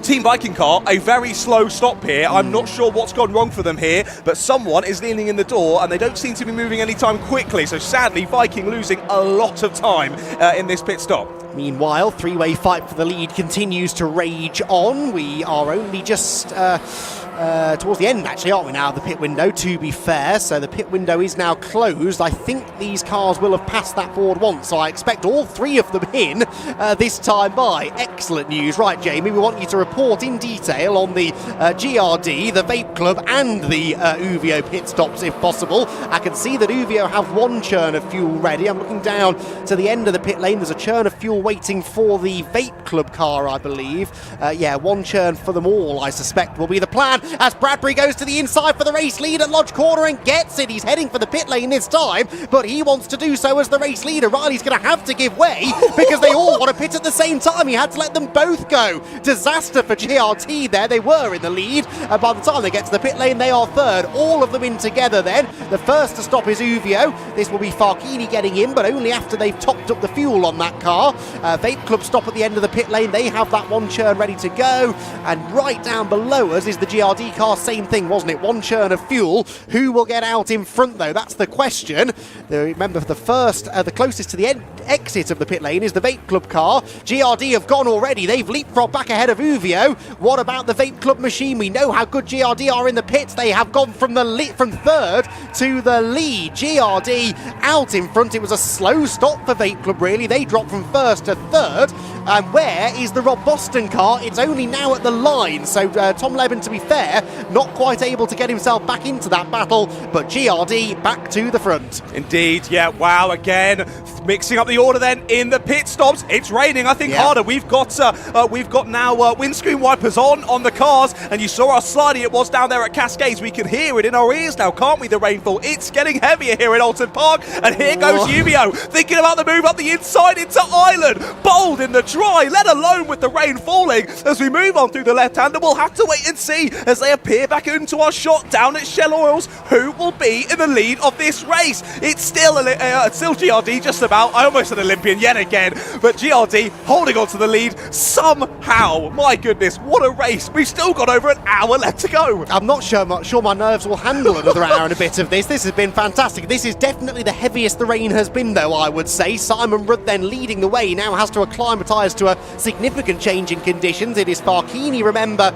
in the Uvio car, and in the background, Vlad Vasiliev just needs to try and stay in touch with these two if he can, and hand the car over to Ted Bradbury as soon as possible, probably in about 26 minutes time or so, and give him half a shot at a race win. Definitely a damp and greasy circuit now, greeting the drivers down at Knickerbrook. There is no blue sky above us, it is all grey, so this rain might be a bit more persistent. It might be here to stay for the foreseeable, and track conditions really will then start to change. They turn their way then through Druids. Farkini, to me, looks the quicker of the two right now. Indeed, he's applying the pressure, isn't he, pretty heavily as they head down into the final corner once more, down to Lodge, looking at the inside line, thinking about it up the inside of Simon Rudd. Simon gives it the space and gets it all sort of slidey on the outside line. Lead lost, through goes Uvio, and yet again, another lead change. Fabulous Randaccio, sorry, not Farkini in the car now, but that was a fabulous bit of driving from Randaccio. He put the pressure on Simon Rudd, forced the mistake, but now Randaccio will find out just how difficult it is to lead in this situation. Simon can sort of settle in behind. He's absolutely teaming it down now. This is properly heavy rain. Remember, they don't need to change tyres. These are all-weather tyres that they run on, but they will definitely need to adapt their driving style. They drop down through Cascades, a very wet Cascades now, but the conditions, for whatever reason, seem to be favouring Uvio. Yeah, look at it. Wow, how quickly it's changed out there. The heavens have opened here in Oulton Park, as we expected. I spoke to the GRD team before the race, and I said, I think there's some rain supposed to be around 2 o'clock. Simon went, I've got nothing on my radar. We're not worried about it. Maybe that radar needs to be changed for the next race. Clearly, it was lying to you, Simon. Well, he's out there in the car at the moment, and he's dealing with it very well, still holding on to the back of Uvio. I wanted to highlight the lap times. Fastest time of the race, as we said earlier. New lap record, a 1:58.3 for Ted Bradbury. We're now a 2:40 for both Uvio and GRD on the last lap. Vape Club, a 2:46. They got 6 seconds on the last lap alone, did Vlad Vasiliev. This rain couldn't have come at a worse time for the Vape Club team.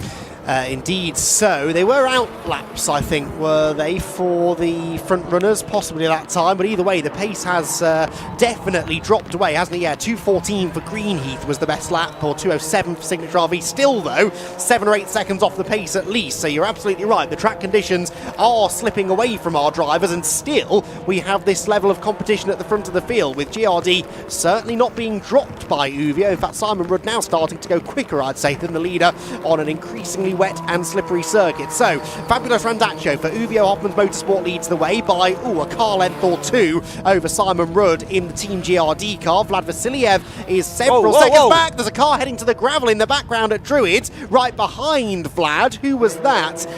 He's in the wall. That's the 557 Signature RV, isn't it? It is, yeah. That's a car that had just dropped off the lead lap. That is Steve Ruston. It's in the barriers, and that's going to be a safety car. Now, who does this favour? I would say Vape Club, because Vlad Vasiliev, if we do get a safety car, will coast back up to the tail of the leaders, and Ted Bradbury might not be too far behind them when he gets back in the car. Yeah, this massively benefits Vape Club, doesn't it? Really so. As it looks like the lead tech is coming in. This is an unplanned stop as well, sadly, for the 99. They are in. I can see 2 fuel churns out though for them in the pit lane. So little bit unsure as to what's going on with them. Anyway, anyway, they continue on. But yes, surely this safety car will come out soon. As we saw the 557 off into the gravel, it was always going to be straight to the scene of the accident, wasn't it? There was no way they were keeping that out of the wall, and they just about stuck it straight in there down at Druids. And surely we'll be going to safety car in a few moments' time. But until then, we're still in green flag conditions, as you heard there from the noises that Andy produced, the cars getting very close to each other. Well, that was FFS unlapping themselves from Seed Data and Greenheath at the same time, who are battling for position and nearly wiping out the Greenheath car with a sideways moment at Old Hall Corner. Greenheath, though, did manage to gather that together and gained a place out of that. They're now up into 7th position. 6th, by the way, held by PLR Racing. We've hardly mentioned them all race long, and yet PLR Racing are still in the top 6. New leader, well, not a new leader, but back to the lead is Simon Rudd, back ahead of Fabulous Randaccio. In these conditions, John, you could forgive them for just sort of surviving out there. These two are battling as if the race win is on the line, and it may very well be, because they're gapping the third place car so quickly without a safety car. I don't see anyone else catching them. This could be a really significant battle. Yeah, these two absolutely rapid at the moment. Yeah, apologies about my mistake with the lap times there out of pit lane. There'd been so much action, I forgot they came out the pits on that same lap. So much had happened across one lap of racing, and these two continue on nose to tail. Yeah, now, as you previously mentioned, now down in the 213s are our two leaders. Same for the Rob Boston Racing car, the only other car down in the 213s with them. The rest of the drivers, 216s, 219s, 220s, 221s, and now the safety car is indeed out once again. That's safety car number 6. They're coming out on average every 10 laps. We had a safety car at lap 52, lap 62, and now lap 72. Well, let's call that 73. The leaders just came through at the end of that lap. So this was the 557 car off. The safety car leaves the pit lane. 557 car off at Druids. He's missed the leaders. Oh, he's missed the leaders. He's missed the leaders. Oh, I think the leaders have spotted it, though, yes, to be fair. Again, they have. experience there from Fabulous and Simon. They knew what was happening, and they're going to allow the safety car back through. There is Steve Ruston watching on as the marshals prepare to recover his car. But safety car number 6 is out with an hour to go. Well, this sets us up very nicely, doesn't it? Oh, it does indeed. Yeah, it just makes it even more exciting. We didn't think this race could get any more exciting. Suddenly we've had a downpour. Suddenly we've had yet another safety car. My goodness, this is fantastic. Well, I'd love to hear as well. Hopefully Jamie can head on down to the Signature RV garage and maybe get a bit more of an insight as to what happened there, as it was exit stage left pretty quickly, wasn't it, for Ruston there? Was that just simply a mistake on a very damp part of the circuit, or was it a bit more of an issue that we couldn't quite see from our camera angle? Well, hopefully Jamie can find out for us, as Jamie, I can see him gesticulating something to me. Oh, he's saying check my phone. Okay, Jamie, we'll check our phones and see what you've said. As you might have some information for us. And thanks, Jamie, as we head on then into the final hour of this 4-hour race. Well, this is news that Marcus Clutton would rather we didn't have. It's Marcus Clutton in the car that's in the gravel at Druids Corner. Now, that is not something you see very often. Marcus Clutton, British GT race winner, nearly won a European GT Racing Championship over the winter in the GT Winter Series, finished second in that behind one of the top German teams. He is off the road up at Druids. This is a circuit where Marcus used to do an awful lot of driver tuition and track days and driving experiences for Motorsport Vision. He knows this place very well.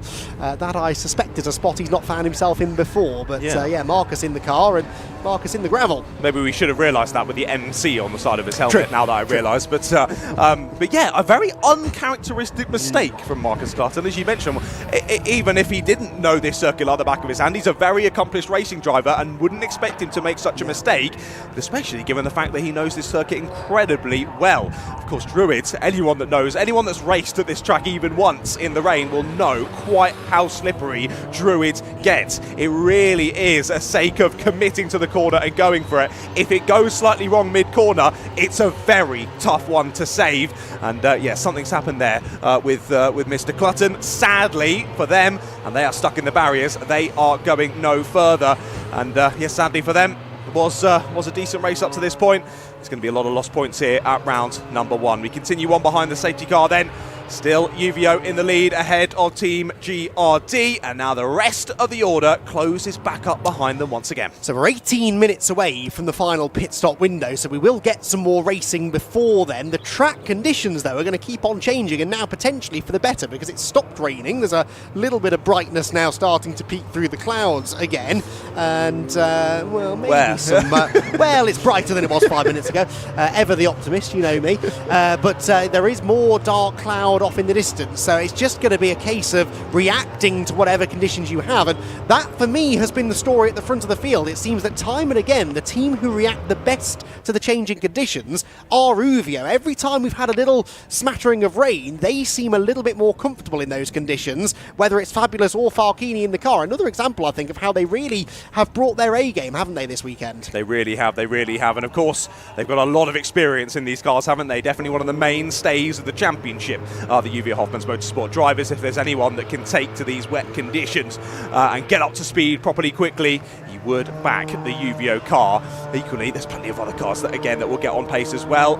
Orange Army getting stuck in there in the gravel, looking to try and get that car out as quickly as possible. We've got the Rob Boston racing car weaving pretty aggressively down the start-finish straight. I will say, I can understand the attempt to try and get some tyre temp back in, but on one hand, it's going to be a while until we go back to green flag, so you're going to have to be doing that for a while to keep that temp in. And for two, you are dancing with a lot of danger there, because if you suddenly lose it while you're trying to warm your tyres, your team aren't going to be very happy with you. Let's just put it that way. No, I mean, it's Tom Leben in the car, though, and that is a single-seater racing thing, isn't it? They're on slick tyres. They rely so heavily on having those slick tyres in the ideal temperature range, and sometimes it's just muscle memory, isn't it? Safety car's out. I must be weaving vigorously to get some heat into them. Pit lane bound we are now, because I believe Jamie's catching up. I think he's down at the GCI end of the pit lane, potentially with Craig Butterworth. I am, Andy, yes, thanks. Lovely to see Craig and Ian and Graham back in the Fun Cup paddock for this year, and you're hinting it might be a full campaign, because last time you did a full campaign, what happened, Craig? We won the championship. We've got a 1-from-1 ratio right now in terms of when we've done a full championship, so we'll see. If we can juggle it all around other commitments, it would be nice to have a proper crack at it this year, so we'll see how things go. It's been a busy, hectic race so far. You're currently in P5. Obviously, this safety car's brought you right back into the mix. Ian's going to be eyes forward and hunting the top four down, isn't he? He is. It's I'll be honest, I love conditions like this, right? Some changeable conditions is kind of my favourite. So I'm kind of almost itching to get back in the car right now and looking forward to the last stint. But as ever, I'm sure it's going to be a super tight finish in the last stint. As it starts raining again, how does it affect the balance of the car? Because obviously when you're coming over Hilltop or Clay Hill, you can almost see the weather coming in and you think, right, here we go, this is about to get spicy. Yeah, I mean, look, these cars, I love how nicely balanced they are, and you can really feel what's going on with them and play with them. I really like that about them. So it's one of the reasons why when it's changeable, I like the fact you can feel what's going on. But yeah, because of the undulation here, you have to be particularly careful. And obviously, I remember that well from when I was fighting for the lead a couple of years ago in the final stint. So yeah, you've just got to be really careful where there's those big sort of cresting over a hill or down a hill. But it's all good fun. Into the final hour now. Is it just going to be crack on as normal? I think so. Just crack on, do the best we can, try and not have any expectations and see what will be. All right, fantastic. Thanks a lot, Craig. That's Craig Butterworth from GCI as the rain comes back down here in the pit lane. Well, I was optimistic for a couple of minutes maybe that we'd seen the last of the rain. It's certainly not as heavy as it was before, but it will be just enough to keep the little bit of standing water that we got on the track very much present. And yeah, actually it's a bit heavier than I thought looking out of the other window. So a wet track probably from here on in, with 54 minutes left of this opening round of the 2026 Fun Cup Endurance Championship. UVO Hoffman's Motorsport lead the way. Team GRD a second. Vape Club with EDF Motorsport third, ahead of Rob Boston Racing's number 169 car, and GCI Racing in fifth. PLR Racing sixth, having a really solid day. 7th for Axiometrics, 8th Greenheath, 9th Seed Data, and the Demon Tweaks 249 car completes the top 10. We've got 14 cars on the lead lap, so 11th FNS Morpheus, 12th for Tropical Rocket Racing on their debut, 13th for the Clapham North car, doing really well, still on the lead lap, George and Abby, and Team Viking and Ursus Capital Racing complete the 14 cars who are on the lead lap. We're in the middle of our 6th safety car period of the afternoon, just one away from the 2018 Oulton Park record of 7 and 3 away from the 2019 Croft all-time record of 9.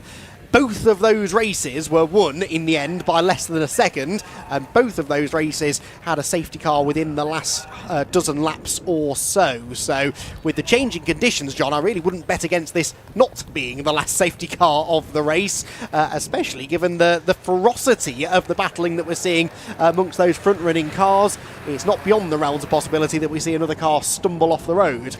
Yeah, I would be surprised if there wasn't another safety car in the last 50 minutes of this one, especially, as you say, with the ferocity of the battling, but also the ferocity of the rainfall out there. It only is seemingly getting heavier out of our commentary box window. So conditions now, we said it had dried up for a moment and maybe it starts to get drier, but nope, the heavens have opened once more. Rain falling once again here at Oulton Park.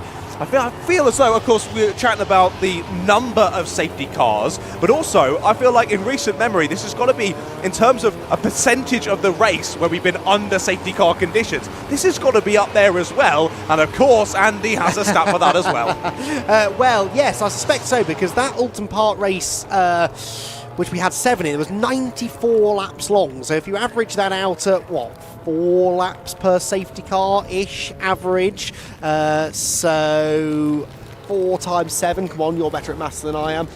28. 28, thank you. So about, let's say, 30 laps of safety car, give or take, is 32%-ish of what that race length was. I can, now that TSL Timing have quite an extensive stats page on their live timing website, I can probably work out the percentage of this race as well. So get back to me in a while. I might have an answer on that one. Okay, cool. Sounds good. Yeah, because even, of course, as you were looking through the previous ones and sort of guesstimating with the 4 laps, but particularly here I was mentioning that just because with these safety cars that we have had, they've not been easy ones to get sorted. We have drivers stuck off in the gravel, we have drivers into the barrier destroying their cars. They've been quite lengthy safety car periods as well, so all really stacking up in this one, and that just means less time for these teams to eke out those gaps. It means we go back into racing action, absolutely nose to tail once again. We've completed 75 laps of racing, 18 of which have been behind the safety car.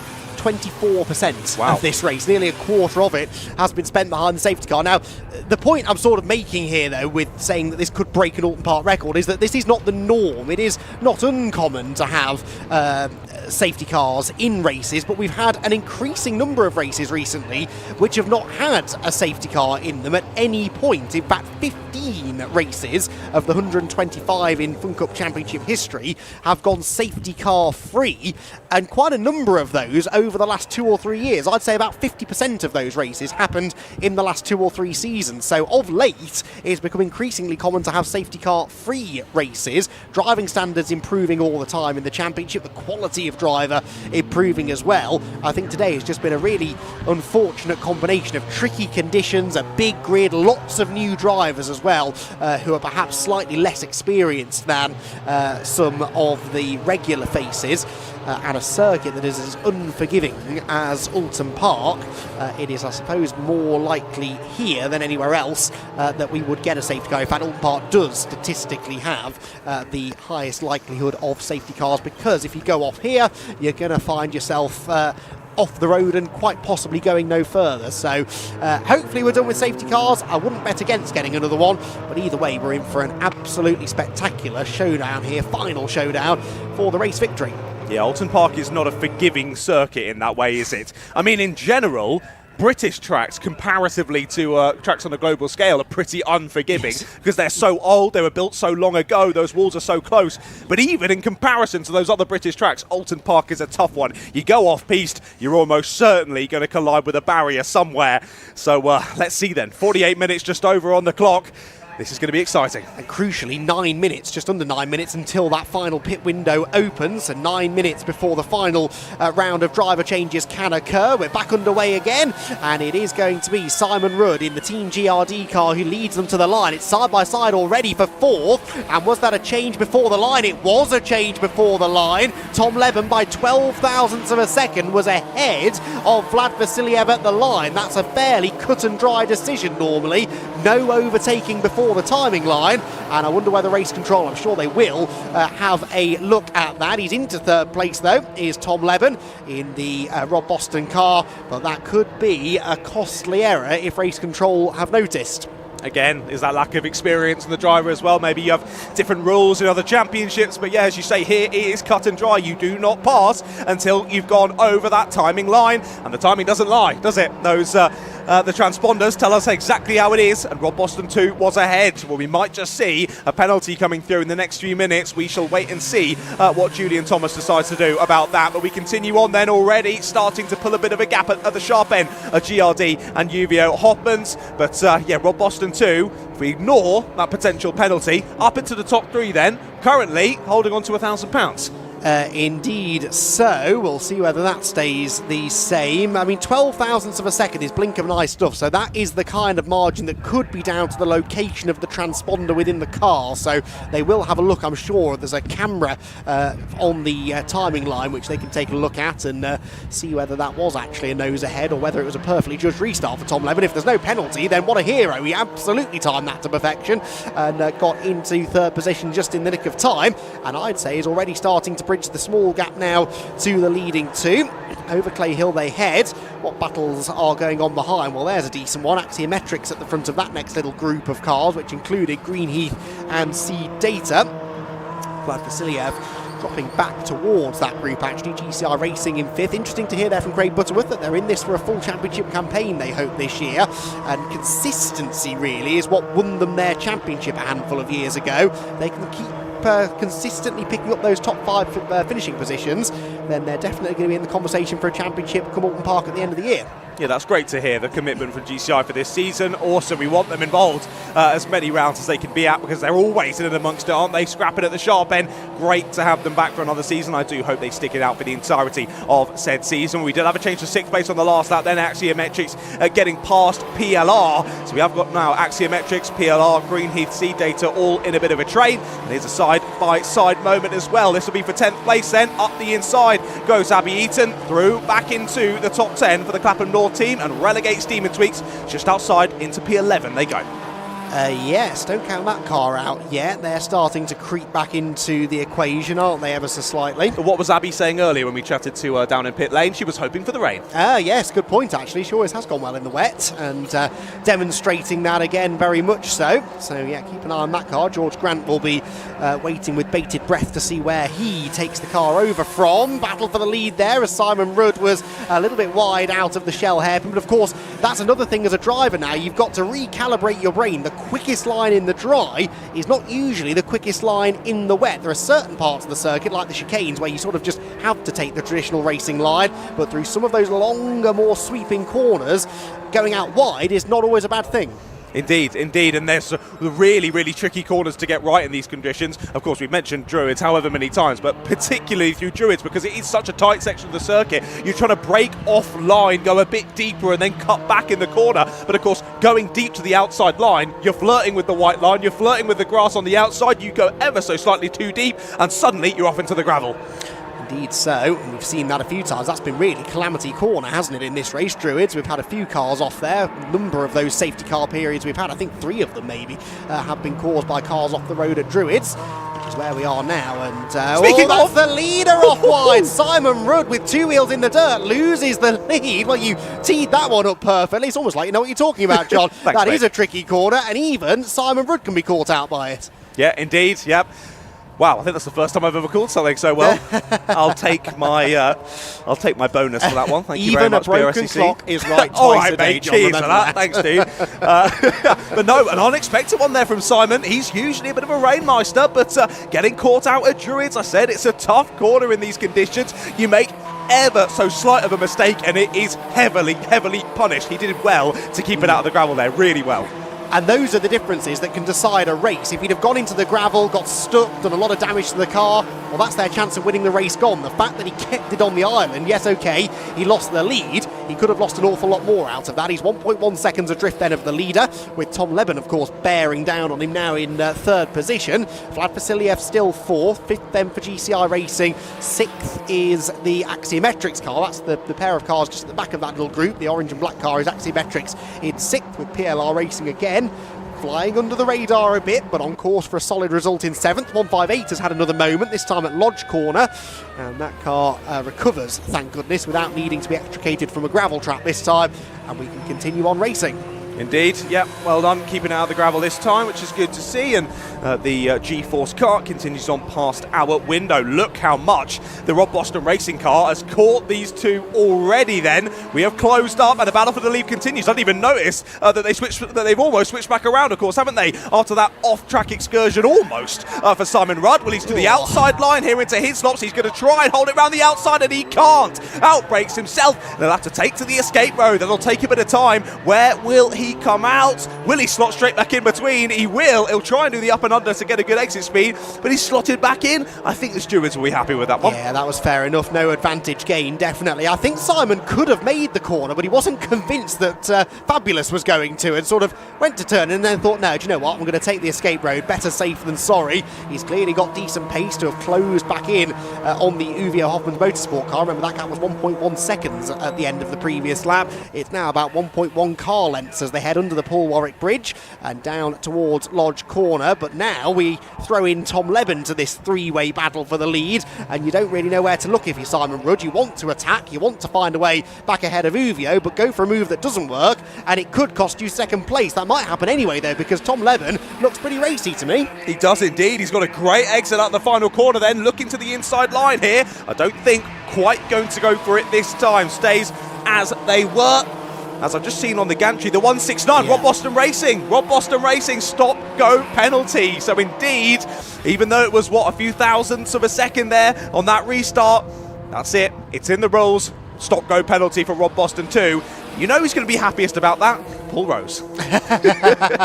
Quite possibly, though. I wouldn't put that wallet back in the safe just yet, Paul, because we still have the chance of further safety cars, and still got the chance, quite frankly, that car could just overcome the 10 seconds, because it looks very, very quick to me. There is confirmation of the stop-go penalty. Yeah, 12 1,000ths of a second. Talk about fine margins deciding races. 12 1,000ths of a second. If that car had been a fraction, an inch or two further back, it wouldn't have been a penalty. They'd have still got the position probably at Old Hall Corner, and they would genuinely be in this fight for the lead. Now, if I were them, I'd be serving that quickly. You want to get that out the way before any potential safety car. We're also heading into a pit window shortly. You don't really want to add an extra complication to that. You can't serve a stop-go penalty on the same lap as a pit stop either, so I expect that car in pretty quickly.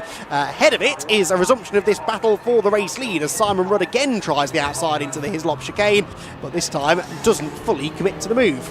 Is there also maybe the other thought of stay in the battle, because you could maybe force one of your rivals into a mistake, they lose something, go off track, you gain a bit of time back and then decide to pit? I don't know, just spitballing ideas for you, but I do agree, I probably would just serve that as soon as possible as well, get it out of the way and then focus on the rest of the race. Well, pit window is now open for the final time here today for round number 1, the Fun Cup Endurance Championship here in the United Kingdom. Could you tell it was in the United Kingdom here with the rain that we're experiencing? Top 3 though, continuing on. Will Rob Boston 2 serve this pit stop straight away? Let's wait and see. Yeah, I wouldn't blame them for doing it. The pit window is open, remember, but they can't pit this time for a driver change. They can next time by. Through they come, and no they stay out for this particular lap. They are going to try and stay in the battle. They've got 3 laps to serve it, it's my understanding of the rules. So 3 laps in which to come in and serve the stop-go penalty, so they can come through another couple of times at least before they start getting into some real trouble. Hopefully they do get that message over to Tom Leben, who at the moment is on the attack. He's pulling up alongside Simon Rudd nearly down the avenue, but not quite able to force the issue into Cascades Corner. These 3, by the way, 11 seconds now clear of Vlad Vasiliev, but Vlad is still in 4th position. So Vlad Vasiliev under threat from GCI Racing now, but keeping that car in contention. Ted Bradbury, I'm sure they'll try and get him in as soon as possible. Vlad, I reckon, will be in this time around. And yes, I think I can see Ted Bradbury at the very far end of the pit lane, preparing himself with his helmet on, preparing himself for a real battle. Change for second. Simon Rudd runs wide at Shell, and through goes Tom Leben. He might have a stop-go penalty to serve, but he is quite content to get stuck into this lead battle in the meantime. He moves into second position, possibly forced a bit of a mistake there out of Simon, who again of these three has looked maybe the one most likely to make a mistake. I wonder if they've maybe not allowed for potential rain in the setup of that car. You spoke to him pre-race and he certainly wasn't anticipating rain, so maybe they've gone super stiff on the setup and now it's wet. He's struggling. Indeed, yep, no, definitely a possibility. Yeah, the number one team certainly did not expect for rainfall today. I don't think anyone did. Certainly not this heavy of a rainfall here today. I thought it was only going to be a smattering. Even on my rain radar, it only said it was going to be light rain. Well, that certainly wasn't light out there a few minutes ago. Luckily, it does seem to have stopped now, and hopefully we can hold off for the rest of the 40 minutes. But let's see how this plays out then. Final bit of strategy to come into play here over this final pit stop for each of these teams.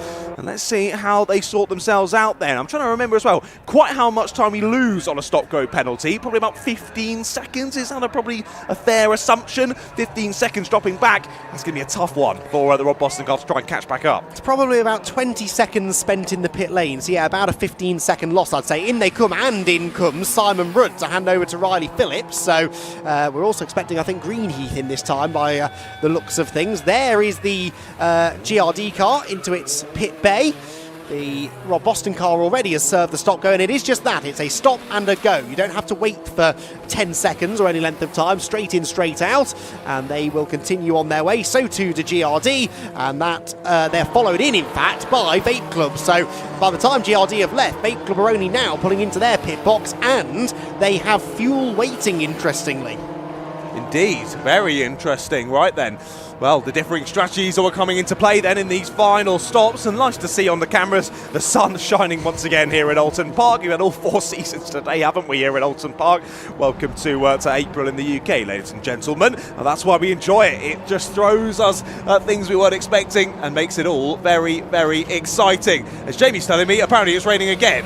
Oh, great. Thanks, Jamie. Well, we were enjoying the sun for maybe about 5 or 10 seconds there, and apparently it's starting to rain, even if it is slightly raining yet again. Well, Rob Boston then, their second car, has served that stop-go penalty, and I can assume in the next few minutes they'll then be in for their pit stop. So really, we're sort of waiting with bated breath now, aren't we, for the next 6 or 7 minutes once again. And once they come back out from those pit stops, we'll know that final order for the final stint and the gaps to be chased down as well. This is super exciting. I mean, if you've been with us for already 3.5 hours, I hope you thoroughly enjoyed this race, and I hope it has made you, for one, want to follow the championship for the rest of the year, and for two, get involved and race at some point as well, because my goodness, you don't get racing like this anywhere else. You certainly don't. Tom Leben has come out then in 4th position still, so he's with Axiometrics, not out of this at all. Something like 15 seconds off the lead, so yeah, that was a good guess actually on our part. 15-second time loss, give or take, from coming in for that stop-go penalty, and now needs to try and do something about overcoming those 15 seconds. They're really praying for a safety car, but this has been a reasonably clean portion of the race. We are coming up on about 9 laps since the last safety car, and they've been averaging every 10 laps through the second half of the race, so we could get one soon. Through goes the Rob Boston car back into that 3rd position now, and immediately they bail for the pit lane to pit. So Tom Leben then to hand over to Sam Heading for the final portion of the race, followed in as well by Team Greenheath. That will be for Gary Bate to hand over to Paul Turner. There's the Rob Boston car, there's the Greenheath car. No fuel for either of them, so that's an immediate time gain for both cars compared to the Vape Club car, which we saw did take fuel. We've got the Clapham North car in at the far end of the pit lane. They're taking some fuel on board as well. Greenheath leave. Good stop that for Greenheath. Yeah, really slick stop. That was very impressive, wasn't it, for the Greenheath team? Well done to them. You saw one of the chaps just at the front of the car checking for any bodywork that needed to be ripped off. Got that all sorted. Back out on track they go for the final stint of the race. And for Greenheath, and once again Paul Turner back behind the wheel. There goes the Rob Boston Racing 2 car back out of pit lane. Couldn't quite spot which car they've joined behind, but I can tell you that they are in front of the Vape Club car. Yes, they are by, what, 2 or 3 seconds or so. That's the difference the refuel made, I think. So Ted Bradbury now into that Fate Club with EDF car. That's going to be one of the fastest cars out there, I would say, in this particular stint of the race. Waiting to see then which of the other front runners head in soon. I would anticipate that Uvio will leave this a little while longer, won't they? I suspect they're going to want to try and go as deep into this as possible. Well, actually, both drivers have been pretty evenly matched, haven't they? So maybe they're pretty open on their strategy. Those who wanted to pit early, I think by and large have, though, haven't they? Yeah, indeed. I think because they are so evenly matched, you might as well leave it until the end of the window, because you're not going to gain anything from pitting any earlier. And also, there might be a safety car. It's still very damp out there. You never know what could happen. Someone suddenly chucks it off. There's a safety car. They peel in and gain loads of time. Yeah, absolutely so. Here comes Bradbury then, trying to negotiate some back marker traffic. He's got the GCI car behind him. Craig Butterworth in the car now in conditions that he was telling Jamie he really relishes. He won't be relishing getting stuck behind those 2 lapped cars, though, down at the Hislop chicane. That will be costing him a little bit of time. Nips up the inside of the exposure lights car and now sets his sights on the next lapped car up in front. Leader has gone through, I can tell you, so Uvio Hoffman's Motorsport not yet bailing for the pit lane. Axiometrics have moved up into 2nd position, C Data a 3rd, and GRD a 4th after a pit stop. So GRD have just got across the line now, 22.5 seconds behind Uvio, and that is an interesting number, isn't it? It was a 2-minute 12.1 for Riley Phillips. That was 1.3 seconds quicker than the leader, so at the moment, all things being equal in the pit lane, it should be GRD who emerge from this final pit stop with the lead. Indeed, it should be, but yeah, let's not count our chickens before they come home to roost, eh? Let's wait and see quite what happens here. You never quite know if Uvio could pull something out of the bag. Well, here you go once again, nose to tail, the Rob Boston Racing car and the Vape Club car here battling for track position. This is 9th place on the road at the moment, but of course it will be for much higher positions once a few drivers ahead peel into the pits for their final stop. Down through Cascades we go once again, and it looks, I think, the Rob Boston Racing windscreen wipers are broken potentially. Just trying to look at them, I think the one on the, as the driver sits, the one on the right hand side has gone too far over and has gotten stuck. I think that's what's happened. Only thinking about that, because that used to happen to us all the time. The windscreen wiper motor would break all the time, and it was impossible. And it would always be the windscreen wiper that was in front of our face. Yeah, of course. So down the straight, if we were in the spray of the driver ahead, you'd have to lean over and look out the left-hand side to try and see where you were going. That was good fun, heading down towards the first corner of Brands Hatch. That was great fun. But we're still side by side here between the Rob Boston Racing 2 car and the Vape Club. Finally forcing his way through and up a position once more then for the Vape Club car. Yeah, they've got a bit of a wobble there for GCI. Yes, Craig Butterworth with a little bit of opposite lock coming out of the Britain chicane. Ted's got to go for this, hasn't he? He's got to get a move on. He is how far behind the GRD car? That's the question, isn't it? He is about, no further than that actually.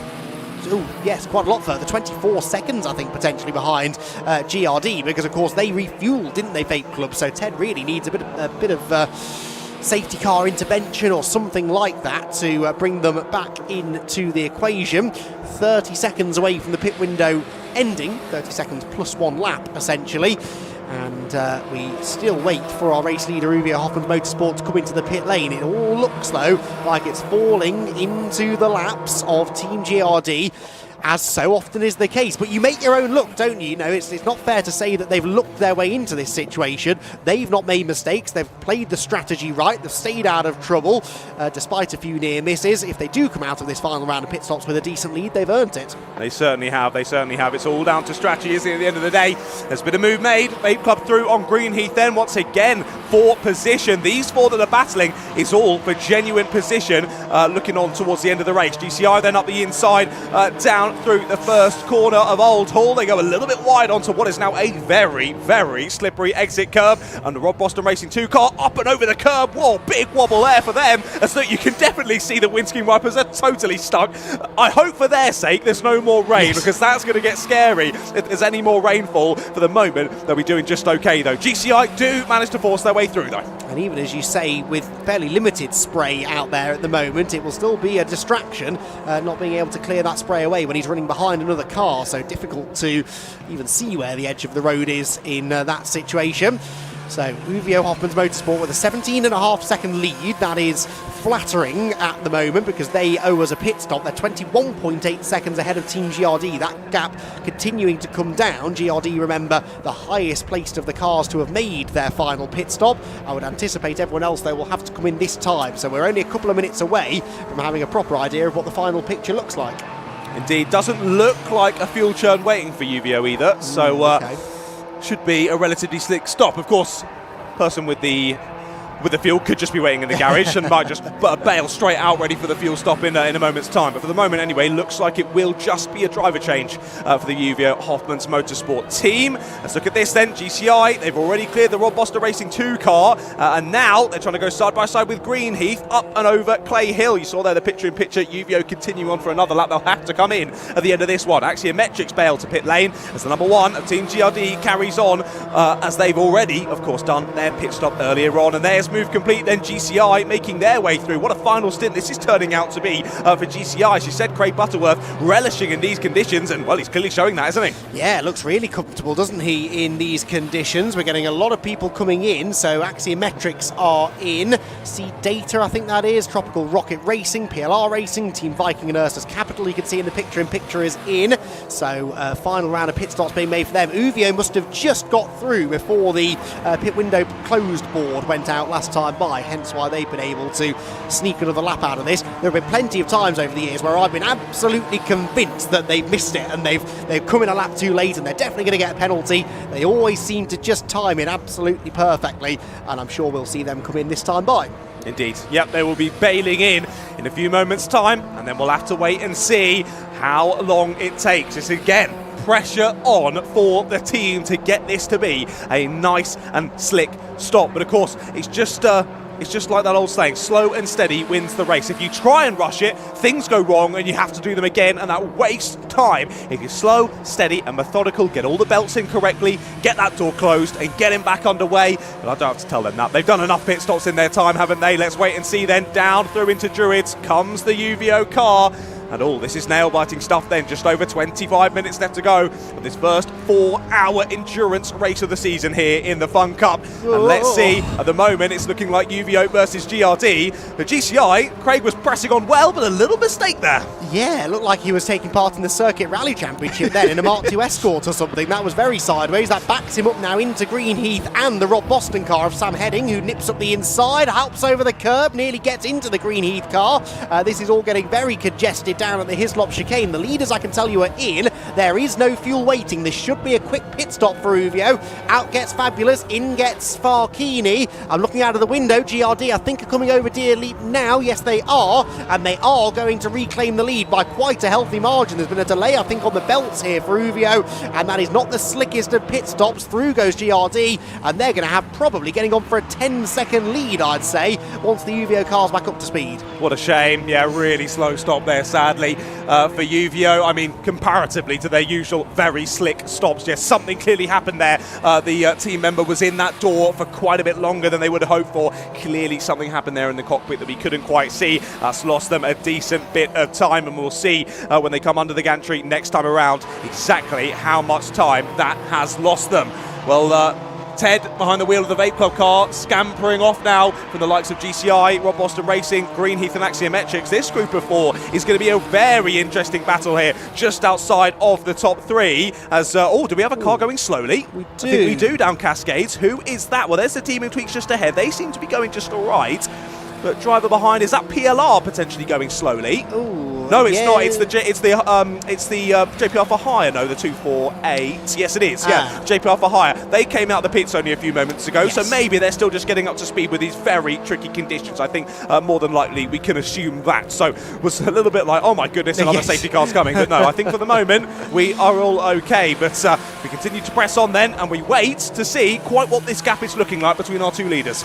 Yes, we'll get that notification at the end of the lap. I'll tell you what is going to be interesting, I think, is Bradbury versus Farkini for second. I think Bradbury could still have a chance of the second step of the podium. He just disappeared out of shot coming out of the Britain chicane. 4th for GCI Racing, 5th then for Sam Heading's Rob Boston Racing car, 6th for Greenheath, 7th Axiometrics, 8th PLR, 9th Seed Data, and Team Viking and Ursus Capital Racing in 10th. The rain has returned with somewhat of a vengeance as we move into the final 25 minutes of the race. And ever-changing conditions could yet catch somebody out. We've seen how treacherous this track can be when it really starts to pour. And all it takes is one little slip-up and it could completely change the complexion of the race. Indeed. Well, here comes Team GRD up and over Deer Leap then, and they begin lap number 88 of this race. I'm not going to be the most loved person in the GRD camp, but I am so hoping for another safety car here in the next 20 or so minutes, with the rain now falling once again. And what did we mention earlier? Windscreen wipers not working for Rob Boston Racing 2. This is going to be a real challenge for them there. You can see the windscreen wiper trying to do something as they send it on the inside and contact with GCI. Round goes GCI, off into the gravel we go, and they're stuck. Oh no, they're not stuck. They get going again. Thank goodness for that. Craig. I mean, Craig Butterworth, that was really unfortunate bit of contact, but Craig Butterworth did fantastically well to get the car going again. What was I saying before there about consistency being their MO, and that nearly was a bit of a dent to their championship aspirations, but they've managed to get the car going again. But it's those kind of silly, clumsy little bits of contact that are so likely to happen in these conditions, especially in the closing stint of the race, when everyone's got something to fight for. Even if it's not for the win, it might be for 17th place, but if you think there's a chance of gaining an extra position, you're going to go for it, and it could just go wrong.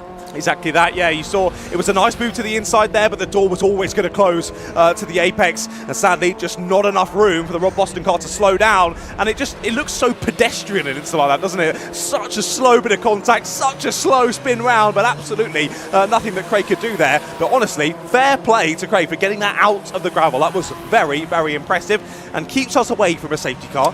For the moment, anyway. For now, yes, 22 minutes left for something to happen. You never do know, do you? We're on 6 safety cars at the moment. We have Team GRD out in front by 12.2 seconds, by the way. That's their margin over Uvio. That's the biggest lead I think anyone's had at any point in this race so far. And again, that's such a Team GRD thing to do, isn't it? Get that advantage right at the end. Here's the replay of the incident. John, talk us through it. Indeed, yeah. Looks to the inside line there. Door closes. Whacks the rear corner of GCI. Round they go. An absolutely classic incident with an up the inside move in the wet. Door closes. Round goes GCI. You saw there as the Rob Boston car came into the corner, that one windscreen wiper doing its best to dry the tiniest bit on the left-hand side of the windscreen. That probably didn't help during that overtaking manoeuvre there for the Rob Boston Racing crew. But either way, both drivers and both teams back into the race, which is good to see. 403 though, having a bit of a spin. Is that PLR? That is PLR. It is indeed. Yes, they were in 8th position. They will not be in 8th anymore. Seed Data will have gone through, and there's a chance that the Demon Tweaks 249 car might have got past them as well. That could drop them, I think it has dropped them out of the top 10 potentially, because that's the Clapham North car behind. That car was running 14th actually, and still just about on the lead lap. So that shows the amount of time that PLR have lost from what looked like a spin at Britain's, and then having to find reverse gear, find some traction to reverse uphill on wet grass to get back onto the track. It's cost Neil Plimmer a fair amount of time there. And that's a shame, because they were again on for a reasonable result here to kickstart their 2026 campaign. Down through Cascades go the 4th and 5th place cars, sandwiching the FFS car, which could easily have been battling this pair for position, couldn't it, had it not been for that issue earlier on. Yeah, such a shame for them, and again, such an odd issue to occur, issues with the floor for FFS. But yeah, like you say, they were so impressive at the end of the season last year here at Oulton Park, and surely we were expecting them to be up near the sharp end in this one, as they've showed they could do with the pace. All sort of sliding in the mid-corner there, nearly giving the Rob Boston 2 car a taste of their own medicine there through Shell Oils, but just about avoiding them. And Greenheath very close in behind now as well. Greenheath there in 5th place and still in the lead here in terms terms of the Masters category as well. Of course, as I mentioned earlier, GRD also in the Masters, but because they're on the main podium at the moment, they wouldn't be on the Masters podium itself, but they would still get effectively a race win in terms of points for the Masters. It's very confusing. Anyway, Greenheath would be the ones getting the #1 trophy in terms of Masters, which would be a fantastic performance from them.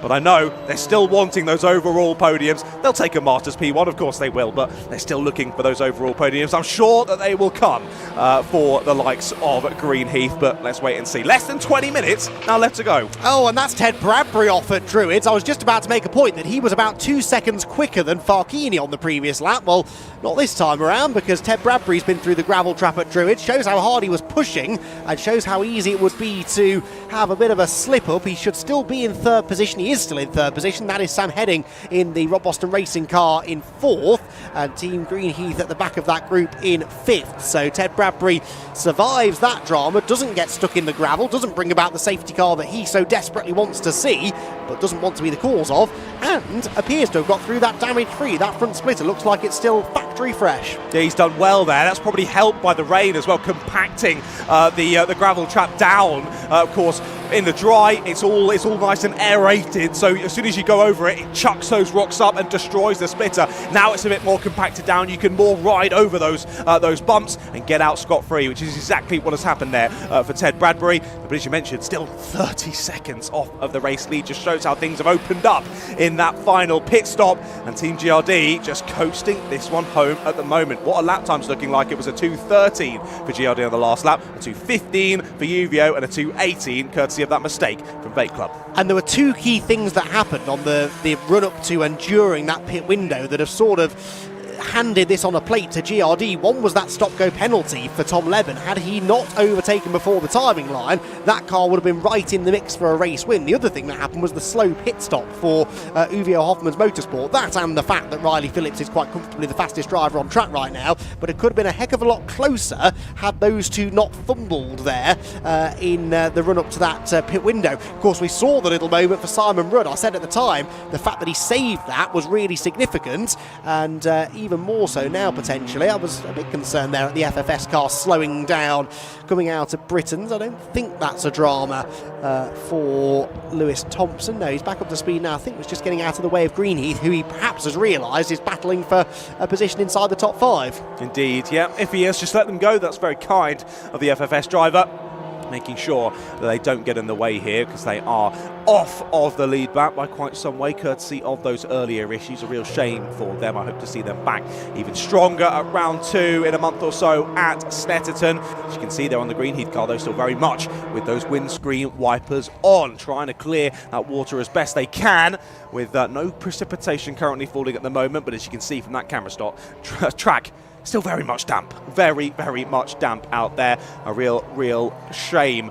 Well, I say a shame, it's actually been very exciting to have all the rainfall across today, but we really have seen multiple different seasons. There's another driver dump into the pits. That's a Rob Boston car, no? Yes, it is. Rob Boston 2 from 4th place is into the pit lane. An unscheduled stop here with only 15 minutes to go. Was that not a stop-go? It looked like another stop-go, because that was not their pit box, that was the penalty box. Now, I haven't seen a notification as to why they've been given a stop-go penalty. We'll get Jamie on the case perhaps, but that will it cost them a position? Yes, I think GCI Racing will get back ahead of them.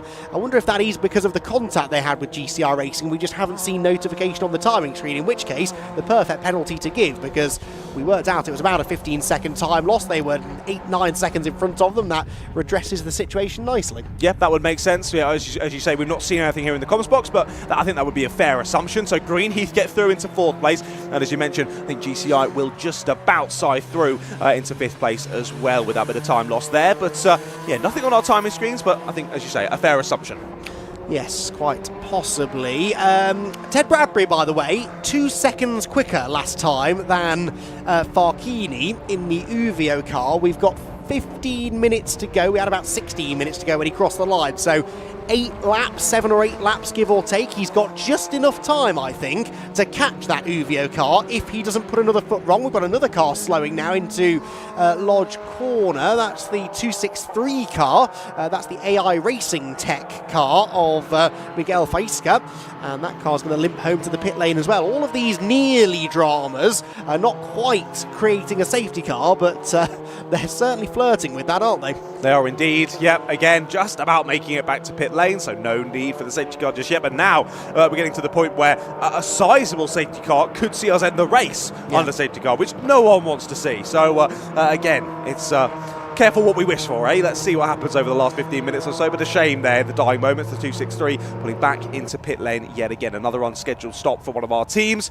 And are they lost, or are they just going a bit slowly? I think they're just struggling to limp it back to pit lane, or to their pit box, I should say, as they do finally get it there. And yeah, not too much of a happy cart, sadly, as we watch these two back up over Clay Hill. Another 8 tenths gained by Bradbury that time, so he's now 10.8 seconds behind Farkini. If he gets there at this rate, it will likely be on the final lap, so that could be a last lap showdown. We know Farkini won't roll over without a fight, and Ted's going to be desperate to try and salvage at least second place from this race. There's the work going on for the AI Racing Tech car. The engine cover comes off, and the team go to work, as here Greenheath in 4th position are keeping that lapped FFS car at bay. FFS are where are they running? 26th position. They're 6 laps behind AI Racing Tech, who of course are in the pit lane and perhaps going no further. So, and in fact they're 6 laps also behind the Anglo-Asian mining car that was involved in that incident up at Druids earlier on. So they could pick up an extra couple of positions. You score points wherever you finish, and you don't have to be running at the time of the checkered flag to be scored as a finisher. So that's why cars that are 20, 30, 40 or more laps down still get back out there, especially if they're full season entrants, to try and score whatever points they can. Exactly that, and that also highlights why we bring the cars back that have incidents as well, so that they can get things fixed and get back out on circuit, because of course a DNF, 0 points. If you do actually get classified on the results, you are able to pick up some points. You never know at the end of the championship what those extra couple of points might just mean for you. So still 13 minutes left to go on the clock. Then there's still some good battles throughout the order as well. The driver's not too far away. I think furthest one up the order, still Seed Data and Demon Tweaks at the moment, battling for 8th place overall. I spotted as well, Demon Tweaks totally missing that front splitter, and that would have been from lap 1 as well. So fair play to all the Demon Tweaks drivers driving around that issue for the entirety of this 4-hour race. Yeah, really impressive stuff actually, and still maybe getting themselves a half-decent result out of this. There is Bradbury, well there was Bradbury anyway, turning very aggressively into Lodge. There's that Demon Tweaks car. They're in 9th position, would you believe? In fact, they're in 8th position now. They've got themselves ahead of Seed Data. So 8th position for the 249 car. That's Jack Minshaw at the wheel of the car. And it seems like anyone with the surname Minshaw, when they jump into a Demon Tweaks car at Oulton Park, they do great things, and Jack Minshaw really impressing me here. I guess in the wet, the loss of the front splitter is making less of a difference than in the dry, but they still spent more than half the race pounding around out there in dry conditions, losing time, you would have thought, and here they are in 8th position. Indeed, yep, very impressive, and still making moves then. Another position gained up into 8th they go. I think Seed Data will still be relatively happy with this result as well. Of course, starting on pole in this one, a very lucky draw for them. First time ever starting on pole position for Seed Data, dropping back into 9th place now after all is said and done, but still, a top 10 finish in a grid like this is mightily impressive. Before the race, when I was chatting with some of the guys from the Team Viking Nurses Capital, of course, they were up near the sharp end of the championship when they decided to leave and go and race in Europe, and of course Europe very different. They've enjoyed it, they've come back, but even then they were saying, I can't believe how the championship has moved on in only 2 years, and they were saying, I think for us, a top 10 would be very happy with today, and they're currently sitting in 11th place. Yeah, just getting into the top 10 in this field is a real achievement, and I think there'll be a few teams actually, maybe not even just inside the top 10, who are quite satisfied with the results they're about to get. FNS there get to the inside of a lapped car. They're chasing down the Seed Data car ahead of them now for 9th position. It's not a massive gap either between those two cars. Seed Data seemingly struggling at this phase of the race. Could yet lose another position. Yeah, in fact they did a 2:18.3, 3 seconds slower than the FNS Morpheus M Sport car on the previous lap. Leader just went through to start lap 94, by the way, so we're not quite going to get to the 100 lap mark in this one, it would seem. But pretty strong pace was being set earlier on in the race, it seems, because we got far away from 100 laps. They, over a 4-hour race, that's pretty impressive. Demon Tweak straight on, yes, well spotted at the chicane. Was that a lock-up? I think so, yeah, just outbrake themselves. Through they go and rejoining the action. So nothing lost, nothing gained there, I don't think. Could have been worse, and no further damage done to the front splitter. Bradbury, by the way, sort of matching or slightly quicker than Uvio now, but not taking the chunks out of them that he was. So 9 seconds, that gap, second to third. I think that's unlikely to change. Ninth place, though, looking rather more likely. Indeed, yeah, good battling. Continue on then. See Data under pressure once more as again, seemingly the sun trying to break through the clouds. We've said that a few times today, and suddenly the rain seems to come back, so I won't get too ahead of myself, but continuing to press on, looking to the inside line then, looking at the inside at the final corner. That was from very far back for FNS, but they've done it under brakes. Really impressive move, and up into 9th place they go. So see Data now down into P10. But quite how far back are the likes of Team Viking Ursus Capital? I think it's around 8 seconds or so, so going to be a challenge for them to gain any more places over the next 9 minutes or so. But I think FNS now looking to try and drive on and maybe see if they can catch the Demon Tweaks car, who of course had that off-track excursion only a few moments ago. Did indeed. FNS then passed a lapped car on the way into Cascades Corner, and that's the 171 fueled by Data car, Anton Jarskog at the wheel for this final stint, the car that he shares with Simon Lidson, who we heard from during that extended safety car period midway through the race. 8.5 minutes to go then, and still some battles to be settled out on track, but realistically our overall podium is pretty much set now. Through all of the pre-event conversations of this being the most competitive season ever, the most unpredictable season ever, we don't know who's going to win, there are so many teams who potentially could do it this weekend. It's the familiar faces, isn't it? It's GRD, it's Uvio, and it's Vape Club looking set to fill out those podium places. Greenheath and GCI, very experienced teams as well. The best of the new teams, if you like, is the Rob Boston Racing Squad in 6th position. In a race as chaotic as this, actually, it's consistency that's mattered more.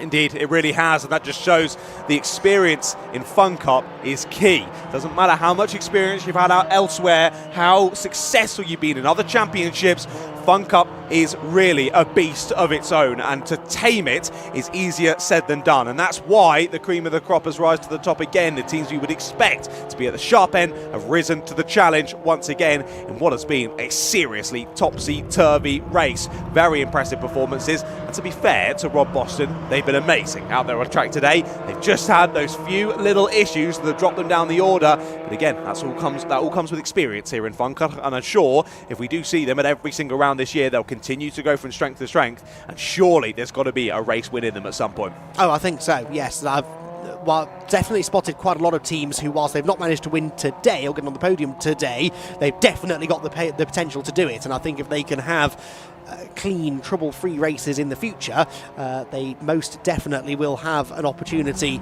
to get into the top 3. It might not net them a cash prize anymore, but they're certainly going to have the potential to get some really good results, and who knows, if they're in it for the full season, maybe challenge for the championship. It is a championship that will take us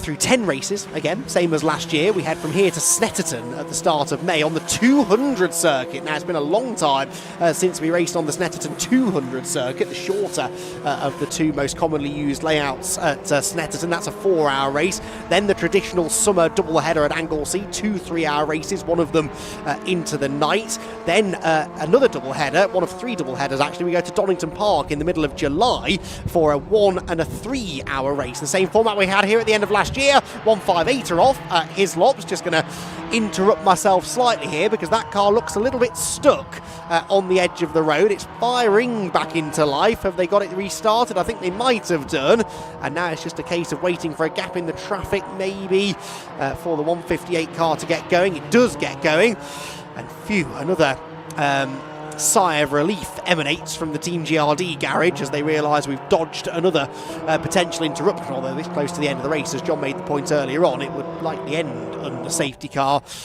even if we were to have to interrupt the race.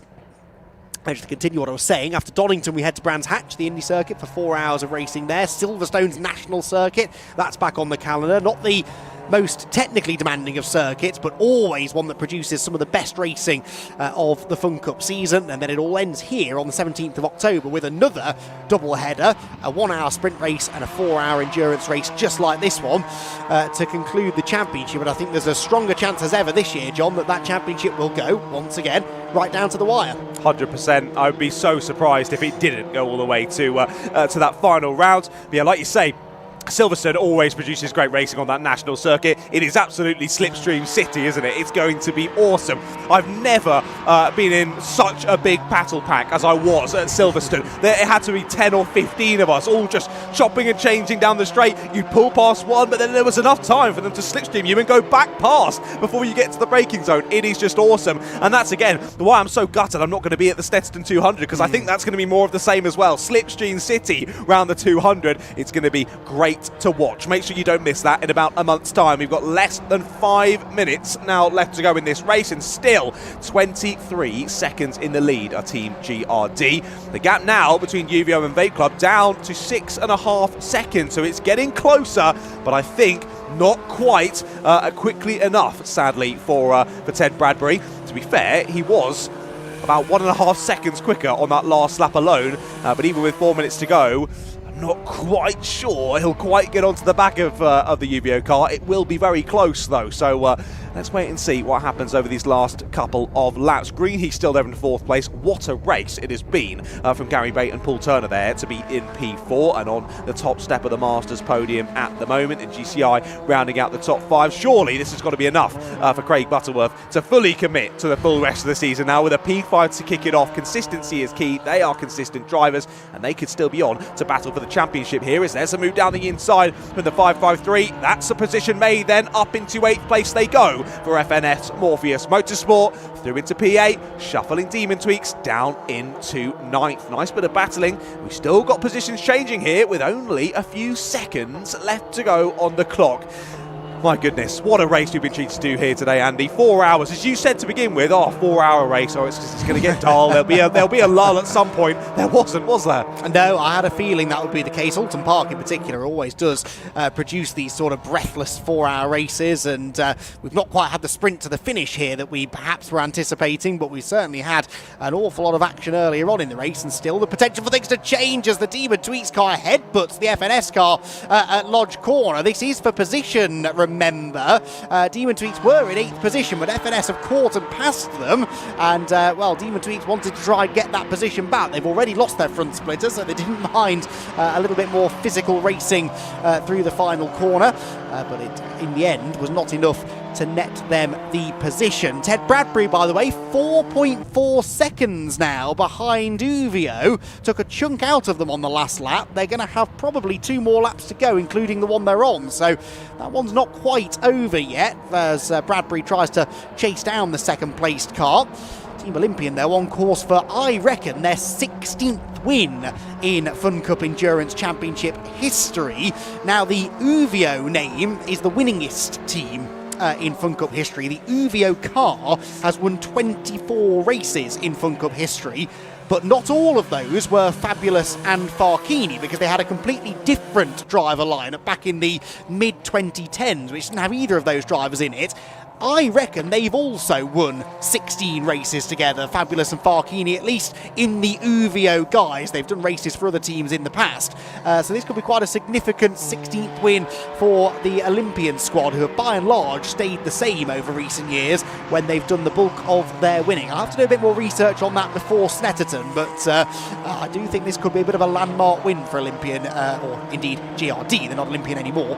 I knew I'd start saying Olympian because I've been looking at that name on my stats sheet for the last 5 minutes, but the GRD squad on course for a really good win and perhaps a really significant one. I was just going to let it slide, mate. But yeah, I noticed too late. Yeah, as I mentioned before we got into racing, of course, the last 3 times we visited Oulton Park, it was been GRD that have taken the victory, and now they're now going to make it 4 races in a row that they've won here at Oulton Park. That is an unbelievable stat. Fair play to the GRD team. Not only have they been mega out on the black stuff, they've been fantastic in the pit stops as well. As here, UVO thread the needle there through a couple of back markers, and this might just help them here. You can see now UVO and Vape Club in the same camera shot, and they've now actually put a lap now on Clapham North, haven't they? Of course. So GRD already making that done about 20 or 30 seconds ago. So they now fall off of the leading lap. There goes Vape Club round the outside of another one of our cars, and now only a bit of fresh air and one Fun Cup car between themselves and second place. But is there enough time left to go? I don't think so. It's going to be touch and go. This is the final lap, isn't it, actually? So Team GRD are on their way to the checkered flag. 2 of the last 3 years they've won the season opener, have this squad, and on both occasions gone on to win the championship. This is the 3rd of 4 seasons that they've won the season opener. It is going to be a victory once again for Team GRD, for Simon Rudd, Christopher and Riley Phillips, who win the opening round of the Fun Cup Endurance Championship here at Oulton Park in surprisingly dominant fashion in the end. That final cycle of pit stops, everything just played out in their favour, and they were able to come home a pretty convincing race-winning team. What is going on for second place? 3.2 seconds were all that separated UVO and Vape Club. Well, here they come across the line. It will be UVO Hoffman's Motorsport, Fabulous Randaccio and Farkini who hang on to second position, with Vape Club, EDF, Vlad Vasiliev and Ted Bradbury hanging on to third.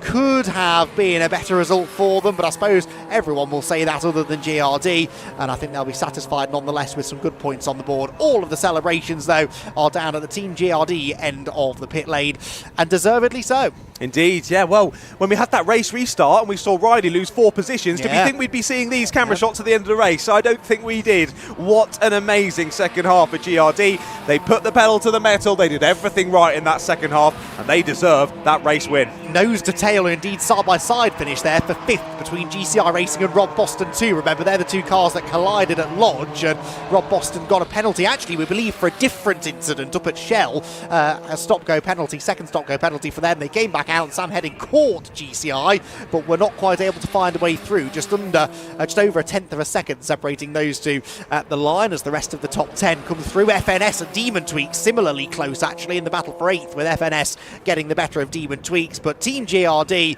they will be absolutely delighted with that. Spoke to a couple of their drivers this morning. They both said this could be the toughest year yet. Well, they came out on top in the end by 25 seconds in the opening round of the championship. That has got to be a great boost of confidence. It has indeed, of course. Back-to-back champions so far for Team GRD. And yeah, what a start to the season that. A real statement of intent from Team GRD, and I'm sure they're looking to carry that positive momentum through I've got into the the rest winners of the ready, year. and they are very keen to go to Parc Fermé. Okay, I've got the winners, GRD, Christopher and Simon Rudd here. Started as you mean to go on? Yeah, that was an eventful race, wasn't it? I mean, you know, all Fun Cup races are eventful, but that one has to top many races. It's fantastic. Great start, and on to Silverstone. Snetterton, you mean? You can go to Silverstone if you want, but we won't be there. That's all right. So that was an epic middle part of your race there, and it was very, very busy, wasn't it? Yeah, I mean, we don't mind a safety car every now and then, but I don't know, 5 or 6 today. It was kept us on our toes. Yeah, my first stint was good. I think managed to get into the lead and have a good battle with Farkini. The second one might have upset some people from being hit a few times, but we're good. Everyone's fine. The main thing was getting the win. So, just like the horse that won me the Grand National today, because it was I Am Maximus. Yeah, and can you also send Gina and Max all our best wishes as well? Because we know little Max has been in the wars a little bit this week, so we're all thinking of you all, mate. Yeah, no, I appreciate that. They're on the mend, and Mia wants me to say hello, so hello, Mia. But this wins for Max. Yeah, get better. For putting me making me sleep in a hospital for 3 nights.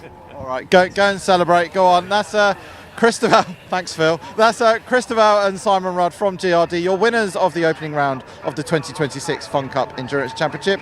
That's it from me down here in the pit lane, and I'll be passing the baton back over to John Ratcliffe for the remainder of our support races here at Oulton Park, and I'll be back with Andy McEwen at Snetterton in 4 weeks' time. Indeed so. Thank you, Jamie. Good work in the pit lane. And yeah, lots of stories to keep on top of over a topsy-turvy 4 hours of racing. Team GRD, though, as they have done now on 3 of the last 4 occasions, win the season opening race of the year. The first time, though, actually, that they've done so at Oulton Park, I believe. First time ever they've won the season opener at Oulton Park. Uvio Hoffman's Motorsport in second, ahead of Vape Club with EDF Motorsport third. Greenheath came home fourth, ahead of GCI Racing, former champions. Rob Boston Racing sixth, the best of the newer teams, with Axiometrics, FNS Morpheus Motorsport, Demon, the second Demon to each car, and C Data completing the top 10. Then it was Team Viking and Ursus Capital Racing 11th, Tropical Rocket Racing, really strong result that, I think. They battled their way through a few dramas to end up 12th on their debut in the championship, and the last car on the lead lap. Clapham North were 13th, ahead of PLR Racing, ruining that late spin for Neil Plimmer that dropped them out of the top 10. 15th place then for Exposure Lights, and that's all she wrote because the timing screen has just wiped clear in anticipation of our next race. Final thoughts from you though, John, before we move on to our modified Ford Series race coming up next. Fantastic race, plenty of entertainment, and I think a great season ahead. Yeah, an absolutely classic Fun Cup race that, wasn't it? Excitement from start to finish, all sorts of different seasons. The weather was just crazy throughout that one. Epic racing up and down the order. If that doesn't get you excited for the rest of the season, I don't know what will. Make sure you join us in a month's time for round 2 at Snetterton. But of course, we've still got plenty of racing to come here from Oulton Park. Still 3 more races this afternoon, and we kick it off with a modified Ford Series.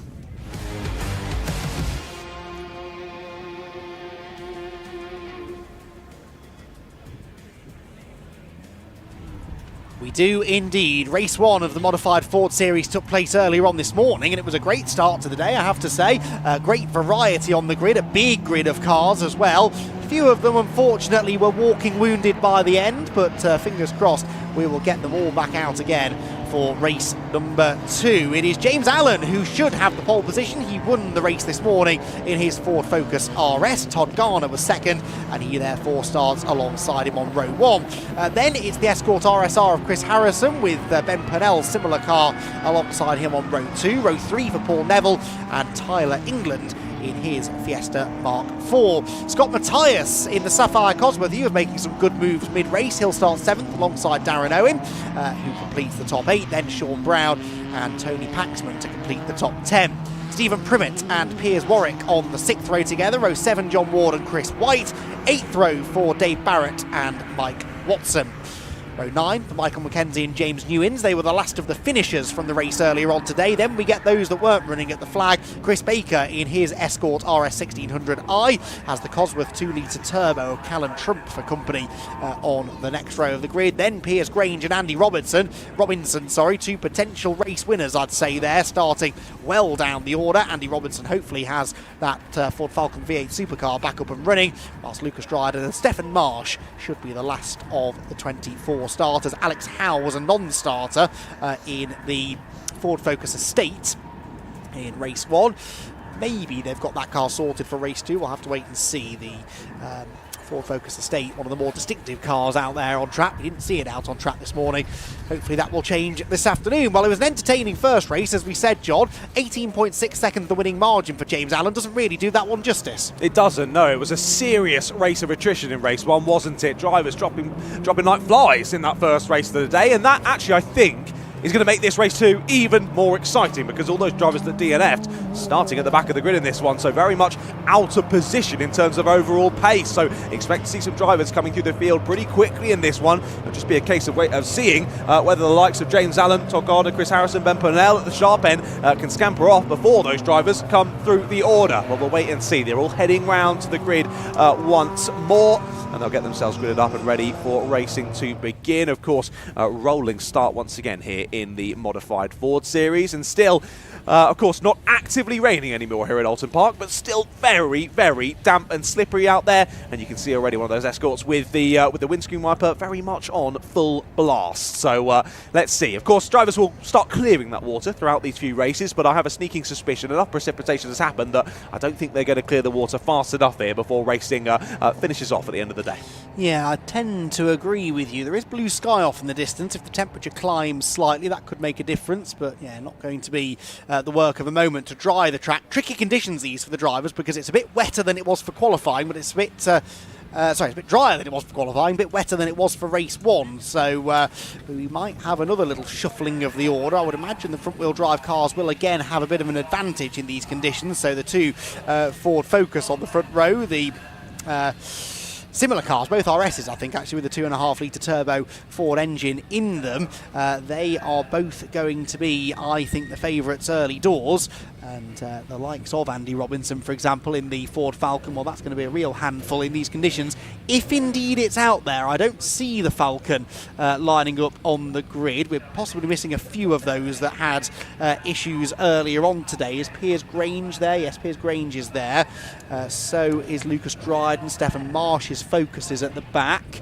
Callan Trump, I don't see the orange Escort Cosworth, so I think he's a non-starter. And Chris Baker in the 16 car, yes, I think he's there. So we're missing possibly a couple from the back. Sadly, one of those being Andy Robinson, who perhaps just didn't fancy the conditions in that 7-litre V8 powered Ford Falcon.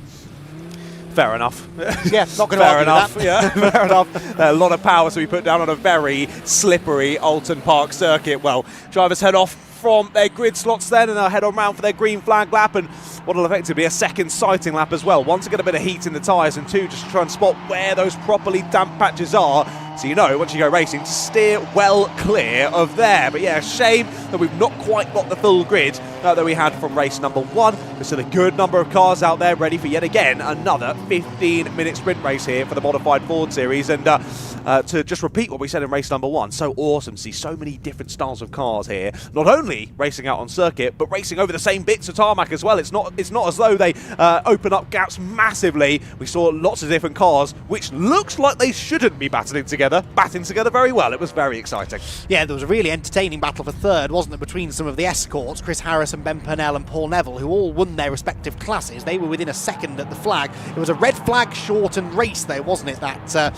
first one earlier on this morning. So hopefully this time we get the full 15 minutes of the advertised time without any need for an early climax. But hopefully this time I'll know who I'm interviewing. That would be good, wouldn't it? Yeah, that did rather confuse matters. The good news is they all head straight to Parc Fermé, so you can sort of pick and choose, really. Well, as long as they don't drive on. As long as they don't drive past you, yes, which I'm sure the message has got through to the drivers that is not what they are supposed to be doing. It was the MGs, wasn't it, who were a little bit antisocial earlier on this morning. Modified Ford paddock, though, anything but. It's a very sociable group of drivers, this. Most of them are drivers slash mechanics slash truckies. They do everything themselves, with maybe a couple of friends and family members here to help them. But this is not the kind of racing where it's a big team that rocks up with a big truck full of spare parts and umpteen pit crew members that can work on your car. Most of these cars are owned and prepared by the people who are currently sitting in them,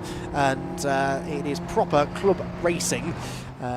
Affordable club racing as well, but a great way to get some cars out on track that you don't often see and give them all a place to race. Cars that may well be eligible to race in other championships around the UK, but drivers keep on coming back time and time again to race them in modified Ford, and a large part of that is the very friendly atmosphere across the paddock.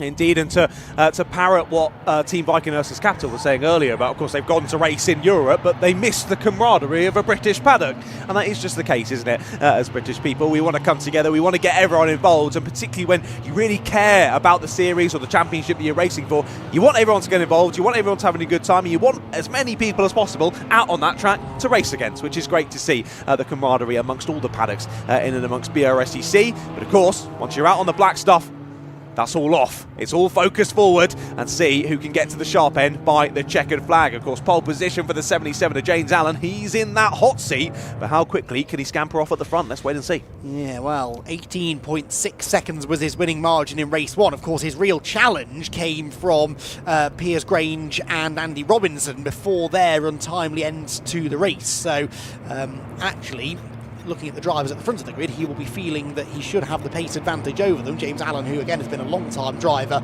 in the modified Ford series, always, I think, at the wheel of this Ford Focus RS, which has had a few different liveries on it over the years, but I think it is the same car he's often pedalled in modified Ford series racing. And he will be looking for, hopefully, he hopes anyway, an equally dominant victory. But in these slightly wetter conditions, you never do know. The slightest mistake could open the door for the likes of Todd Garner to come through and challenge. Todd, remember, was starting on the second row for race 1, was sideways at turn 1 as he battled away with James Allen, so felt at least then that he had an answer for the eventual winner. What's going to happen in race number 2? The Hyundai safety car pulls into the pit lane. Modified Ford Series race number 2 is about to get underway. The red lights go out. We're away in racing at Oulton Park, and James Allen and Todd Garner do battle into Old Hall Corner. Garner on the outside line, but it is Allen who's later on the brakes and scythes through into the race lead. Paul Neville's up to 4th. Look at the expense of Ben Purnell as they round Old Hall Corner for the first time and head down the avenue. I thought there was going to be a challenge for the lead there from Garner, but James Allen has him at arm's length and will now aim to try and pull away as he did in race 1. Indeed, yeah, impressive stuff there from Neville to get the place done, and now actually looking for 3rd place, isn't he? On Harrison, the number 35, right in the wheel tracks as they head down towards Ireland for the first time. And it was, of course, Harrison and Purnell that were battling really well in race number 1, and of course it was challenging for us because they look very similar, but again, they're very close to each other on circuit, but now split by another driver. Neville looking for it down into Shellos, but not able to get it done. Move round the outside attempt from a driver I think we were expecting to be coming through the order, weren't we? Already making up a number of places. Yeah, Scott Matthias there. Did he get that move made? I think he did at the expense of Tyler England. That is up into 6th position, yes, ahead of the Fiesta driver. So Scott Matthias and the Sapphire Cosworth there making a good move and immediately tagging on to the first of the escorts ahead of him. Ben Purnell, I believe that is the 31 car.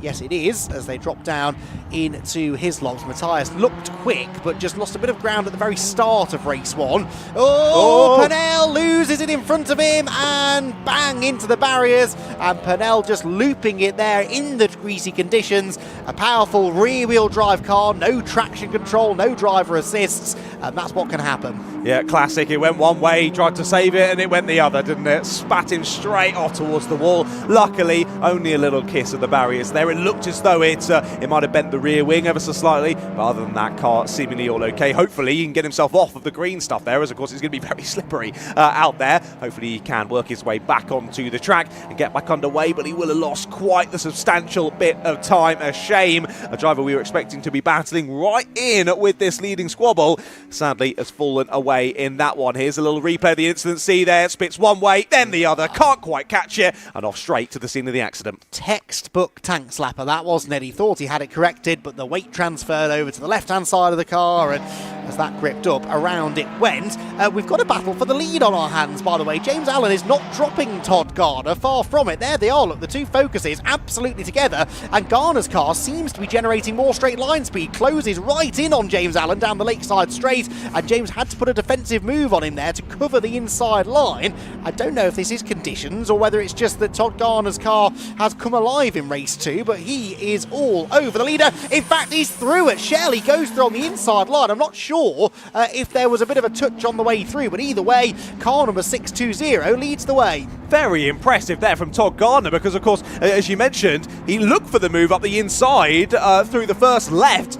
Door was shut straight in his face, but somehow he still got the exit speed to send it up the inside into Shell. Very impressive from Todd Garner, and the 620 through into the lead, but immediately battling through so late on the brakes from the 77 of James Allen. He manages to get it stopped though, and back through to the lead he goes. Oh, this could be a good another 12 minutes, couldn't it, Andy? It's almost like the move that Garner pulled on him at Shell has woken James Allen up, because he was desperately late on the brakes into his lobs, chops the across the nose of Todd Garner's Focus heading up Clay Hill, and says absolutely not. not. You're not getting back alongside me into Druid's corner. James Allen then now needs to try and get his head down, really, and pull a bit of a gap if possible. Todd Garner will be doing everything within his power to make sure that that doesn't happen.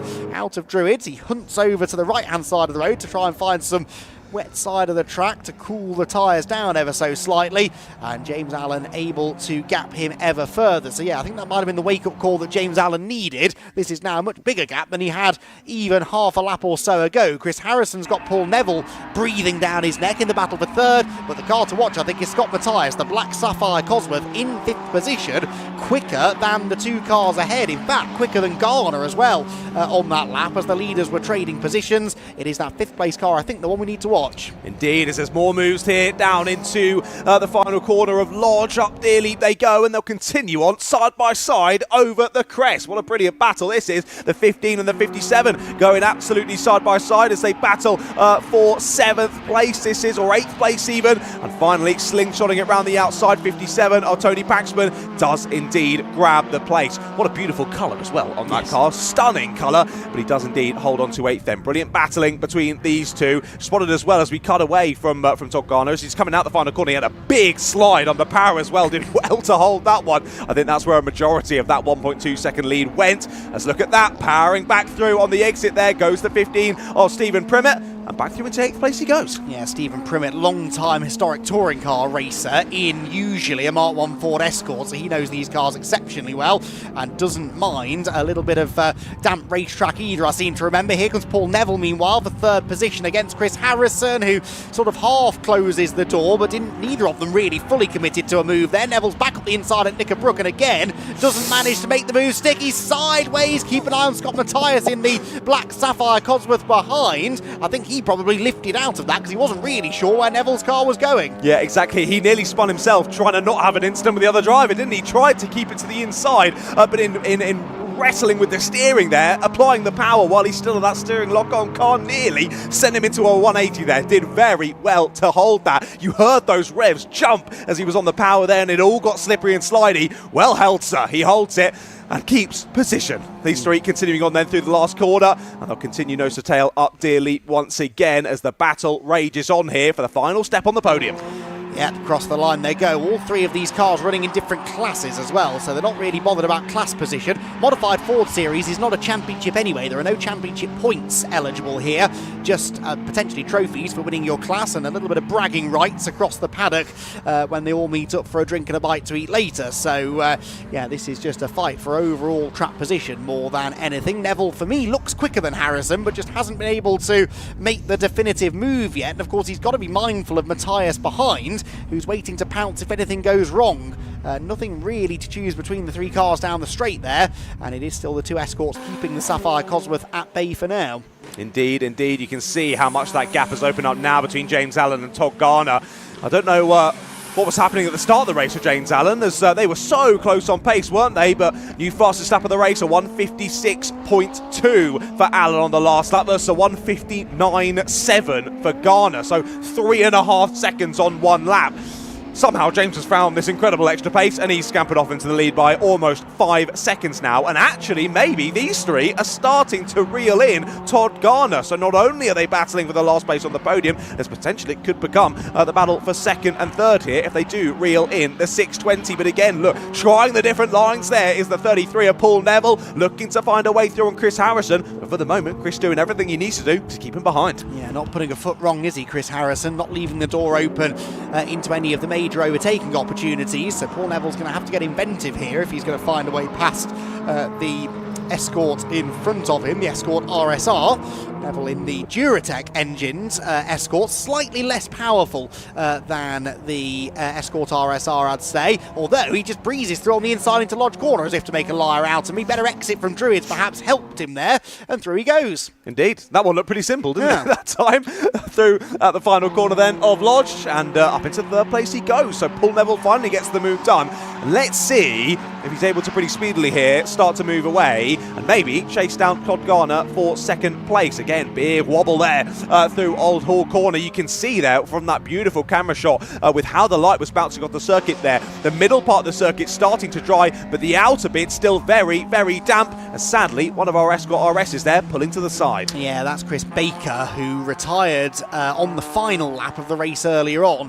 Has unfortunately pulled to the side of the road again. 9 minutes into the race? Well, it was 9 minutes into the race that car stopped at the side of the track this morning as well. So whatever the issue is, it's something that at least is consistent in the timing of it going wrong. Scott Matthias right round the outside of Chris Harrison there at Shell. Did that work? I don't think it did. No, Chris Harrison was always going to show him the edge of the road coming out of the hairpin and keeps the black Cosworth behind, but Matthias will want to get on with this. He can see Paul Neville getting away out in front of him. Go through a yellow flag zone there, obviously over Hilltop, where the Chris Baker car is awaiting recovery from the marshals. And Scott Matthias has to just wait a moment or two before unleashing his next attack on Chris Harrison. Indeed, he's applying the pressure though, isn't he? He wants to find a way through. Not quite able to do it just yet, but as expected, Paul Neville, after breaking clear, is building quite a nice margin here over the likes of Harrison and Matthias. We still have just over 5 minutes left to go in this race. And look, you can see there, just from the camera shot alone, Neville is catching Garner at a rapid rate of knots here as they head down through Druids once again. As look at that, that gap's closed. What's happened to James Allen? James Allen was in the same camera shot there as Todd Gardner. They come through the final corner now, and James Allen, no, he's still fine. He's not coming into pits, but that gap has closed massively. It was over 5 seconds. What's it going to drop to now? 2.2. What's happened there on the last lap for your race leader? Yeah, nearly 3 seconds quicker there for Garner. It was a personal best lap for Garner, but more concerningly, Allen was 4 seconds off his previous best. So maybe a moment somewhere. He might have slipped off the road. He didn't look super comfortable in the conditions in the early stages, did he? That's why I think Todd Garner was able to get the lead off him briefly. Maybe he's just had a bit of a wobble. We'll keep an eye on that as they went down the Lakeside straight. Neville, of course, in third position, still going strong, with Harrison and Matthias battling away behind. Off into the grass goes the number 80 car at Druids, and into the gravel. Rear wheels, I think, are just okay, and that might avoid the need for a safety car. Chris White's 2-litre Mark II Escort is off, and has he stalled the car? Quite possibly. That was a scary moment, wasn't it? It was indeed. Big shout out to both cameraman and producer there for getting that onto the stream. Very impressively so. Trying to drag it out, and is able to do so. Well done, sir. Back onto the track he goes. Not in the way of anyone, I hope. Nope. Lights it up and carries on. Good to see. One of the most successful rally cars in history, the Mark II Ford Escort. I had no doubt that that was going to be able to dig its way out of the gravel and then slide away from the scene of the crime. It's all getting very lively at the front there. You're right that Todd Garner caught James Allen on the last lap. I'd say now, though, he's losing time because he's distracted by Paul Neville, who has rocketed onto his rear bumper. Quite fancy stealing second place away here before the end of the race. Looks to the inside into Druids. That's a brave place to do it. Just ask our spinner from a lap or so ago, Chris White, how challenging that corner can be. And indeed, Neville decides better of that, but definitely looks the quicker of these two. And if he could get past Garner, might he even have the pace to go after James Allen? He might just do, yeah. I mean, that's hopefully he'll be hoping if James Allen can make another mistake. Here's a replay of that incident. I think just getting on the wide, wet line there, trying to hang it round the outside, losing the rear. Round he goes, and honestly, got quite lucky there with how the tyres dug into the gravel that he didn't go over. Got lucky, got it back out, and the racing continues on, especially here in this battle for second place. Neville still piling on the pressure here to Garner. Thinking about it as they head down through to Cascades. Not able to get the door open just yet then. But with only just over 2.5 minutes to go here, as I mentioned, I think the only chance of catching James Allen is if he makes another decently sized mistake here. And for the moment, Garner and Neville absolutely locking horns with only a couple of minutes to go. And the top three now within 3 seconds. Compare that to race number 1, eh? Yeah, absolutely. Weirdly, considering most of the main challengers to James Allen in the previous race didn't even take the start of this one. Piers Grange is not out there either by the looks of it. So, yeah, we expected this to be a bit of a walkover, in all honesty. It has been anything but. Paul Neville here just struggling to find a way past Todd Garner. The problem Paul's got is that Focus is definitely quicker in a straight line, and I think it's a bit better on the brakes as well, more modern brakes on the Focus than the Escort. Through the corners, the more agile Escort is definitely the quicker, but there's nothing really you can do there. You can't drive through the car in front of you, so he's sort of getting stuck now behind the Ford Focus RS as it turns its way out of Knickerbrook Corner. Traffic on the horizon though. Could that maybe be Paul Neville's opportunity? He almost got alongside over Clay Hill that time. They'll be starting the final lap next time by, and this is definitely Neville's best chance. They've gone to the inside of a back marker. They almost tangle, actually. That was the 92 car, the Ford Fiesta, doing its best to stay out of the way of Michael Mackenzie, and this could be Neville's chance into Lodge. No, Garner's got the inside line covered, and in the end doesn't even really have to defend into the final turn to keep the Escort behind. Rear-wheel drive Escort though gets off the corner better and looks now to try and drag alongside as they head towards Old Hall Corner for the final time. They are now nearly 6 seconds behind the race leader as a result of that little fumble in traffic, and it's all now about who finishes on the second step of the overall podium. Paul Neville much quicker mid-corner at Old Hall, but not able to get alongside the Focus, which does then sort of stretch its legs down the avenue. So frustrating race this for Neville slightly. You will feel that over a full lap he is quicker. Look how much quicker he was off Cascade. Gets to the inside down the Lakeside Straight, and this time I think he is going to go through, is he? Yes, Paul Neville gets into second position overall. He was already leading his Class B+, but he now is into second place overall. It's too late to go after James Allen, but he should now be able to fend off Todd Garner, hoping he can anyway, to the flag and take over that second position. Scott Matthias, meanwhile, I think is ahead of Chris Harrison now, isn't he? Yes, Scott Matthias up into fourth place now, another Class A runner. So in the same class as James Allen and Todd Garner. And again, on course maybe for a better overall result than he got in race one earlier on today. Headlights flashing there, it seems, on the James Allen Ford Focus as it comes through, maybe as a distraction to the slower traffic ahead. And coming up against one of the Fiestas, Tyler England, I think that potentially, no, 13 car of Dave Barrett going a lap down. James Allen, looks like it is going to be a double race victory, 2 wins in Class A, and more importantly perhaps to him, 2 overall race wins as well, but he really had a fight on his hands in the first half of both of those races.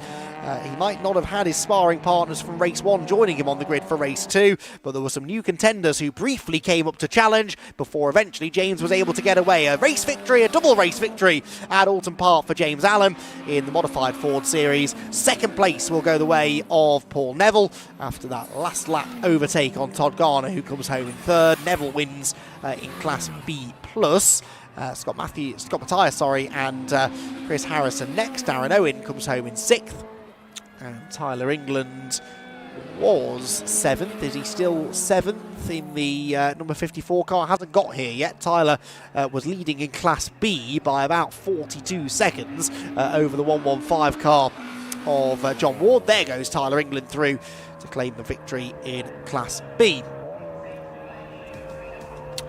So, modified Fords then complete their second race of the day. James Allen completes a double race victory with Paul Neville and Todd Garner second and third respectively. Neville the winner in Class B+. Scott Matthias was 4th. Chris Harrison in 5th position wins in Class SA with Darren Owen the SB winner in the number 8 car. Tyler England's Ford Fiesta comes out on top in Class B, 7th overall ahead of John Ward and Sean Brown. Piers Warwick completes the top 10. Then it was Tony Paxman with Stephen Marsh and Chris White next in line. Lucas Dryden was 14th place overall and 5th position in Class B.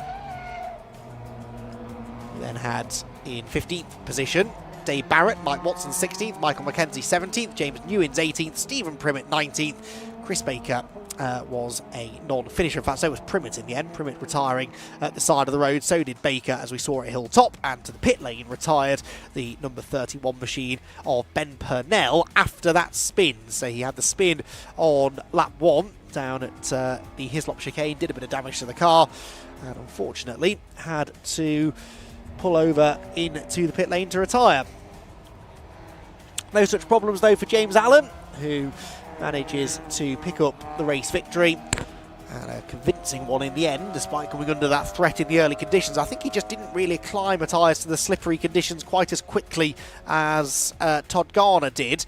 And once Garner made that move early on, I think that did wake James Allen up rather, and sort of spur him on to go a little bit faster, got the lead back, and was then able to pull out into not an insurmountable advantage. I'd be fascinated actually to hear from John Ratcliffe when he speaks to James Allen down in the Parc Ferme area whether there was an issue for the number 77 car, because it did seem that he lost quite a bit of time in the mid part of the race and then never quite got back down to the sort of lap times he'd been running at the start, so or before that point anyway, so maybe there was some sort of little niggling issue for the Focus, which will be looked over before the next round of the championship, or the series I should say. As I said, it's not a championship modified Ford, so you can dip in and out. If you've got a blue oval racing car that you'd like to get out on track, you can do so, and you don't need to worry about fighting for a championship. Their next rounds are on the 9th and 10th of May at Snetterton, also part of the Fun Cup events that will get the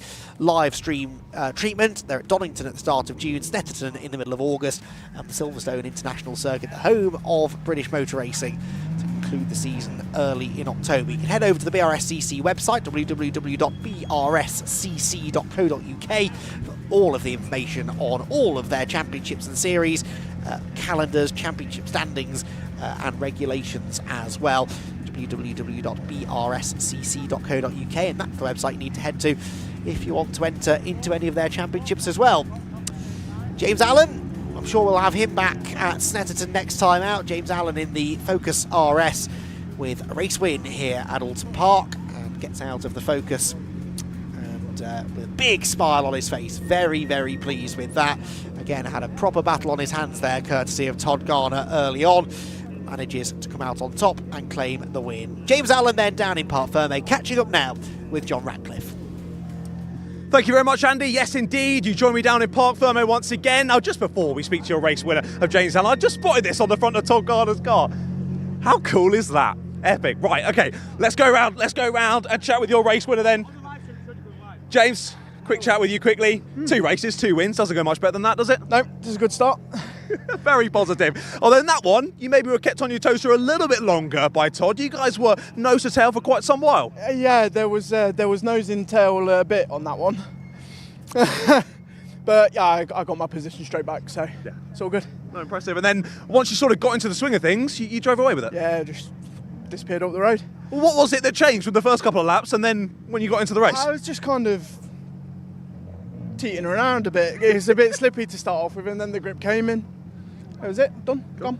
Fair play. Like I say, 2 wins and 2. Well done. Brilliant. Thank you. Thanks very much. Right then, we'll try and spot where your second place driver has gone. I think they're both over here actually. So the 33 of Paul Neville will chat with first. Paul, I'll come around this side of you. Very well done, sir. Thank you. Battling your way through the field throughout that one, and you managed to get him in the dying moments. It was. I mean, it was really a sort of slick race. Most of us, well, I think all of us were on wets, and it was like, do you just go out and save your tyres? But if there's a race to be had and there's a car in front of you to be had, just go for it. Why not? Why not? No, you were battling really well. Lots of positions being made, and yeah, you licked the stamp and you sent it. And P2. Yeah, P2's good. I like that. And are you racing in the modified Fords for the rest of the year? Yeah, I run the series. It's my series, so I have to. What a silly question from me then. Well, great. You're doing an amazing job running the series, and the cars on this grid are just amazing, aren't they? A little bit fragile, but that's a Ford for you. But yeah, no, it's good. That's very true. It was a shame a couple of the drivers you saw in race number 1 didn't make it out for race 2, which is a bit of a shame. Yeah, exactly. It happens, especially on the first race of the season. People are still ironing out new problems. So, onto Snetterton, and hopefully we'll pack a grid up. Cool. Look forward to it. Cheers for chatting with me, Paul. Thank you very much. Running the series, of course, Paul is. Now, we did have... Aha! He's run off over here. Hello, Todd. How was that race for you? You were battling with the inevitable race winner for quite a while there. That must have been a good bit of fun. It was all right at the start. I had good grip at the start, but then it got a few laps in, and then the tyres just got really hot, so struggling with understeer. And then it just kept getting worse and worse, and then obviously Paul caught up to me then, and then I just had to try and make the car as wide as possible. But yeah, no, it's first proper weekend out in the car, so just getting used to it, working out the problems, and then see how we go on for the rest of the season. Yeah, no, well done. You did a valiant effort at defending that position, but he just got you at the end, didn't he? He did, yeah. He was trying. I was just trying to stick to the inside of the middle of the track mainly, but yeah, he just got a window, and then I thought I gave him a bit of room. So yeah, no, it was good. It was good. I've enjoyed it. Yeah. It was great racing. Of course, conditions very different from race 1 to race 2. How tricky were they out there? Yeah, it was just the understeer really. I mean, I was turning the car in, and the tyres were just screeching, and yeah, there's not a lot more you can do then when you get to there, apart from brake. But yeah, no, I'm just glad we got finished the weekend in one piece, and yeah, I'm happy. Can go home happy now. Exactly there. A cracking job, finished in one piece, and 3rd place as well. Not too shabby. Yeah, happy. Very happy. Good, glad to hear it. Well, mate, thank you very much for chatting with me. Well, right then, that is the modified Fords done and dusted for this race weekend. Of course, as mentioned by Paul there, you'll see them next time out at Snetterton, where we've still got 2 more races to come today, ladies and gentlemen. Of course, the Classic Minis are back out. Let's see how they throw it around a slightly damp circuit here at Oulton Park. I'll send it back up to Annie McEwen in the commentary box.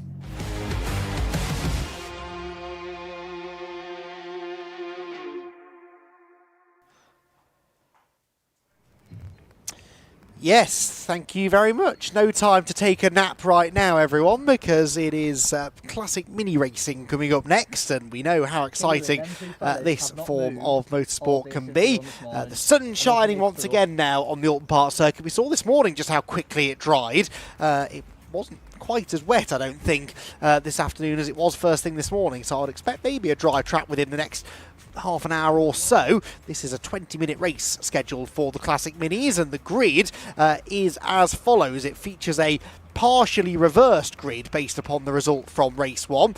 So Tristan Beard has pole position, Will Burnham alongside, Paul Ogborn and David Burns together on row 2, then Dave Rees and David Kirkpatrick on row 3 together. Row 4 for Steve Rideout and Kelvin Fletcher, who completed the podium finishes in race number 1. Nevin Kirkpatrick and Chris Morgan, the top 2 from that first race, well, they will line up together on row number 5. Row 6, Graham Shepherd and James Bryan, with Nick Townsend and Chris Didcott on row 7. Braden Fletcher at the back. Braden Fletcher was disqualified from the race earlier on this morning for his car being underweight when they checked it afterwards. He has been allowed to start from the back of the grid for race 2, but it was a disqualification for the younger brother of Calvin Fletcher, who will therefore have to start from the back. And in fact starts from the back potentially with a time penalty, question mark. Let me have a look at what it says on the result. Allowed to start at the back of the grid, no, following re-scrutineering, so no time penalty, but will be starting from the very back. So Tristan Beard gets drawn out on pole position. The top 10 finishers from race 1 reversed to give us the grid for race number 2. And the car's just being led now to the end of the pit lane, you can see there. So Tristan Beard's car at the front of that group has an opportunity now to start at the very front of the grid. And our top 3 from race 1 have some proper work to do now to come through from the back. And be interesting to see what Calvin Fletcher, Nevin Kirkpatrick and Chris Morgan are able to do from the tail end of the top 10. This is where we should see some of that proper Classic Mini slipstreaming racing, I think, because they're going to really have to bustle their way through the pack and try and maybe work together a little bit in order to be able to do that. And, yeah, let's see what the fast guys from race 1 are able to achieve. Chris Morgan won by 1.3 seconds over Nevin Kirkpatrick. Kelvin Fletcher 3rd, and really that was the story of the race, Kelvin versus Nevin for 2nd position. Every time it looked like they were starting to reel in Chris Morgan out in front, they'd then start tripping over each other again, and that would allow the leader to maintain that margin.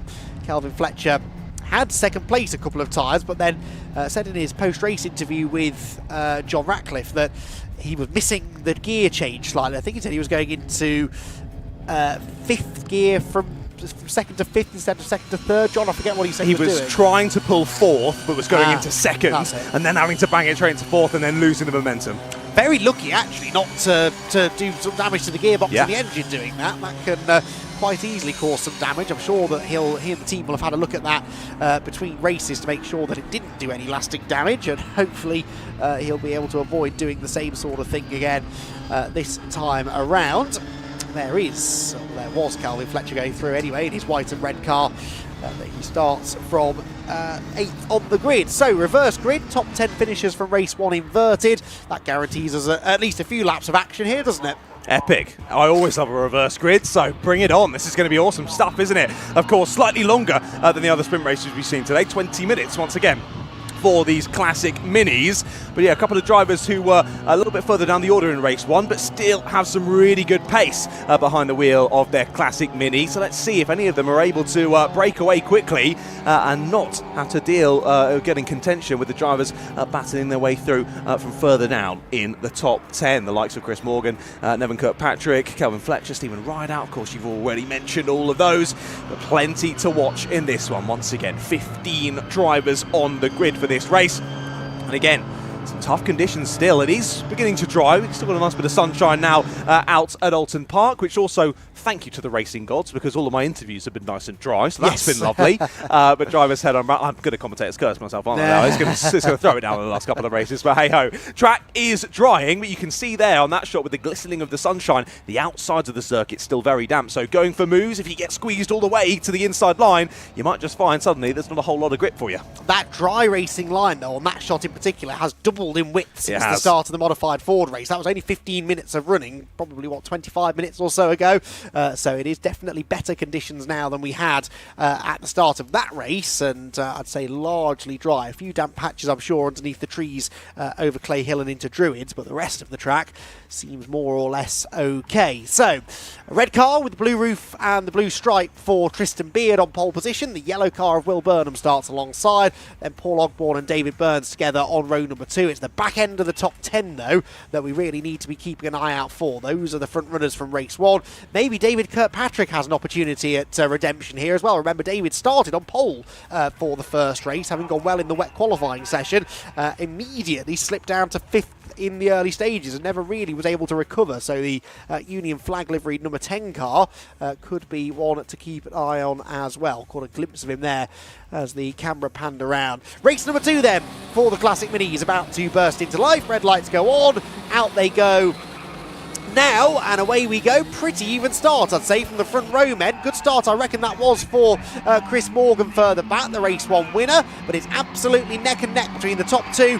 Beard on the inside, Burnham on the outside as they turn through Old Hall Corner. The momentum with the outside line gives Will Burnham the lead as they accelerate down the avenue for the first time. They're 3 wide further back. They need to get that sorted out before they arrive at Cascades, ideally. Will Burnham then with the early advantage, and is that David Kirkpatrick possibly coming up into second position? Yes, it was the Union flag car, up into P2 already. Indeed, impressive start from him, and yeah, like you mentioned, brilliant breakaway off the line for your race 1 victor of Chris Morgan. This is already making up a few positions here in the opening laps. Well, your pole sitter then of Tristan Beard just dropping down into 3rd place, but still a very positive start to the race for him in this one, as the minis all sort themselves out through Ireland as we file on down through to Shell Oils for the first time. And the bright yellow car still leads us then. Will Burnham, nice breakaway, hung round that outside line and continues to hold on to it for now. Anyways, he's under a lot of pressure here as David makes his way through, doesn't even need to wait for the braking zone, he's got the lead. Yes, he has, and just in the nick of time, because Nevin Kirkpatrick is up into 3rd look, so Nevin Kirkpatrick from 9th on the grid has made the best progress of the race 1 podium finishers, hasn't he? Up into 3rd and now going for 2nd as we go over hill top. Will Burnham will have some defending to do, doesn't cover the inside line, and Nevin Kirkpatrick will go through into 2nd position. Yes, moves ahead of the number 42 car. So it's a Kirkpatrick 1-2 at the moment. David ahead of Nevin, 3rd then for Burnham, and in 4th position, that is the race 1 winner, isn't it? Chris Morgan, the grey number 16 car, with Kelvin Fletcher a little bit detached from them currently in 5th place. I love the visibility through the windscreen, so you can see exactly what Will Burnham was doing there in the cockpit, looking side to side, seeing where the driver was, and just allowing him the room there on the inside line, as there's the move up the inside already then. So 1 lap, but not even 1 full lap, and from 10th to 3rd already for your victor in race number 1. It's him versus the 2 Kirkpatricks here as we press on towards lap 2. Yeah, well, this is interesting, though, because Chris in race 1 won that race because he made an early break and broke the toe by the end of lap 1. This time he's going to have to come up behind Nevin and David Kirkpatrick, find find a way through and then try and get away. That will not be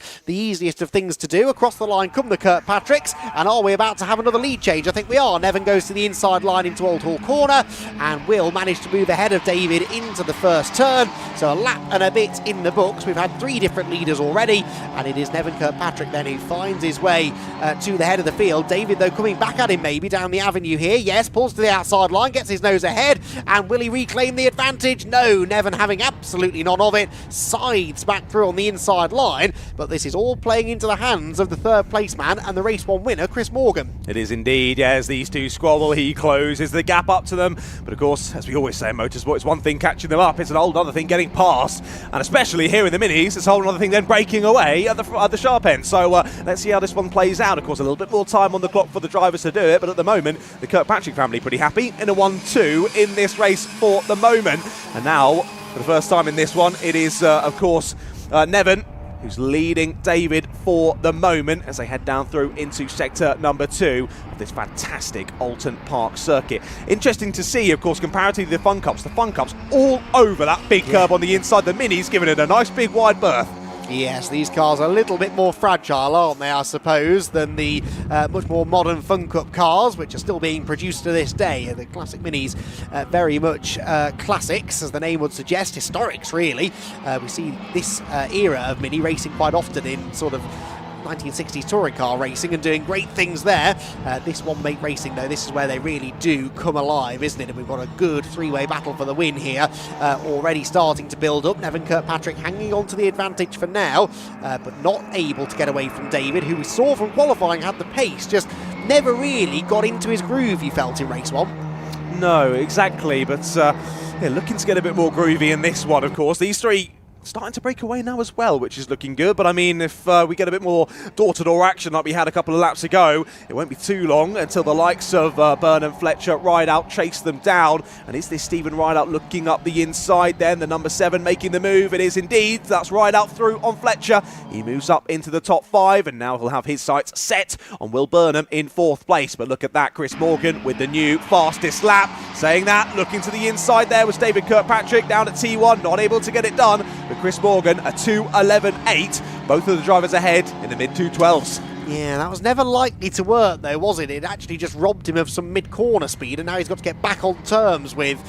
David Kirkpatrick. Chris Morgan, of course, becoming an ever more ominous presence in his mirrors, as these 3 covered by just 7/10 of a second at the beginning of the lap. So very, very close indeed between our leading trio. Calvin Fletcher, meanwhile, in 4th position, about 3 seconds further back, and just not quite able to live with their pace. He's in the low 2-minute 13s, whereas the leaders are in the 2:12s, and in fact Chris Morgan in 3rd place at 2:11.8.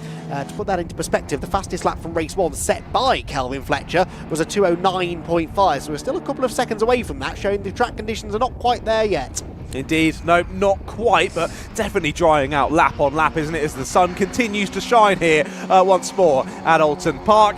We have had all the different seasons today, haven't we? The rain has been ridiculous throughout the Fun Cup, but we are drying up once again, as now Chris Morgan looking a bit more feisty there in 3rd place, gets the car stopped as they head down through Hislop's and into Knickerbrook once again, and again through that camera shot you can see that dry line a little bit more, not quite as wide there down in that section of the circuit, the dry line. So no moves made this time. They head up over Clay Hill once more and down towards Druids once again. Will there be a thought of a move through here? It would be a bold one from either of them, and no, they stay single file for now anyway, but this is the closest that all these 3 drivers have been so far in this race as they carry the speed out of Druids and down through into Lodge once again. It was a little bit slidey through the right-hander with Druids there for Nevin. He's given a good exit to David.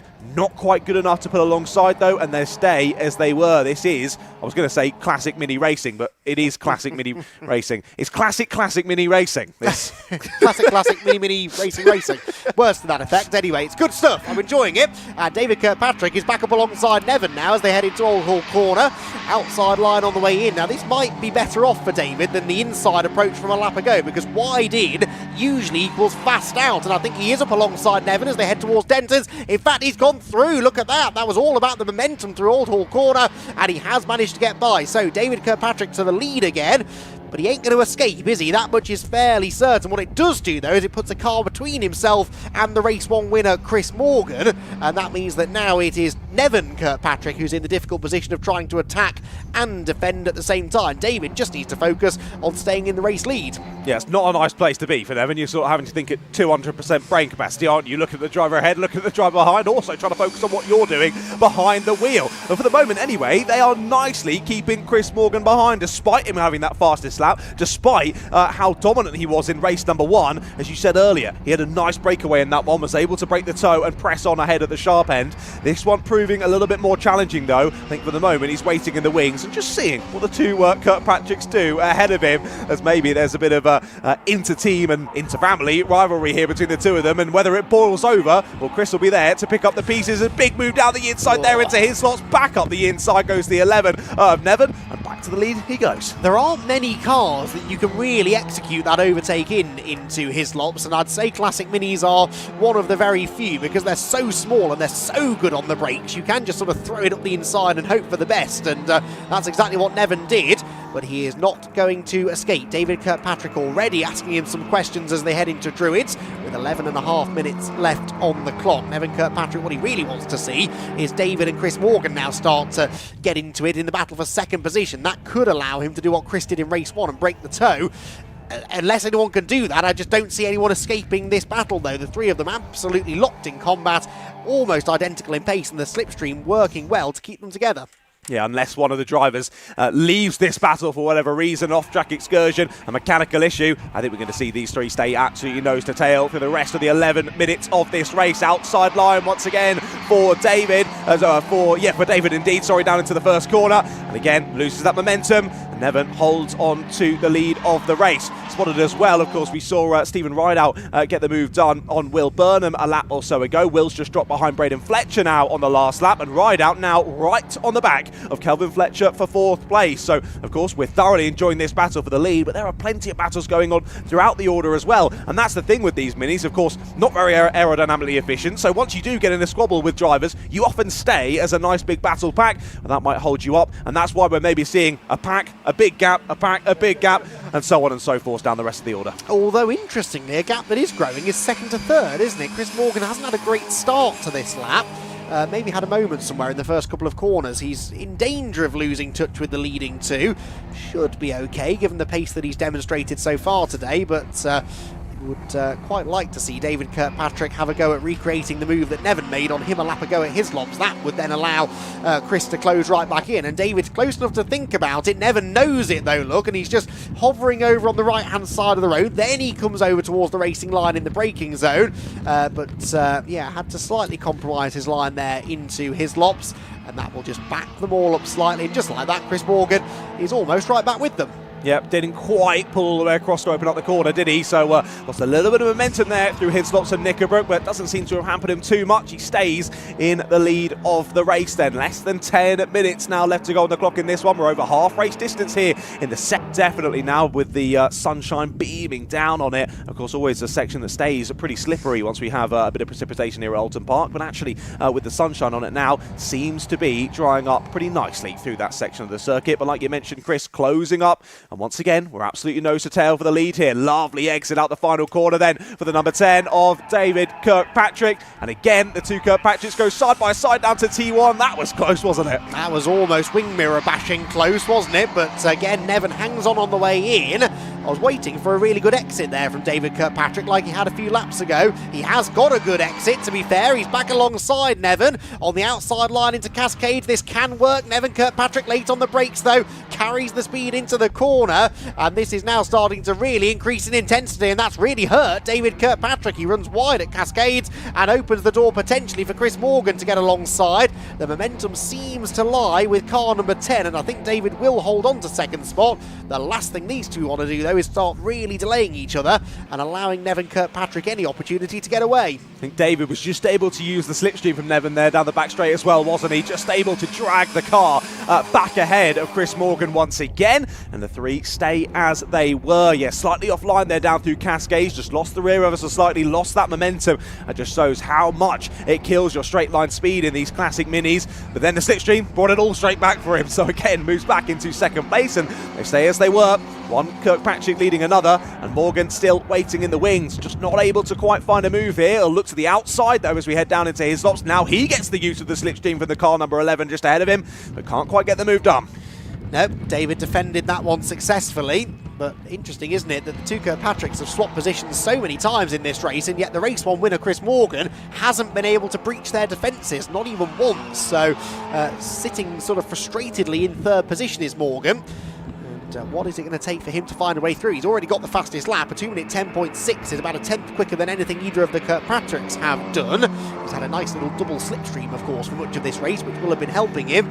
But to get past David Kirkpatrick is going to take a bit of an aggressive move, you feel. That might be a risk that he doesn't want to take. It might also be the thing that allows Nevin to get away in front. So Chris Morgan's got to play this quite carefully and maybe just sort of hope that the two Kirkpatricks start battling again, and that maybe this time he can take advantage. Not quite side by side this time over the line, but only a mini's length or so between the two Kirkpatricks as they begin lap number 7. Indeed, yet still as they were then, as we quickly look back to the battle in behind as well. Stephen Rideout has now made the place on Kelvin Fletcher. That's happened over the last couple of laps or so, but they still remain about 7 seconds off of your leading trio as there they continue on down through Cascades. Now, of course, they'll be using the slipstream together, Will Rideout and Fletcher, but still, really, we need some much more heavy battling between the top three to see these two start to get involved. Sadly for them, I think the lofty heights of 4th are all they can hope for in this one, unless it all goes wrong for the 3 ahead. Not to commentators, curse them, but just saying, just saying. I've seen it happen. I have definitely seen it happen. A bit mystifying, really, the lack of pace from Kelvin Fletcher in this one. He was the fastest man on track in race 1 on his return to Classic Mini Racing, but has had a bit of a lack of pace in this one. Never really got away with the leaders, but the reverse grid didn't work out in his favour, really. And he has just lost touch with them. Doesn't really have them to use as a reference either. And so maybe isn't quite extracting the maximum potential from his number 12 Mini. Here comes Chris Morgan. Good exit from Britain's look. Pulls alongside David Kirkpatrick. Is he going to go through here at his lops? It would be a brave move to make round the outside. That doesn't work. And again, David Kirkpatrick compromises the line, goes in tight. And I was going to say that loses him some time through his lops. He actually recovered from that well. But yeah, Nevin just a length or so further ahead of him now than he was a few moments ago. Indeed, yeah, this is probably one of the bigger gaps we've seen so far in this race between these three, isn't it? It is still Chris Morgan with the ultimate pace though in this one, a 2 minutes 10.6 versus the two Kirkpatricks both on a 2 minute 10.7 fastest lap in this race. Well, this is the opportunity for Nevin to try and open this one up. But again, he's got no slipstream to work with, whereas the two behind very much do. So I can only imagine that gap will close back up to what it was only a few moments ago, as we've got less than 5 minutes left to go in this one. Already 3/4 of the race distance completed. Well, opportunities here for Chris Morgan to make it 2 wins from 2 quickly dwindling. Very much so, yes. This is going to be a tough battle to the flag. Just under a second between the three of them. As behind, look, Kelvin Fletcher's got someone to play with now, and he's quite enjoying this battle with Steve Rideout. Peeks to the inside into Old Hall Corner, and Kelvin Fletcher will manage to get through. Can Steve Rideout, though, now get a better exit and maybe reclaim that 4th place on the way into Cascades? He's thinking about it, but I think Kelvin's got that one covered. So Kelvin Fletcher manages to wriggle back through into 4th position. But again, that's about the best that either of these drivers, I think, can hope to get out of this race now with 4 minutes left on the clock. Kelvin will have to just sort of weave over to the middle of the road there to cover from Steve Rideout. Does so successfully, though. And they stay in the same order. The leaders, meanwhile, will be coming out of the Shell hairpin. There they go. And it is Nevin, David and Chris in the order. Nevin Kirkpatrick ahead of David Kirkpatrick. Chris Morgan sitting in 3rd. And yeah, hard to see really where that decisive move is going to come from here, because I think Nevin now has just built this margin and he's maintaining it quite nicely. Yeah, honestly, I'm eating my words from earlier. He's actually maintaining this gap really well, isn't he, Nevin? He's doing a great job. That was a lovely move, though, earlier on from Kelvin Fletcher to retake 4th place. That was a textbook mini move there, getting it through, not losing too much momentum and pressing on really well. Those two now have dropped just over 8 seconds off of the back of this leading trio. So another second loss for those two, but they were battling, so understandably so. But yes, Nevin doing a great job here to keep the rest of the two in this squabble at arm's length. I've also got to say, I absolutely love having the names on the front grille. You can see there, Nev for your race leader. We also had Ride Out across the grille, Stephen's car. That does look awesome. And I've got to point out as well, new fastest lap of the race on the last lap from Nevin Kirkpatrick, so that would have helped in building that gap. And now it does look as though David's attention is turning to Chris behind. Yeah, very impressive lap time that for Nevin without a slipstream, although makes a bit of a mistake at Lodge, and just like that, they're all back together. So Nevin Kirkpatrick with a little error as he was trying to break the toe. 2 laps to go,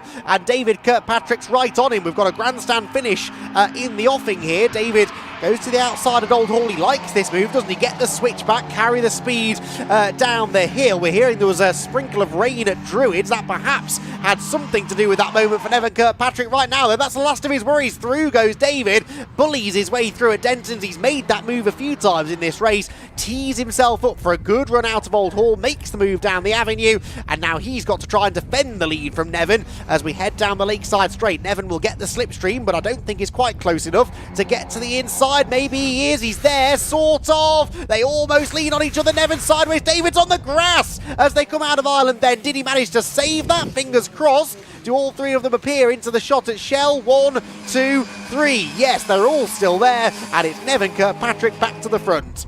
Well, I ate my words, and then I'm going to quickly spit them back out again because immediately that gap was closed. Wasn't it great battling between the 2 Kirkpatricks? But Nevin, what an aggressive move there to the inside of Ireland. My goodness, there had to be a lot of trust between the 2 of them there. And as you say, dropping the rear right on the grass, I thought surely that car was going to go pirouetting towards the barriers, but no, well held, sir. David holds it, and not only holds the car, he holds second place as well. Fair play. Yes, now he's caught Nevin once. Can he do it again? That was mistake assisted, though, wasn't it, from Nevin when he ran wide at Lodge a lap ago. David's had a really good run through the Hislop chicane. Nevin's car looks a bit loose, doesn't it? Sliding again out of Knickerbrook corner as he really now starts to ask an awful lot of those very skinny tyres. He is having to extract the maximum potential out of that car and every part of it in order to keep David Kirkpatrick at arm's length. Through Druids they go.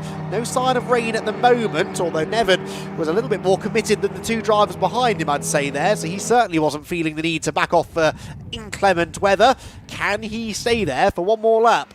Indeed, let's wait and see then on to the last lap. They are about to go again to highlight how great it is to be able to see the drivers behind the wheel there. Saw Nevin bouncing through Druid's corner there as the car just moved around underneath him, but he held it well and he holds the lead then as we head on to the final lap of race number 2 here. I mean, to be fair, I don't think the camera ops were lying. Look at the rain on our commentary box window. It is starting to pitter-patter once more. Will that come into play here on the final lap?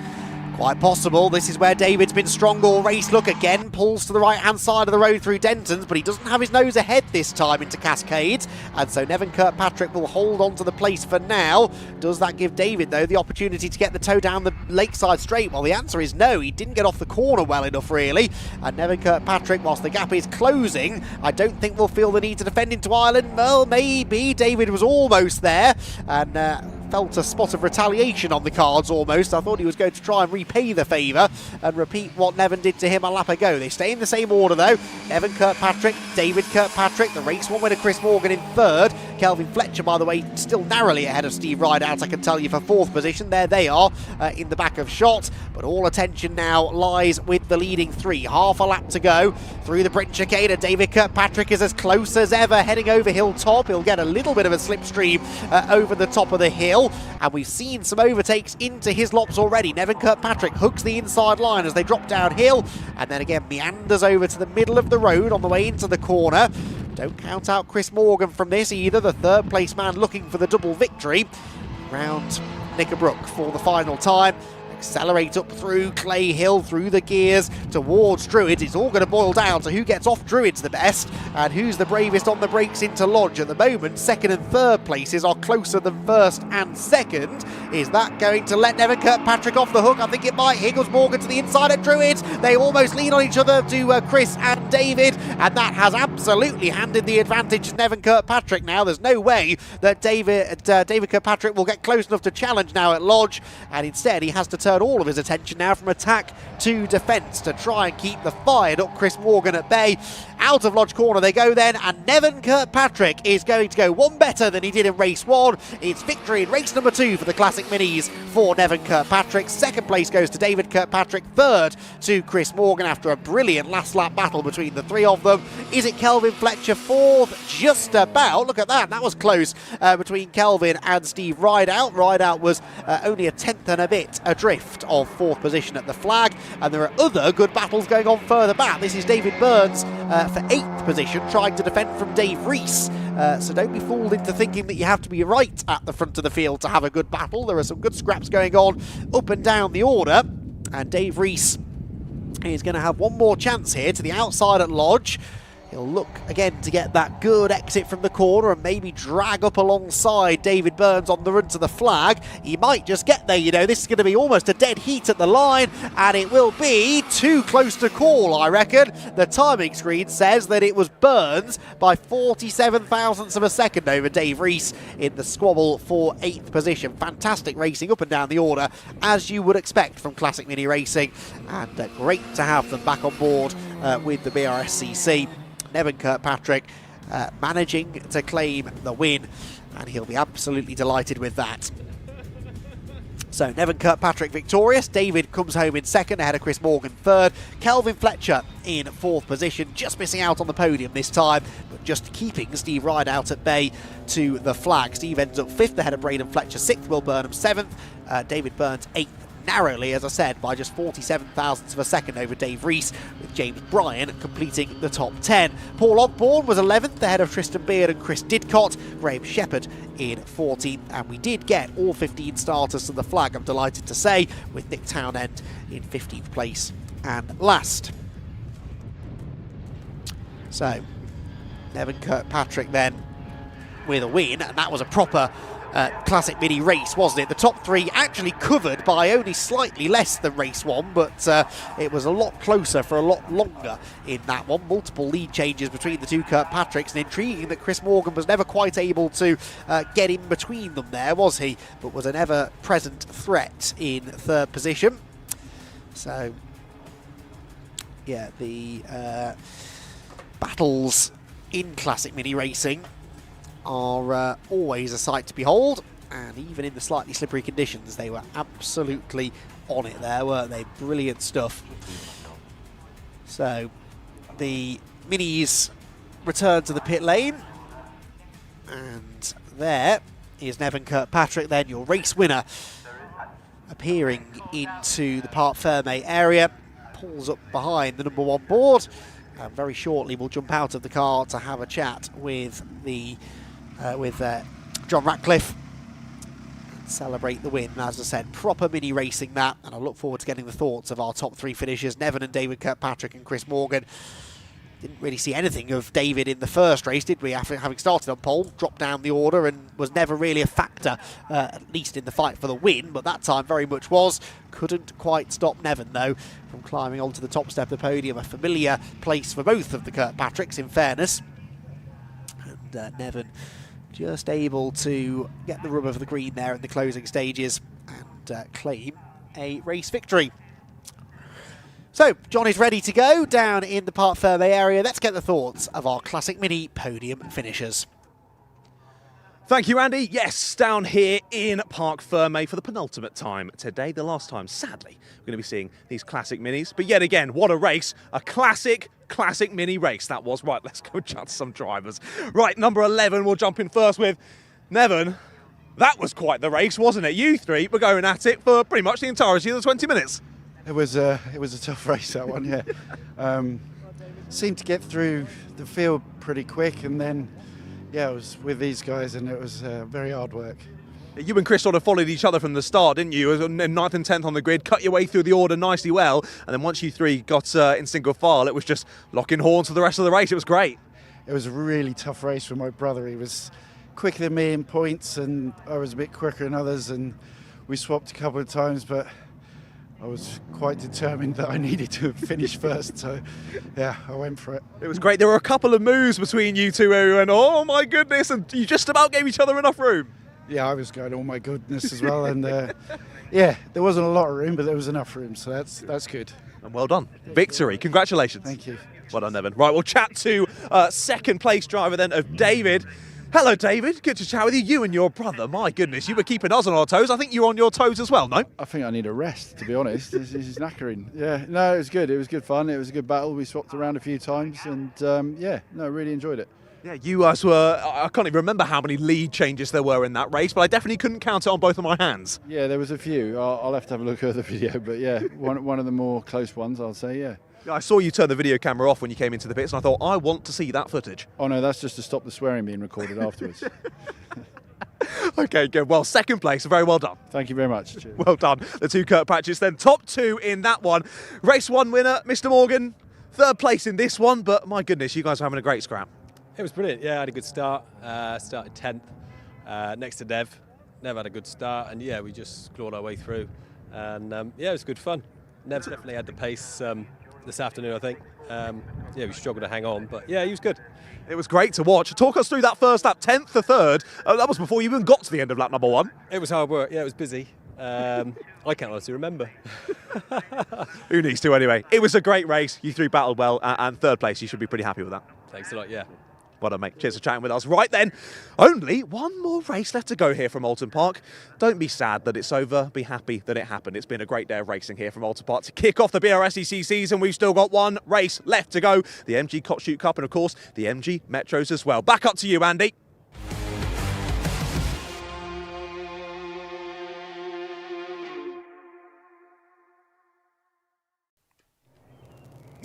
Yep, thank you very much, John. One more 15-minute race then to entertain you with here this afternoon. We've just about got time to get it in before the 6:30 curfew as well, which is good news. The MG Cockshoot Cup and the Hickford Construction Limited MG Metro Cup. The Cockshoot Cup cars, as always, start at the front. So Christopher Greenbank, who won race 1 in the MGF, starts on pole alongside the rapid starting Keith Egar. He should really lead into turn 1, all things being equal. Then the ZS of Carl Green starts alongside the ZR of David Coulthard on row 2. 4 different shapes of MG filling out the top 4 positions on the grid. Laura Farrow and Mark Bellamy will share the third row ahead of James Johnson and Phil Rigby, with Helen Waddington and Eliza Seville completing the top 10. Row 6 for Stanley Dixon and Leon Wignall. There's then a gap and a 10-second delay before the MG Metro race will start, and it is the race 1 winner Jack Ashton who should this time have Matthew Simpson for company on row 1. Matthew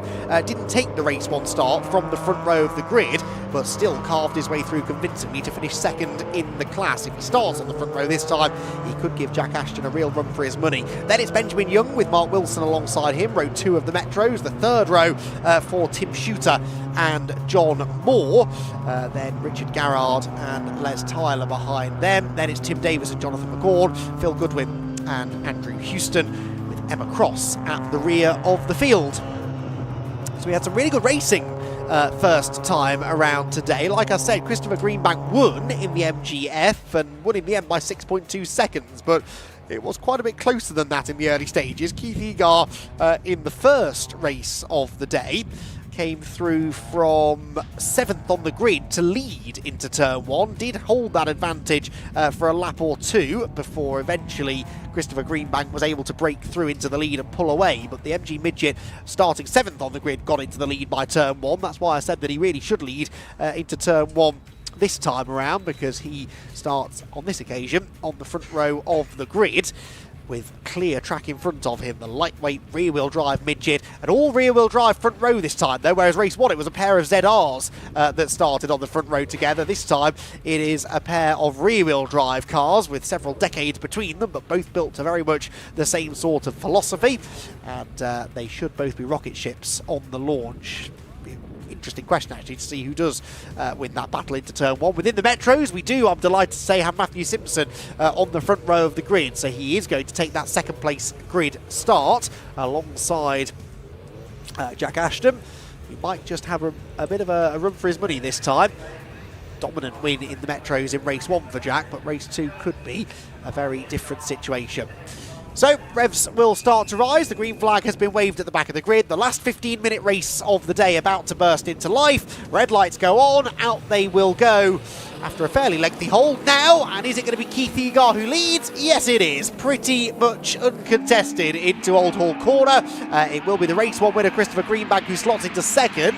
Carl Green and David Coulthard debating third. It's Coulthard who sweeps around the outside, actually, to get ahead of the race one podium finisher, Carl Green. They all head down the avenue for the first time. The Metros, meanwhile, well, their race gets underway now. A brilliant start made from about row number 4 there by the 49 car who was that in 49 anyway? They've charged through the order. That was Garrett, wasn't it, in the green and yellow car, who's up into maybe third place. He is into third place as they round Old Hall for the first time. And it's Matthew Simpson, interestingly, who gets the lead. So Matthew Simpson gets ahead of Jack Ashton. I said that Jack might not have things all his own way in this race, and that is already the case as they drop down through Cascades for the first time. So Simpson leads the Metros, Ashton second, and Richard Garrett up into third. Impressive start that, wasn't it? Read I was going to say the lights, it was the flag for them, wasn't it? Read the flag beautifully, jumped away at the perfect opportunity then, gained loads of positions off that race start, but already top 2 breaking away. They're not even halfway through the lap yet and already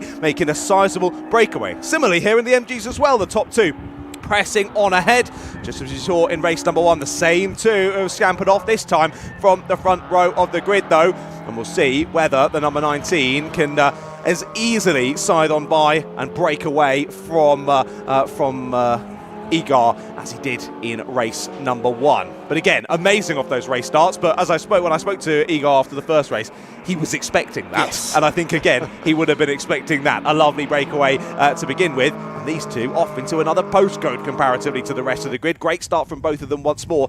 Really, really driving this Oulton Park circuit well. And you can see there quite how much they've already cleared the rest of the field. End of lap number 1 then. And already this race kicking into gear.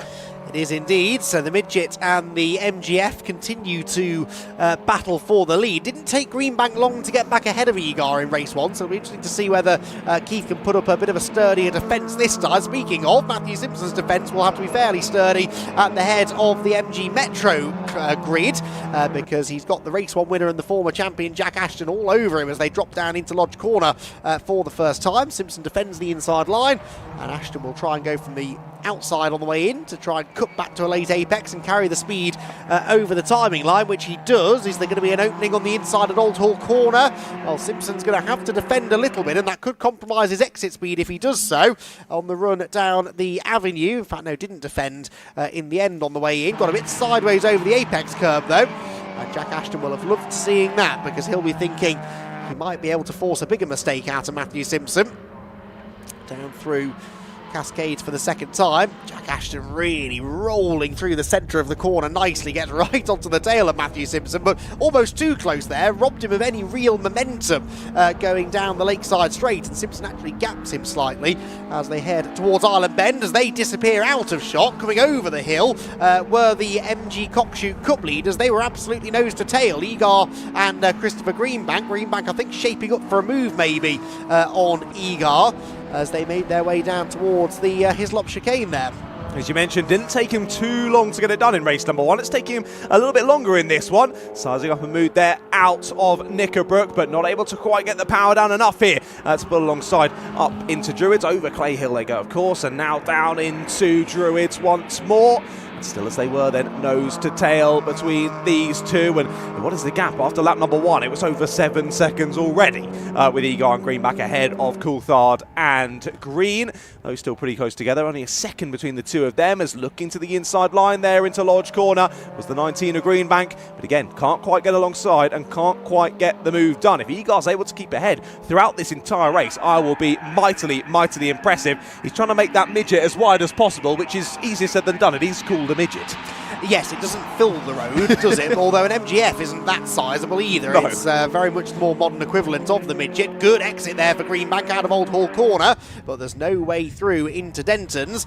Yeah, the midget makes the MGF look like a tank, doesn't it, in comparison? But neither of these cars are that big, neither of them are that heavy. They're both very agile, and it's the midget that perhaps is getting off the corners slightly worse than the MGF, but then has the legs slightly in a straight line. This, meanwhile, for the lead of the Hickford Construction Limited MG Metro element of the race, and it still is Matthew Simpson hanging on. I thought for all the world that Ashton was about to make the move then. Yeah, Ashton had the inside line, didn't he? But clearly not quite as good of an exit there off the final corner as Matthew Simpson, and Simpson continues to hold on to the lead. Now, interestingly so, they're catching some of the drivers now from the MG Cockshoot Cup, so could this spice up the battle as well? Ashton's looking round the outside there, loses a little bit of grip there as he gets on the slightly damper side of the circuit, and look at that, loses that momentum all the way down the rest of the straight, and the lead has changed then in the Cockshoot Cup. Greenbank through on Igor. We didn't see it happen, but he's got the move done. Into the lead he goes, and now can Igor have a response at all, or will Greenbank settle into a rhythm here and press on? Let's wait and see. Here we look back to the leaders in the MGs though, and they've well and truly caught these back markers now. Will it be an easy overtake to get them past, or will they get in the way? Ooh, a little bit. They're just stuck in behind for now anyway. This could be an opportunity then for maybe if Matthew Simpson gets shuffled offline a little bit here. Could Jack Ashton just find a way to slip on by? He had a good run out of Britain's, didn't he? But can't quite get alongside over Hilltop. And now, yes, they've got the, I think, Mark Bellaby car. No, sorry, 82 Helen Waddington MGZR to negotiate. And Helen just sort of hovers in the way through Hislops. This is really delaying Matthew Simpson. But Ashton's got really nowhere to go either. They're side by side through Knickerbrook Corner. And I think Ashton's going to lose out here. Simpson's got the right-hand side of the road. Waddington went left. And Waddington then has the power up the hill, so still not really getting out of the way, but then why should she? This is technically for overall position, and they're not really in her race. Through Druids they go. Simpson really late on the brakes and really late with that defensive move, but did just get across in front of Jack Ashton into the corner. Yeah, that was nice from the two MGs, wasn't it? They realised they had to lick the stamp to get that move done, and they did through a very challenging corner there up at Druids, but they finally get the move done and get on past the yellow MG, then down through into Lodge Corner once more. Still just over 8 minutes left to go here at the final rest of the day, at the final race of the day, I should say, at the BRSEC season opener here from Oulton Park. I can't quite believe we've had so many races today. It's all gone so fast, Andy, but time flies when you're having fun, eh? So here we go, back through on another MG. This is on the 24 this time, and your race leader in the following class, able to get it on a slightly easier position than Ashton, so has gained at least a few tenths from that. But with the slipstream coming into effect down this next straight, I can only assume Ashton will close right back up to the bumper, and actually doesn't even need the straight. He's closed up through Cascades. Yeah, Ashton's definitely quicker, but he just can't go anywhere, can he? Matthew Simpson's car is in all the right places for Simpson, all the wrong places if you are Jack Ashton. So this is starting perhaps to frustrate our race one winner within the Metros. A good decisive move through traffic. Oh, car off. And is that a Metro? I think it is a Metro. We didn't get number 72 through last time, which was the John Moore Metro. And yes, John Moore's car is red and white, I think. So John Moore off the road by the looks of it at Shell. Oh dear, less than ideal. Well, yellow flag's out for the moment there. Not the easiest place to recover him from, to be honest. So we'll see how this one plays out. Still 7 minutes left to go in this one. Will they leave it under yellow flags down there, or will we see the safety car come out? We will wait with bated breath then to see what happens. Anyway, for the first time in this race for a little while anyway, these two of Simpson and Ashton have a little bit of clear air to play with as they continue to lock horns here as their battle continues. But as you mentioned, Ashton he's got good pace, but he just can't seem to find a way through, can he? Yeah, his speed is through the middle of the corner, and that's great if you're trying to set a really good lap time. It's not so great if you're trying to overtake someone. He keeps kind of sort of rolling into the back of Matthew Simpson's car and then not getting off the turns as well. Oh, and he's lost it at Druids. Jack Ashton is off at Druids. There's oil on the track, isn't there? Because Simpson had a moment as well. That was big drama for Ashton. Great save in the end. Lucky no one was right behind him. But I wonder if there was a little bit of something on the road. Yes, more screeching of tyres. There is oil down. And that's a big spin for the 17 car now of Mark Wilson. He might not be the last. No, indeed. Yep, clearly there's something down there. Drivers going off left, right and centre here. As we take a little look at the replay then for Ashton. See there, cart just drops on him there. As soon as he tries to turn in, the rear goes, absolutely not, son. I'm going round on you. Round he went. And like you say, what a fantastic catch as well to only lose a few seconds from that one. Well, yes, and has anyone else now come a cropper of that up at Druids Corner, I wonder? Yeah, that is something to ask Jack about, I think, if he manages to get as far as the Parc Fermé area in a podium position. He is still second, but that's now really opened up the margin between himself and Matthew Simpson. Good Metro battle going on here meanwhile. In fact, that's the 17 car that we just saw having a spin of Mark Wilson. Nothing like recovering from a spin at one of the fastest corners on the track and then immediately having to defend a position. That's the 21 car, isn't it? Trying to find a way past him of Les Tyler.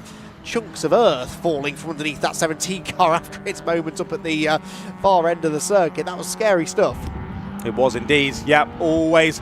Well, we always say it's a tough corner anyway, let alone when someone's dropped some fluids down there. It makes it very, very challenging to press on through, but driver's done a very good job there to keep it out of the barriers. As we've said so many times today, those barriers very close here at Oulton Park, so driver's doing a very good job to keep the cars out of it. As this battle continues on then, David Coulthard and the 30 of Carl Green, so they've already switched around on this lap. As you can see, they're still the car wanting to snap on them there as they head through the corner. I think all of them have learned a little bit sketchy through there now, just being a little bit overly cautious. But these two switching around on the last lap. Then Coulthard up into the overall top three, but the 30 of Carl Green wants it back up the inside. He goes down at Lodge Corner and back into the top three. Yeah, good move. Showed his nose in the hope that David Coulthard would sidestep out of the way, and he sort of did, didn't he, really? So then Carl Green was able to fully commit to the pass and reclaim third position. Remember, most of the MG Cockshoot Cup cars are entered into Class C this weekend, so they are both battling for class position. Back to the Metros. Well, Jack Ashton at the start of this lap was 4.3 seconds behind Matthew Simpson. He is now only a Metro's length or so adrift of the race leader. That just sort of underlines the pace advantage that Ashton's got. He's got the headlights ablaze now as well, and with 3 3/4 minutes still to go, he is absolutely back on the tail of the class leader, and we've got a fight on our hands once more for the win in the Hickford Construction Limited MG Metro Cup here at Oulton Park. Ashton closes in. He's proven there he's got the pace, and now proves he's got the racecraft as well. Launches to the inside at Cascades and sort of out of nowhere there makes the move stick. Simpson though has ideas of coming back at him, does come back at him down the Lakeside Straight, and I think we'll have the lead again by the time they reach Ireland. He does indeed, yeah. That time the mid-corner speed was the way of Simpson that time. Of course, a little bit slidey there, setting it on the inside line was Ashton. Lost that mid-corner speed and was able to or drop wide, and that just allowed for Matthew Simpson to scamper on back through. So impressive in and of itself that Jack Ashton has caught him back up there, but I think that just shows the overall pace that Ashton has over Simpson. He just can't find a way through. As there briefly we saw a slippery surface flag there going out. I can only assume that's up at Druids, but yeah, thank you, I heard that in my ears. Yeah, it is indeed up at Druids. I think we knew that already though, without the need of a flag, didn't we? Yes, absolutely so. Now Ashton, with a much better run there out of Britain's, has actually got back ahead of Simpson here, I think. Simpson's trying to come back at him under braking into his lobs. He'll have to be very, very, very late on the brakes to beat Jack Ashton into the corner.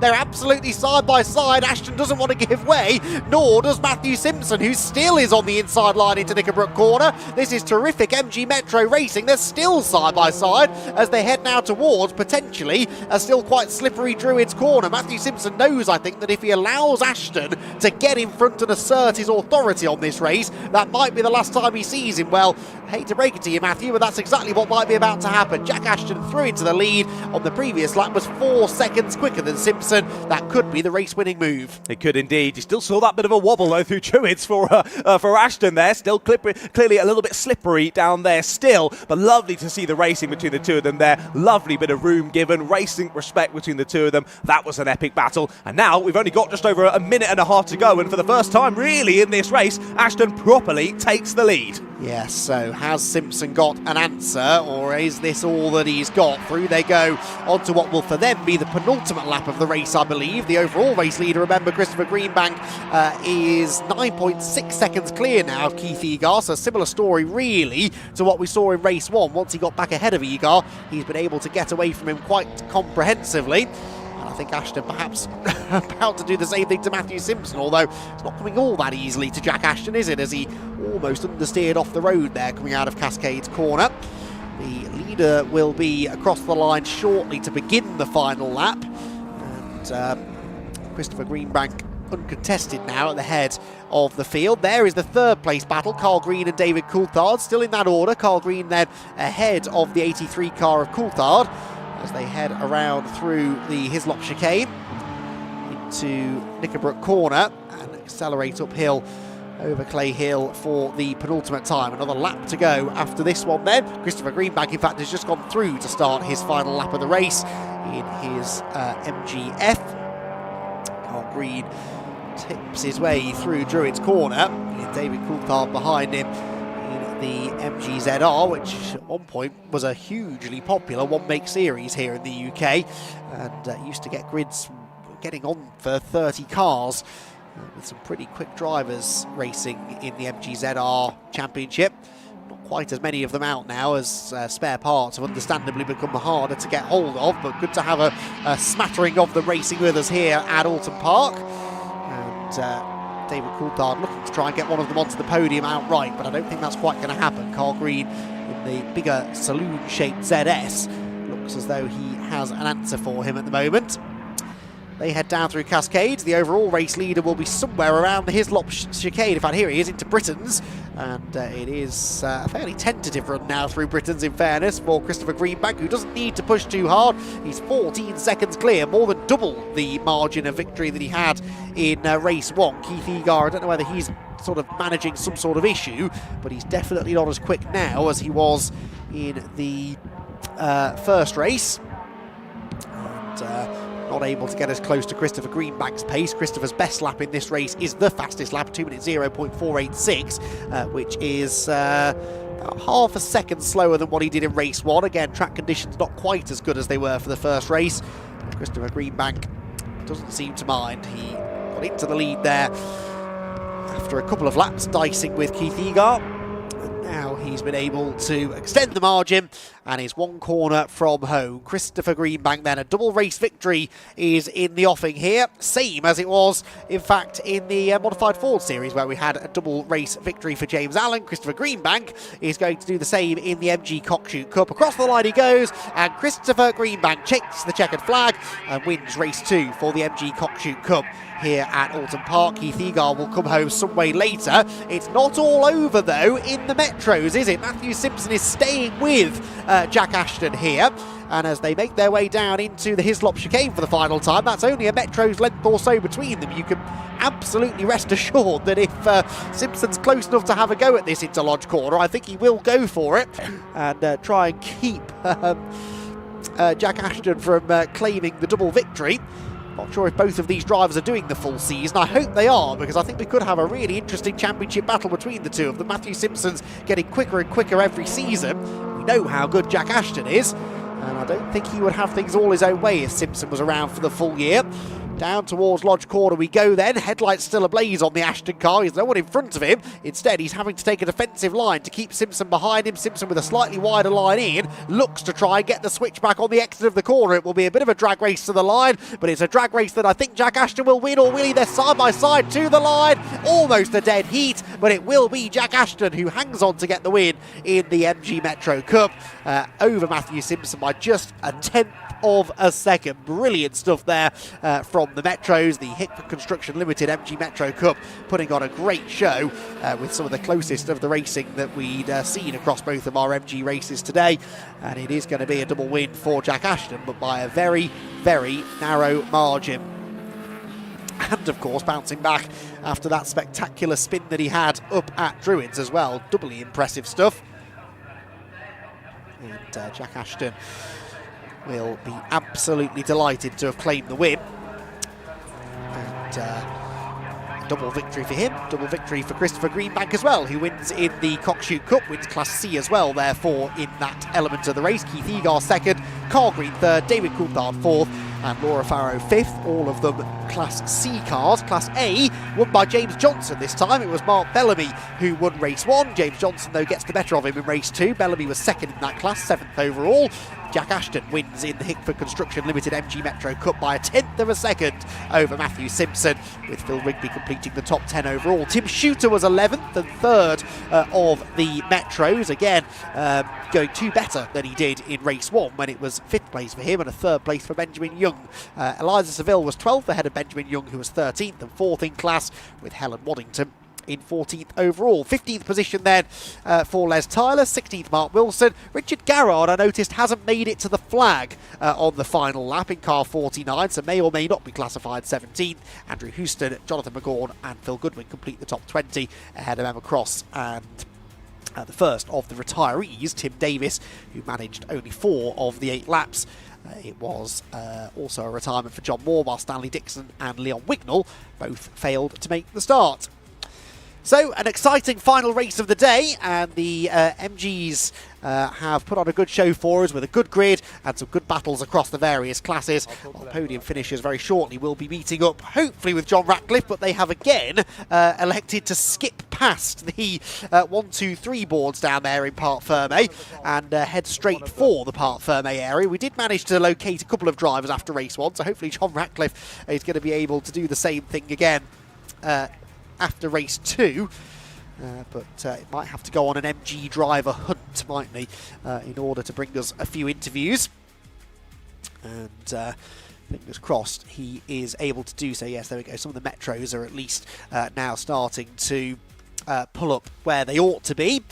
Quick reminder that we've got plenty more racing coming up this weekend from the BRSCC, including another event here at another few events actually here at Oulton Park over the remainder of the season. Be sure to head over to the BRSCC website, www.brscc.co.uk, for all of the information on their various race events, and information there also on which of those events will be given the live stream treatment to. That's it from me up in the commentary box, Andy McEwen, but one last time we can head downstairs and hear from John Ratcliffe with our podium finishers. Thank you very much, Andy. Yes, indeed. Back down here once again for the final time. Let's have a chat with some of our drivers then. We'll start off with the MG Cockshoot Cup then. We'll have a quick chat with the number 19, Chris. It was a good little race, wasn't it? You and Keith were having a great battle to begin with, but then once you broke away, I think you won by over 10 seconds in the end. Wow, yeah, we're good going. Yeah, we're very good. Enjoyed his first race, and then I think Keith hit a bit of oil going into the airpin at the bottom. He went wide, so I thought I'll take that. And I went round and then I just pulled away then. But yeah, there was plenty of oil out there on track. We thought as much. We did finally see a slippery surface flag at one point, but we'd already seen a few drivers spin round, so you did well to not do the same. Yeah, you just you can see the oil. You just look out for it. So, but I knew it was there. I saw the flags. Yeah. Good. Well done. And that's 2 wins from 2, no? Yes. Yeah. Good start to the season. Perfect start to the season. Yeah. Well done, mate. Thank you. Cheers for chatting with me. Right. Not too far to walk. Hello, sir. Hello Second again. place. Yeah. Another blinding start, I must say. You battled well with him to begin with. I wish that there were trophies at the first corner. That would be all right. That should be a new race. First corner will do for me. No, I managed to keep Chris behind me a little bit longer this time, but he was really solid all weekend. And there was a lot of greasy places out there, and I think a few metros dropped a bit of oil. Yeah. So, it was good fun, but it came to the stage where I knew I couldn't catch Chris, and I'd got my eye on going home and having a cold beer. So I thought, well, let's get home with a cold beer and let's not put it into the barriers, because there were quite a lot of slippy moments there. So, it worked out well. Another enjoyable weekend, and we'll have a go in a few months' time when it's Silverstone, I think, next. So look forward to that. Oh, good. No, well done. I don't think anyone's going to sign that petition for you, though, of first corner trophies. It's a good idea for a race. It might catch on.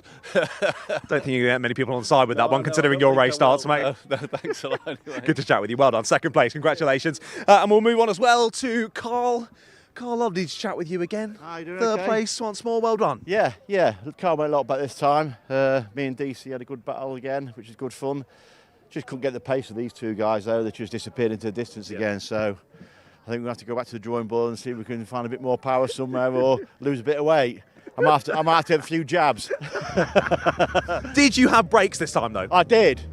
So it was a lot more enjoyable race this time round. Yes, without a doubt. But like I say, just not enough to catch these two, But it's only the first 2 races of the season. We've got plenty of time yet, so exactly that. Let's hope we'll catch them later on in the season. Lots of positives to take on. No, well done on your third place. Okay, thank you very much. Cheers, mate. Thank you very much. Right then, let's head over to the MGs. Of course, they've all hopped out of the cars, so I have no idea who anyone is, but we'll do our best. I'll try and avoid running into a car, though. I spotted the race leader, so let's head over here then to Jack Ashton and have a little chat with him. Apologies to drag you away, Jack, but you had to work pretty hard on that one, didn't you? That was an exciting one. Yeah, it's exactly what I wanted. I wanted Matt to come back with me, and we had exactly that. We had a great battle, and I mean, the conditions were quite interesting. We had a few bits of oil and water on track, and I think I had a large moment at one point through Druids. That's one way of putting it. Was it on camera?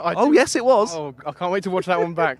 It was a bit of keep it flat in fourth, and then it was dropping the revs, so I dropped it through third while full lock, and then full to second to try and get more revs to bring it round in it. Just about come round somehow.